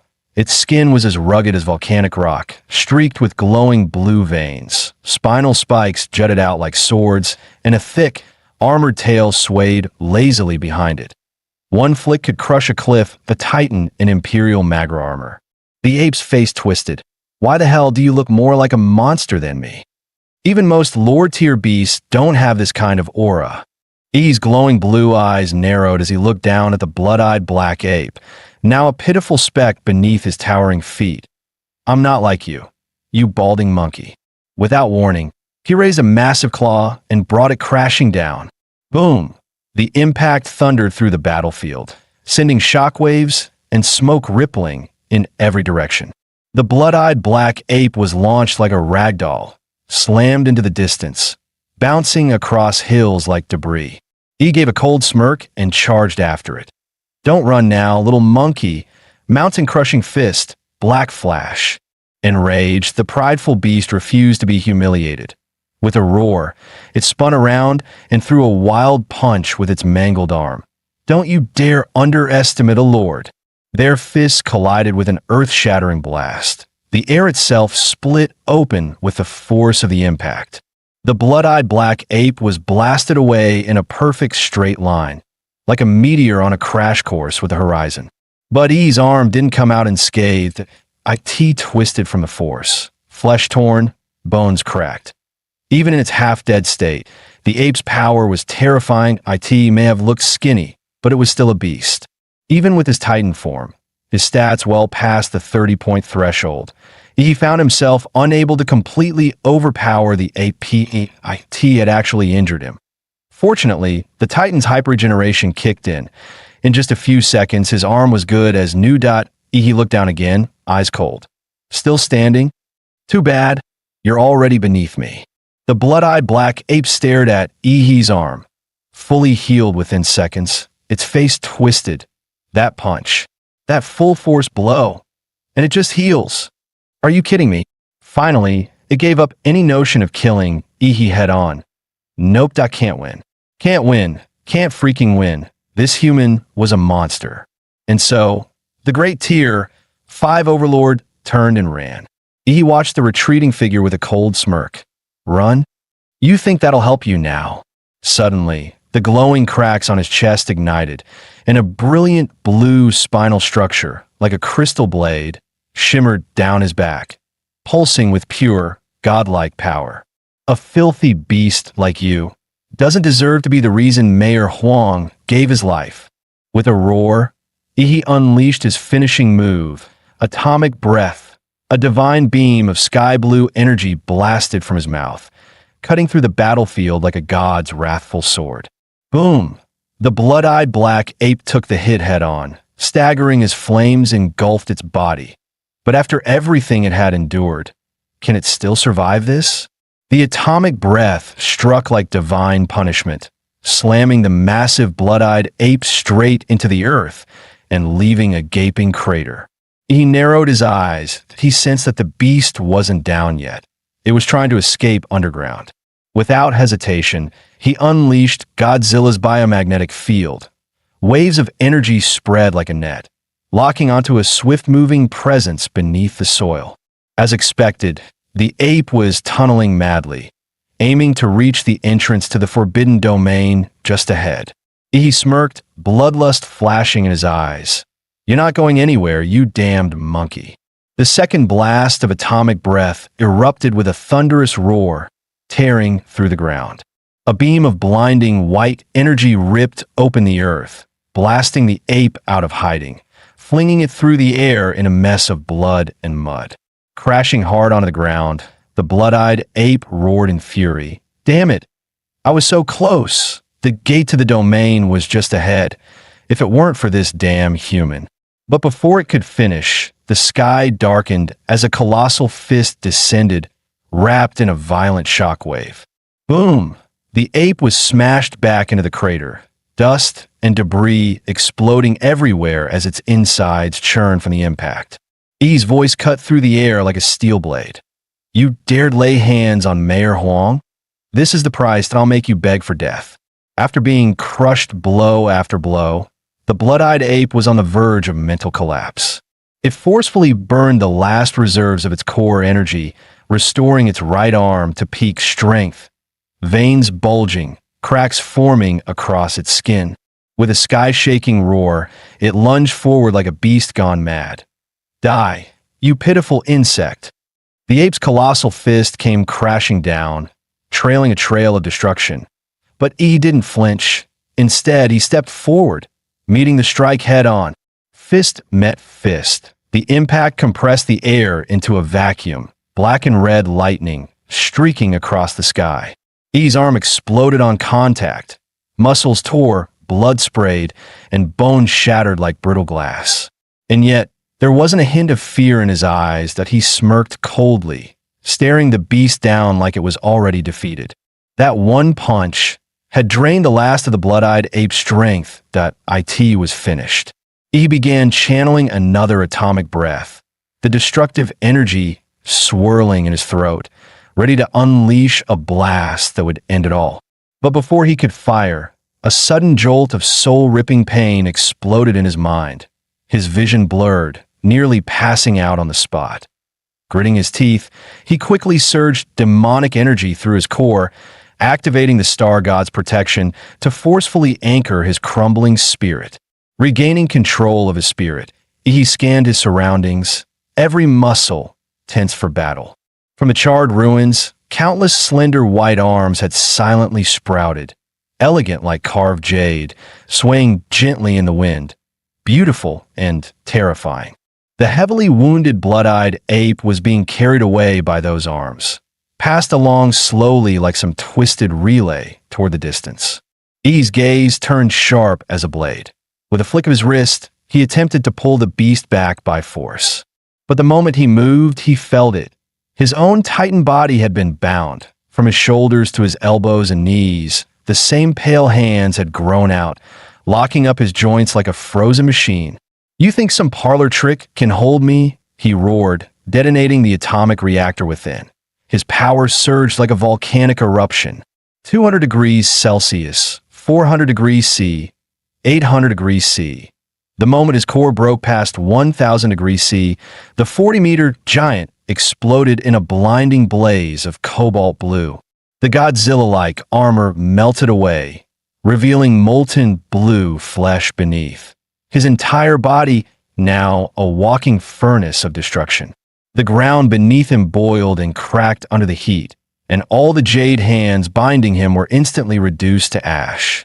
Meanwhile, the crippled, blood-eyed ape had been carried by the sea of hands to within 50 meters of the rift to the secret realm. As it looked back at the towering titan, closing in like a wrathful god, for the first time, it felt the chilling grip of death. Nothing was left but pure, primal fear. He crushed the charred earth beneath his steps, each footfall scorching away entire fields of ghostly arms. With a furious roar, he extended his blazing hand, about to snatch the beast back from the brink of escape. But at that very instant, an eerie woman's laughter echoed from within the towering rift. It was sharp, chilling like nails clawing at the soul. Then, pale arms surged out like a tidal wave, pouring from the crack in endless waves. At the center of the tide, a woman's head slowly emerged, her face partially hidden by two long, mask-like white hands covering her eyes. Only her lips were visible, curled into a disturbingly elegant smile. Seeing that grotesque figure emerge, Ihi's heart sank. What the hell was that, another beast? No, this wasn't just a beast. That overwhelming pressure. It had to be beyond apex class. If her true form descended, he'd be vaporized before he could even kneel. As if sensing his presence, the woman's head twitched. Her mouth suddenly opened wide, emitting a screech so piercing it felt like the wail of a banshee ripping through the world. The sound wasn't just noise. It penetrated the giant's defenses and slammed straight into Ihi's consciousness. He howled in agony as the psychic shock tore at his soul like burning razors. Then, crack, the back of the Titan's neck split open in a gory explosion. Bursting out through the torn flesh, Ihi emerged, soaked in blood, eyes glowing red with unhinged fury. He roared with madness. You think you can massacre all those people and walk away untouched? Dream on. He poured every last drop of atomic energy into the Titan's core, detonating it from within. The Godzilla-fused Titan entered a full meltdown. Its blue plasma veins surged wildly, burning away flesh until only a blazing skeleton of bone and blue fire remained. He controlled the flaming husk like a chariot of wrath, charging straight toward the rift. Every reaching hand along the path was incinerated, the earth torn asunder like hell's gates opening. He bellowed with teeth clenched. Here's a little gift from back home. It's called a nuke. Hope you like it, witch. The giant's burning skeleton stomped into the rift, and in the very next instant, a blinding surge of blue and white light exploded outward, consuming everything in its path. The woman's head locked eyes with Ihi until the last moment, her gaze brimming with unyielding fury and hatred. The searing light burst through the rift, sweeping across the battlefield like a newborn sun, burning away all the smoke and darkness that once shrouded the ruins. Several kilometers away, stunned warriors looked up in shock. Look, the rift, it just blew up. Wait, is that Mayor Huang? Did he actually take down that apex beast? Stay sharp. Now's our chance. Don't let his sacrifice go to waste. Anqing still has hope. As the nuclear-level blast swept across the battlefield, the blood-eyed ape was reduced to nothingness. And as if the rift had been severed, the flood of invading beasts abruptly dwindled, cut off at the source. The warriors of Anqing launched a full counteroffensive, fighting nonstop for an entire day and night. They slaughtered every last monster still lurking within the city, until the final beast collapsed and the exhausted defenders finally dropped to the ground like survivors from hell itself. The battle for Anqing was finally over. Victory had come at a devastating price. Over 80% of the warriors and soldiers perished in the bloodbath. Nearly the entire defense force was wiped out. But still, Anqing stood, deep within the scorched ruins of what was once Swan Lake, now ground zero for a nuclear apocalypse. On the charred Earth where radiation still hung thick in the air, he slowly opened his eyes. After lying unconscious for days, he had finally awakened. Though he had poured every ounce of atomic energy into detonating the Titan form, this land, bathed in fresh radiation and nuclear residue, had ironically become the perfect battery, keeping him alive and slowly recharging his body. Glancing down at his hands, he let out a dry chuckle. That fight had pushed him to the brink. If Mayor Huang hadn't risked everything to drag the blood-eyed ape into the blast zone, if the fallout field hadn't become his advantage, and if he hadn't used the infinite monster template to keep detonating himself again and again, Then that monster might have slipped away with that cursed head intact. It was only through a perfect storm of timing, terrain, and sheer luck that he managed to kill a beast of that caliber. And even now, with all the power of the monster template, he knew one thing for certain. He was still far from the top. Beasts at the BG level were beyond terrifying. One misstep could mean total annihilation, that a victory like this might never come again. He lifted his gaze to the ashen sky, a sharp sense of urgency rising within him. I need more time, but I need to grow faster, stronger. The fastest path to the top was fusing with the planetary Godzilla template. But to do that, he had to gather the remaining plant-type monster cores, and time was quickly running out. In the blink of an eye, an entire month had passed. Through news reports, he gradually learned the true scale of devastation across the country. The nationwide rift outbreak had turned out far worse than anyone expected. 18 cities were attacked. 12 of them had completely fallen, reduced to bloody hunting grounds for monsters. The worst case was Guanshan City. After an unexpected S-class rift erupted, the entire city was swallowed by a mysterious gray fog, and all contact with the outside world was lost. In response, the National Martial Authority dispatched an elite strike team. 30 Schwammer-ranked warriors and 5 grandmasters, led by the great master Du Jingming himself. But even they vanished. When all rescue efforts failed, the nation's strongest shield, Patriot-class warrior Fu Hongsheng, entered the rift personally. 8 hours later, Fu Hongsheng staggered out, drenched in blood, carrying only 2 surviving grandmasters. From that day on, Guanshan was declared the 11th life-forbidden zone in the planet.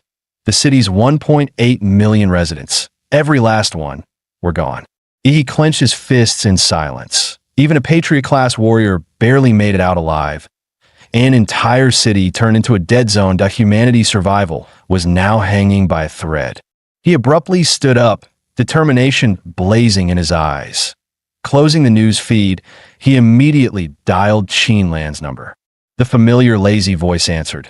"What is it this time? Want me to teach you the other 2 incomplete martial arts from the Liu family?" He shook his head firmly. "This isn't about martial arts. That I need your help to acquire high-quality plant-type monster cores, preferably blue tier or even purple tier Lord-grade cores." There was a brief silence on the other end. Then came a soft chuckle, laced with amusement. "Your appetite's really growing? Huh. Lord-tier plant cores? Do you have any idea how rare those are? Plant-type beasts are rare enough. High-quality ones are practically legendary." Her tone sharpened. "So tell me, what do I get in return?" He didn't hesitate for a second. His voice was steady, resolute. "At the entrance exam for Huadu University this year, the Secret Realm trial, I'll team up with Liu Qingzhu and secure first place. Guaranteed." Qinlan let out a soft chuckle, her red lips curling slightly. "Are you underestimating the top prodigies from the other provinces?" Her tone was casual, but held a note of warning. "Let me be blunt. Liu Qingzhu's strength might look decent here, but in the capital's top academy, she'd barely make the middle ranks. And just because you can suppress her in the ring doesn't mean you can compete with those real monsters." He remained calm, a quiet confidence in his voice. "Still, Aunt Qin, you're not betting the Liu family's future on anyone else, are you? So here's my offer. I'll put it in writing that if I fail to win first place, I'll serve the Liu family for life, be your personal assistant, your servant, your old age caretaker. No complaints, no regrets." Qinlan couldn't help but burst out laughing. Her tone was equal parts exasperated and amused. "Huh. Serve me for life. You're really good at making bold promises, aren't you, little brat?" She exhaled softly, her voice sultry but resolute through the phone. "Fine, I'll help you, just this once. But remember, this chance only comes once." Outside Anqing First People's Hospital, a sleek black and gold motorcycle screeched to a stop. He hopped off, riding his generously gifted brother-in-law's prized machine. "Whoa, that's Ihi, the top martial candidate himself. We're all busted up in here, and he looks untouched. I heard he took down a whole horde of monsters. Ihi, I'm your fan. Can I get your autograph? Can I add you on Qping?" The crowd swarmed with excitement, and Ihi barely managed to wave them off. He never expected to be this popular in Anqing. He made his way to room 6, where Chu Zhou and Luo Xian were both recovering. The moment Yi stepped inside, he nearly burst out laughing. Chu Zhou, usually the city's poster boy for charm, was now wrapped head to toe in bandages, leaving only one eye visible. "Ha ha! Is that our pretty boy Chu Zhou? Look at you now. This is gold, absolute gold." Chu rolled his eye. "You here to check on the wounded or just to laugh at us? And what's with all the stuff you're carrying?" Yi shrugged innocently. "Fan gifts got mobbed on the way in." Just then, another voice chimed in. "Well, if it isn't a he." Sorry you are?" "Luo Xian, that I was your first opponent in the qualifier." "What, already forgot me?" Yi blinked, but then caught sight of Luo Xian's injured leg, and his tone shifted. Yeah, Luo Xian might have been weak on the battlefield, but his spirit, that was a real warrior's heart. Luo Xian noticed both Yi and Chu Zhou giving his injured leg that awkwardly respectful, pitying look that he rolled his eyes. "Guys, seriously? Don't look at me like I'm already dead. The leg's not gone. Worst case, I'll get a limb repair surgery. And if that doesn't cut it, I'll slap on one of those new laser bird combat prosthetics. They come with built-in cannons now, you know." Just then, Yi's phone started ringing from inside his pocket. He glanced at the screen, unknown number. Without a second thought, he hit decline, flagged it as spam, and blocked it. Smooth, efficient, brutal. But 10 seconds later, BZZ, the phone buzzed again. Same desperate tone, different number. Someone really wasn't taking the hint. This time, the call was from his high school principal. "E, did you seriously block that bigwig from the Capitol? Unblock him, now." E froze. Oh no, he just pulled the ultimate career suicide move. Blocking a VIP like he was junk mailed at IT was like slamming the door in a government official's face mid-speech, with a smile. E silently pulled the block number out of phone jail, removed the spam label, and answered, hoping this social damage could still be salvaged. "Hello, E. This is Wang Tao, head of admissions from Huadu University. We're calling to inform you that the Capital University will begin the semester 1 month early. A private train will pick you up in 3 days. Oh, you have any questions?" E's inner voice. What the hell could I possibly say? Ask for a delay, a summer break extension, but on the outside, he answered smoothly, understood that I'll follow the university's arrangements. Meanwhile, Chu Zhou also received a call from the same university. "Hello, Chu Zhou. This is Director Liu from the Huadu University admissions team. I understand that I'll be there on time." "Thank you, Director Liu." Chu ended the call like a model student, calm and polite. 2 future Capital University elites lying in the same hospital room. The place might as well be renamed the Top Score Suite. Gonna have to raise the price on this room, 0.5 grand per night, minimum. Luo Xian looked left, looked right, then slowly pulled the covers over his face. Yeah, he thought that he didn't belong on the bed. He should probably be under it. Still, before he reported in, there was one more important thing he had to take care of. Days later, the skies above the Swan Lake blast zone were still blanketed by thick gray clouds. Hundreds of tons of debris from the nuclear explosion had been hurled into the atmosphere, turning the entire region into a land of eternal twilight. And there, in the heart of the irradiated wasteland, Yi sat cross-legged in meditation. The ground beneath him, scorched by unimaginable heat, had melted into a glassy surface, gleaming like warped crystal. Entering his Damonra state, Yi began channeling the lingering radiation from the air into his body. Jagged, obsidian-like skin coated his frame, while the crystalline spine on his back pulsed with blue light. Misty energy circled him, making him look like some celestial immortal. If that immortal were breathing in toxic nuclear gas instead of spiritual essence. His muscles, broad and powerful like an eagle mid-flight, slowly relaxed, and his pores released thick steam like a living pressure engine. His eyes snapped open, a sharp flash of blue cutting through his pupils that he pulled up his status panel to see the results of his 3-day training. Infinite monster template host, Yi overall physique, 27.4 active template. Berserker Damonra template sync rate, 38.9% Titan form sync rate, 90%. After the battle against the Blood-Eyed Ape, his Damanra sync had jumped by 1.5%, a massive leap at this level. And with 3 days of exposure to pure radiation and atomic decay energy, he'd gained another solid 6%. This wasteland wasn't just a battlefield. It was a training paradise. But time was up. He had to leave. He bent his knees, gathering atomic energy beneath his feet like a coiled spring. With a flash of blinding blue light, he launched upward, but a thunderous boom followed as a shock wave burst behind him, splitting the air like a sonic cannon. At Anqing's bullet train station, the PA echoed calmly. "Attention, passengers. Train G6666 to Huadu West will depart in 5 minutes. Please proceed to ticket check-in if you haven't done so." Inside the station, Chu Zhou stood with his suitcase, calm as ever, waiting near the platform. His eyes twitched as he looked to the sky, and a faint smirk crossed his lips. He's here. Boom! Boom! Explosive shockwaves ripped through the sky. All across the station, martial artists instantly went on high alert, hairs standing on end. That pressure, is it another high-level beast? We just survived one invasion. Don't tell me there's another. Still reeling from the recent chaos, fighters instinctively entered combat mode. Some had even drawn their weapons. "Relax, it's me."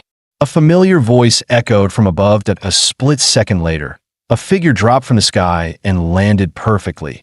No cracks on the pavement, no shockwave, just heat hissing from his glowing legs. Blue halos flickered around his calves as steam curled up. Ihi brushed off his pants with a grin. Made it just in time. "Holy crap, that's Ihi. Bro, you nearly gave me a heart attack. I thought another damn monster was coming." Even top-tier warriors burning their blood wouldn't create pressure like that, someone muttered. No doubt about it. He's truly Anqing's pride. Chu Zhou, however, barely blinked. "You've gotten stronger. Again." Anqing, once drowning in beasts, was now fading into the distance. For Ihi, this place was the first stop in his journey through this world. His origin. Farewell, Anqing. He turned toward the horizon, eyes steady. "Let's go T. Huadu." The special train for Capital University students gleamed in red, black, and gold, its design sleek and intimidating. Constructed from cutting-edge military alloys, the train could withstand impacts from thousands of tons, resilient even against king-tier monsters. Still, for insurance, at least 5 Xuanwu-level warriors have been assigned as escorts. Rumor had it that even grandmasters were stationed on board, quiet, unseen, but always ready. After all, this train carried the nation's most elite students, every single one a provincial champion, each destined to become a pillar of Xia's future defenses. Sitting by the window, Ihi curiously expanded his biofield to scan the train. As expected, a few hidden powerhouses stood out, but after gauging their energy, he estimated no more than 5 could last 3 moves against him. Chu Zhou sighed, side-eyeing him. "Seriously? Can you stop flexing for 5 minutes? We just got on the damn train." Suddenly, a deafening boom rocked the entire train, followed by a piercing alarm blaring from the speakers. "Level 1 alert. Level 1 alert. Capital University train is under unknown enemy attack." The announcement continued. "Professors and security staff are assessing the situation up front. All students must evacuate their carriages immediately. Don't engage with the enemy under any circumstance." The cabin, which had been calm seconds ago, erupted into chaos. No way. Who dare attack this train? Could this be a simulation? A test for us freshmen? Not necessarily. Xia's national defense is at its weakest point right now. Our Patrioteer warriors are still in recovery. Grandmaster Du Jingming is missing. Dozens of grandmasters and Xuanwu elites died in the beast tide across multiple cities, with major powers eyeing the cracks. Yeah, this could be very real. What do we do? Evacuate or stay put? Tension filled the cabin as the nation's top freshmen debated their next move. Chu Zhou turned to Ihi with a sharp gaze. "What's your take?" Yi groaned from his seat, rubbing his temples. "So annoying. I just wanted a nap after 3 days of non-stop training." But before the words fully left his mouth, he was already on his feet. "Screw it, let's go check it out." Action always spoke louder than waiting. Their carriage was located near the rear. He and Chu Zhou moved forward, alert and silent, eyes scanning for clues. When they reached the fifth car, a blood-covered freshman stumbled toward them. Pale and shaking, he rushed forward, catching him before he collapsed. "Hey, hold on. What happened up there?" The blood-covered freshman panted heavily, eyes wide with fear. "They've already taken the first 3 cars. The enemy uses some kind of domain ability, pulls people into a separate space where no one outside could detect the battle. Our Schwanwell-level escorts, they're almost all dead. They joined forces to push me out of that space, told me to warn the rest. This isn't a drill, it's real. My name's Zhou Jingxian. I'm a freshman, just like you. Please, you have to run." His desperate warning sent a shockwave through the students. Many who had been preparing to move forward immediately froze. Uncertainty, fear, and doubt crept across their faces. Then, a loud and impatient voice broke the silence. "Danger, prove it." A burly student with a wild lion-like mane stepped forward. His gaze was sharp, domineering, like a walking tank. "Where's the token your teachers supposedly gave you? Where are the other survivors? Why is it just you who made it out?" His eyes narrowed. "I've got a friend in those front cars. He's strong enough to be the freshman top rank. And you expect me to believe he escaped and hadn't?" With that, he turned and marched toward the front of the train. Several other freshmen, clearly in favor of the trial by fire mindset, followed him without hesitation. Zhou Jingxian's face twisted in panic as more and more students ignored him. "Wait, please. I'm telling the truth. It's real. You'll die in there. Don't go." Just then, the freshman's eyes lit up as he locked onto Yi. "Wait, are you Yi?" "Yeah, how'd you know?" Yi narrowed his eyes, already sensing something unusual about the guy's internal energy flow. "A girl named Lu Qingzhu showed me your photo. She said if anything happened, I had to find you and tell you not to go to the front cars." "She told you that herself?" "Yeah. She took a hit to protect me, got seriously injured. I couldn't stop the others from rushing in, but you're different. She entrusted me with her final wish, to keep you alive." He was just getting choked up when, smack, he slapped him on the forehead. "Bro, seriously? She's not even dead yet, and you're already doing the last wish speech?" With a sigh, he patted Chu Zhou's shoulder. "Let's go check it out." "You're actually going?" Chu asked. "Of course that I promised, Aunt Sheen." But Zhou Jingxian suddenly stepped in front of them. "No, I can't let you go." He blinked, completely deadpan. "Dude, with that level of stubbornness, how the hell did you even get accepted into Huadu?" Chu Zhou, at Yi's sharp command, the legendary #1 enforcer didn't hesitate. 2 fingers sliced through the air. An arc of sword energy shot straight toward Zhou Jingxian. Zhou Jingxian's eyes narrowed. "Really? Straight to violence?" He sneered. "A refined girl like Lu Qingzhu would never hang out with thugs like you." As Crane City's top scholar, he casually dispersed the attack with a flick of his wrist. But the moment he dropped his guard, BM, Yi's fist drove straight in his gut with crushing force. An O flash, an O technique. "Just power. Shut up." Yi muttered, pulling his fist back as Zhou doubled over. Zhou was seeing stars, nearly coughing up blood, until Yi stuffed a blood recovery pill into his palm. "Keep that, or on a tight schedule." Yi dusted off his sleeves. "Chu Zhou, let's go see what kind of mess we're dealing with up front." The two reached the doorway connecting to car 3. The air felt heavier there, like it was holding its breath. A swirling layer of murky gray energy shrouded the door, pulsating faintly. It looked like stepping through it would lead to a completely different dimension. He looked around, spotted an abandoned suitcase nearby, picked it up, gave it a test swing. "All right then, let's see what we're dealing with." The suitcase vanished into the mist without a sound. No impact, no echo, nothing. It was like the fog swallowed it whole. Even Yi's life force detection completely failed to penetrate the haze. He squinted. Plenty of freshmen walked this way earlier. Looks like they all went in. His eyes gleamed with interest. "Fine, let's follow the crowd." Without another word, he and Chu Zhou stepped into the swirling mist. Their figures twisted unnaturally, then dissolved into the haze like ink in water.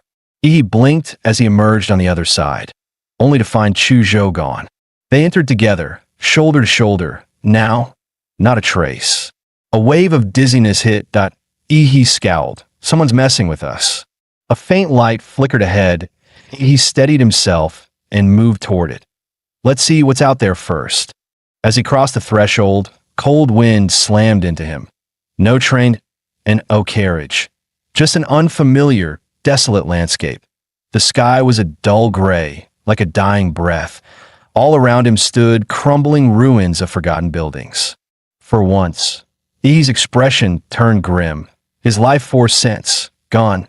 Not just suppressed, erased, or worse, completely blocked by the strange dimension he'd just entered. When faced with unknown territory, he went with his go-to move, find a high ground. He bent his knees and launched himself into the air like a missile.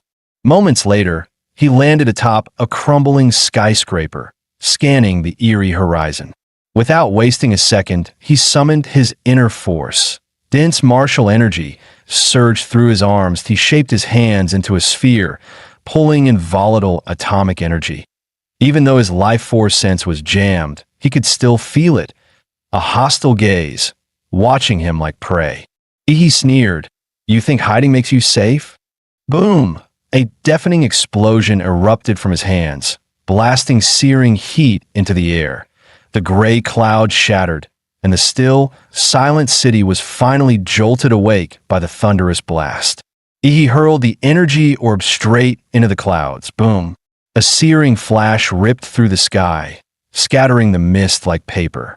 All across the city, rookies mid-escape froze in place, staring wide-eyed at the massive explosion above them. Yo, what the hell? Who's flexing this hard? Did God just spawn in? Some watched in awe, others cursed under their breath, and a few just stood there, completely unfazed. But to Chu Zhou, this wasn't chaos. It was a signal.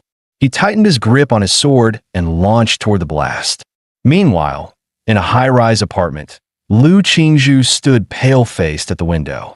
The blue-tinted shockwave told her everything. He had arrived. Staring at the explosion above, Lu Qingzhu muttered, "I told you not to come."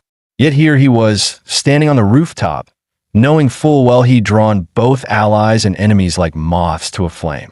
Heavy footsteps echoed behind him. And then came the freak, a figure in black robes, wearing a white pig-faced mask, dragging a rusted chain behind him. At the end of that chain, a blood-soaked dagger. One look at this weirdo in a pig mask, and he knew. This guy wasn't here to talk. No hesitation. Blue flames exploded under his feet as he launched forward, scorching the ground, and aimed a punch right at the guy's stupid pig head. You want to cosplay a demon? Fine. I'll knock that costume off your skull. But just before the punch landed, the pig-headed freak moved faster. His rusty dagger shot forward and pierced right through Yi's energy shield. It stabbed clean into his abdomen, ignoring his enhanced skin. Yet Yi's fist still slammed into the guy's face. A blast of nuclear-level heat burst out, hot enough to melt steel, engulfing the pig mask in blue fire. But somehow the guy just tanked it, took the nuke punch to the face, and didn't even flinch. Gripping the dagger lodged in Yi's gut, the freak tried to saw him open from the inside. But no matter how hard he pulled, Yi's body didn't budge, like a steel wall holding him in place. Yi grinned through the pain. Damn, didn't think my healing was this cracked. I'm literally flexing your blade out with abs. Weak arms, nasty weapon. What kind of freak are you? He grabbed the pig mask with both hands, yanked open the fake mouth, and snarled, "Say a time for a full-on oral nuke." Boom. A pillar of searing blue fire blasted straight into the mask's mouth. The smell of roasted flesh hit the air.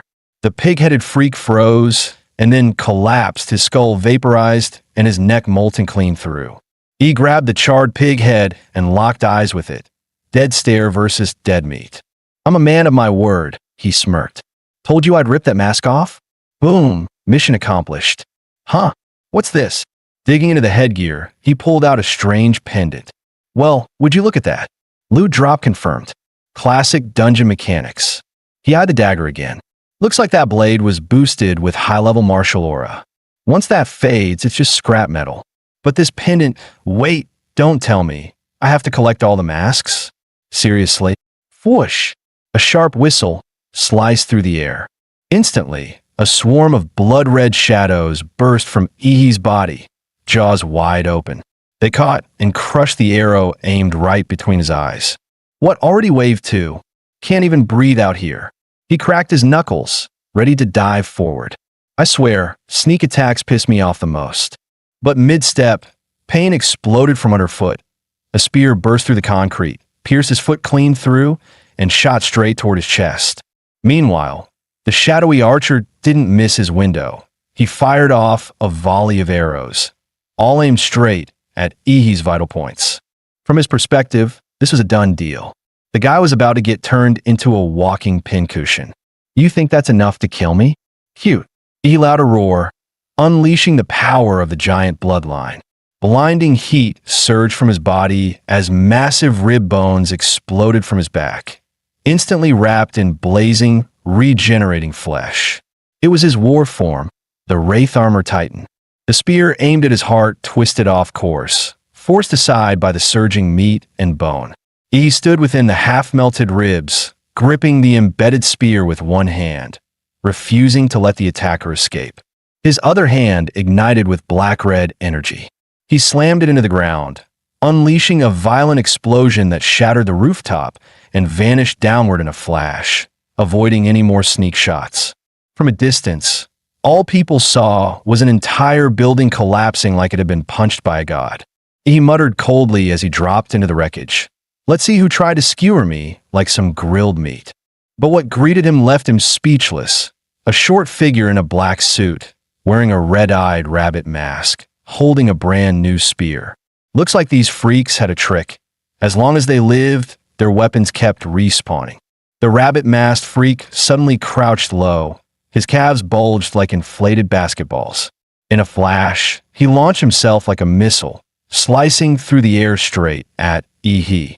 He twisted his hips and swung a brutal kick at the attacker's waist. But the freak's body twisted unnaturally midair, spinning several times to deflect the blow with perfect fluidity. The hell? This rabbit knows martial arts. Before he could recover, a flash of cold steel shot toward him. He instantly knew this strike wasn't easy to deal with. But suddenly, a wave of icy wind swept in. Ice wall. The spear froze midair, locked in place before it could hit. Chuzhou had arrived, just in time to flip the script. A barrage of ice walls surged around the rabbit freak, boxing him in, the frost tightening with every second. That was close. I'll take it from here. Chuzhou shouted, sword in hand as he leaped down from above. He swung straight at the rabbit's neck, but the masked freak twisted just enough to dodge the slash. His aura flared, clearly pissed. Steel clashed with steel, blades sparking like fireworks. In mere seconds, they traded dozens of blows. Despite his reach advantage, the rabbit couldn't gain ground. Chuzhou's swordplay was simply too sharp. Then, during another clash, Chuzhou infused his blade with icy energy, freezing the freak's spear solid mid-swing.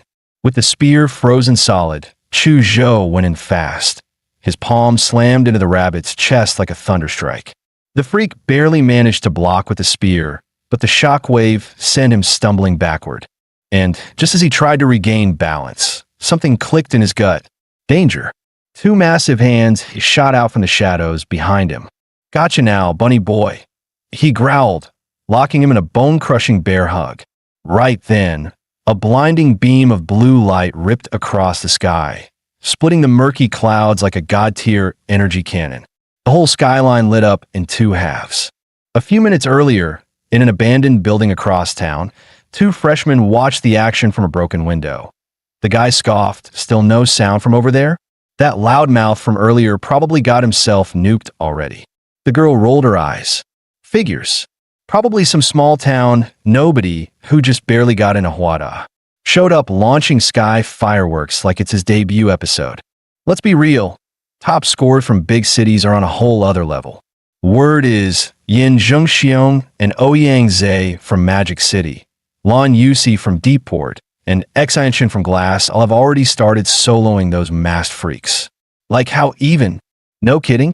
Then one of them's totally going to be this year's top freshman. Nah, bro. Come on. The freshman champ's always someone from Huadu. Every single year.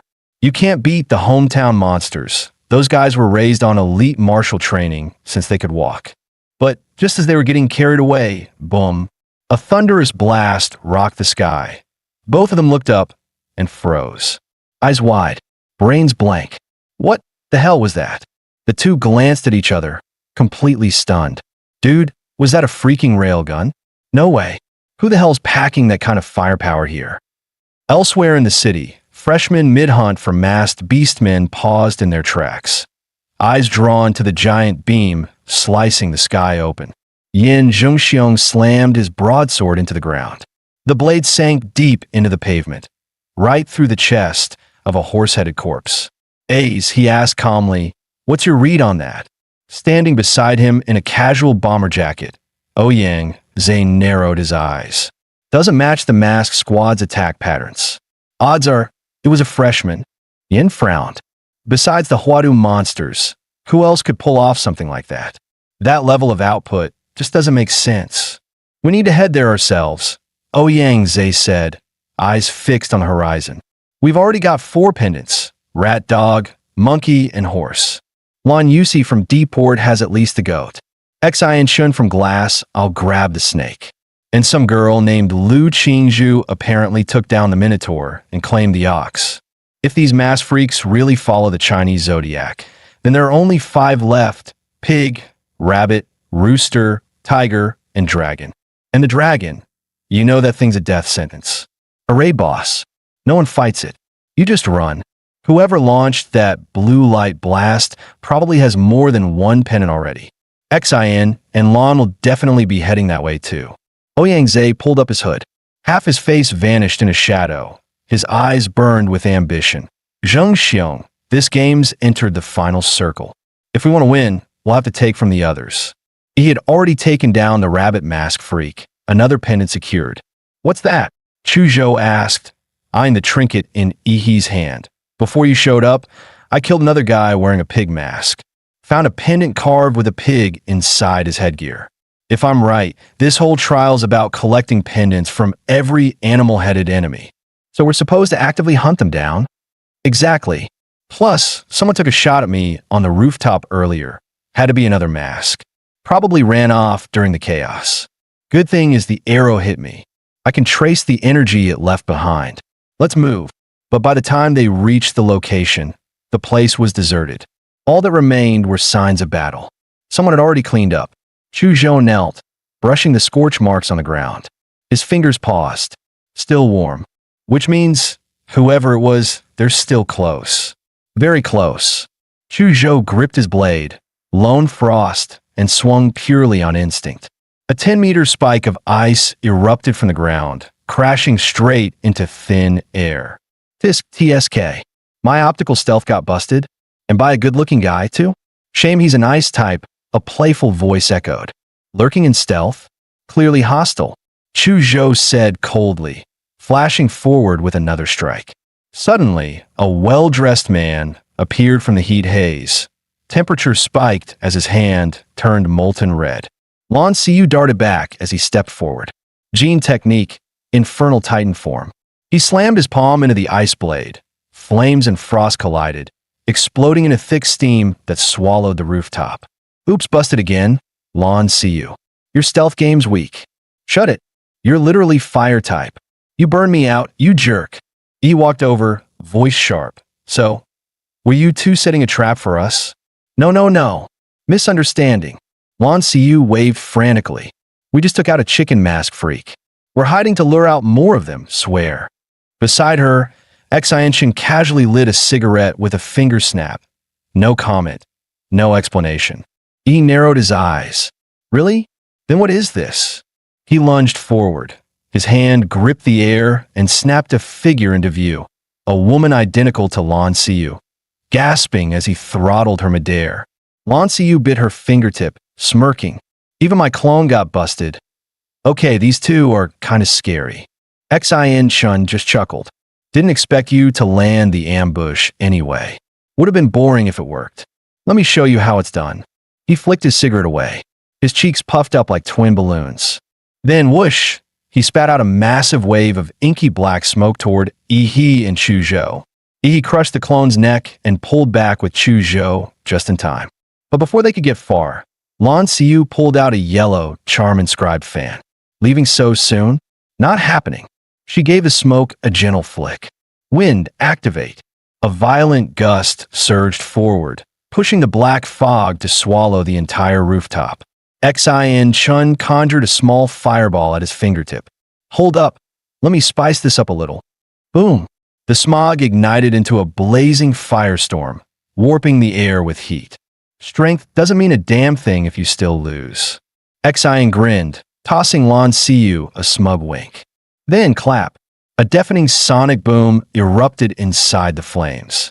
He walked straight out of the inferno, slapping his hands together once. The blast wave snuffed out the firestorm on the spot. You laughing at me, huh? Laugh at this, jackass. Xin Chin's whole worldview cracked. He just clapped the flames out. What kind of monster strength is that? And before he could finish the thought, Yi's fist was already in his face. Mount Splitting Fist? Yex version. Xin tried to dodge. Or block. Too slow. Wham! He turned into a human missile, fired clean off the rooftop by one punch. Lan Xiu was stunned. She hadn't expected Yi to be this fast or this strong. The sheer physical pressure coming off him, it made her gut twist. They hadn't even unlocked Martial Adept level YET, the Martial Trainee stage. Your body was capped, locked beneath a ceiling you couldn't break. Even Huada's top-tier students were stuck there. But he felt like someone from another league. This was what a one-sided slaughter looked like. And she hadn't even realized. The nightmare was just beginning. Suddenly, a wave of cold surged up her legs. Chu Zhou had silently frozen her feet while she was focused on the punch guy. Crap, I forgot about the ice guy. Not even with Xin Chin's help, we couldn't win. These two, they're monsters. She had no chance. Escape was the only option.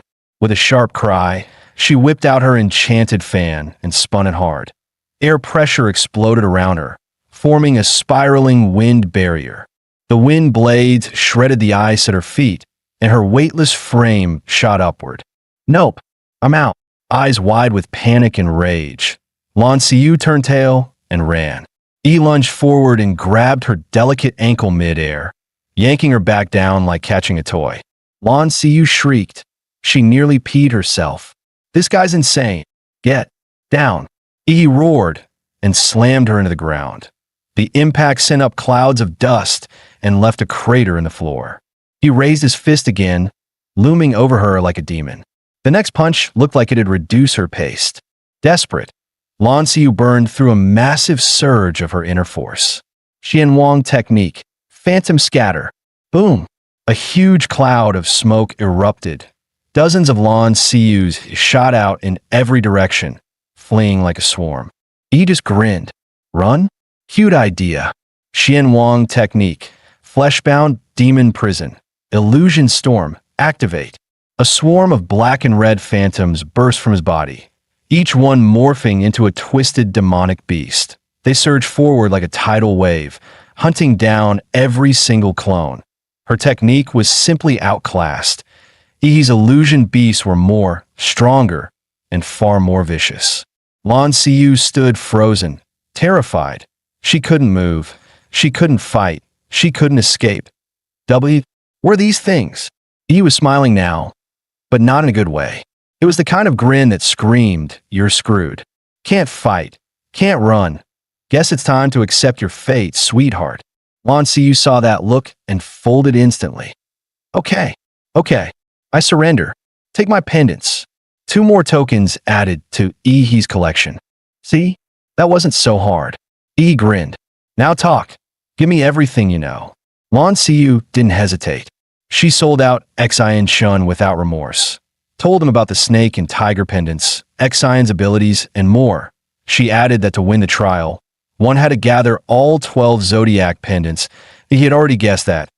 We're in the endgame now, she said. Even if you don't hunt others, they'll come hunting you.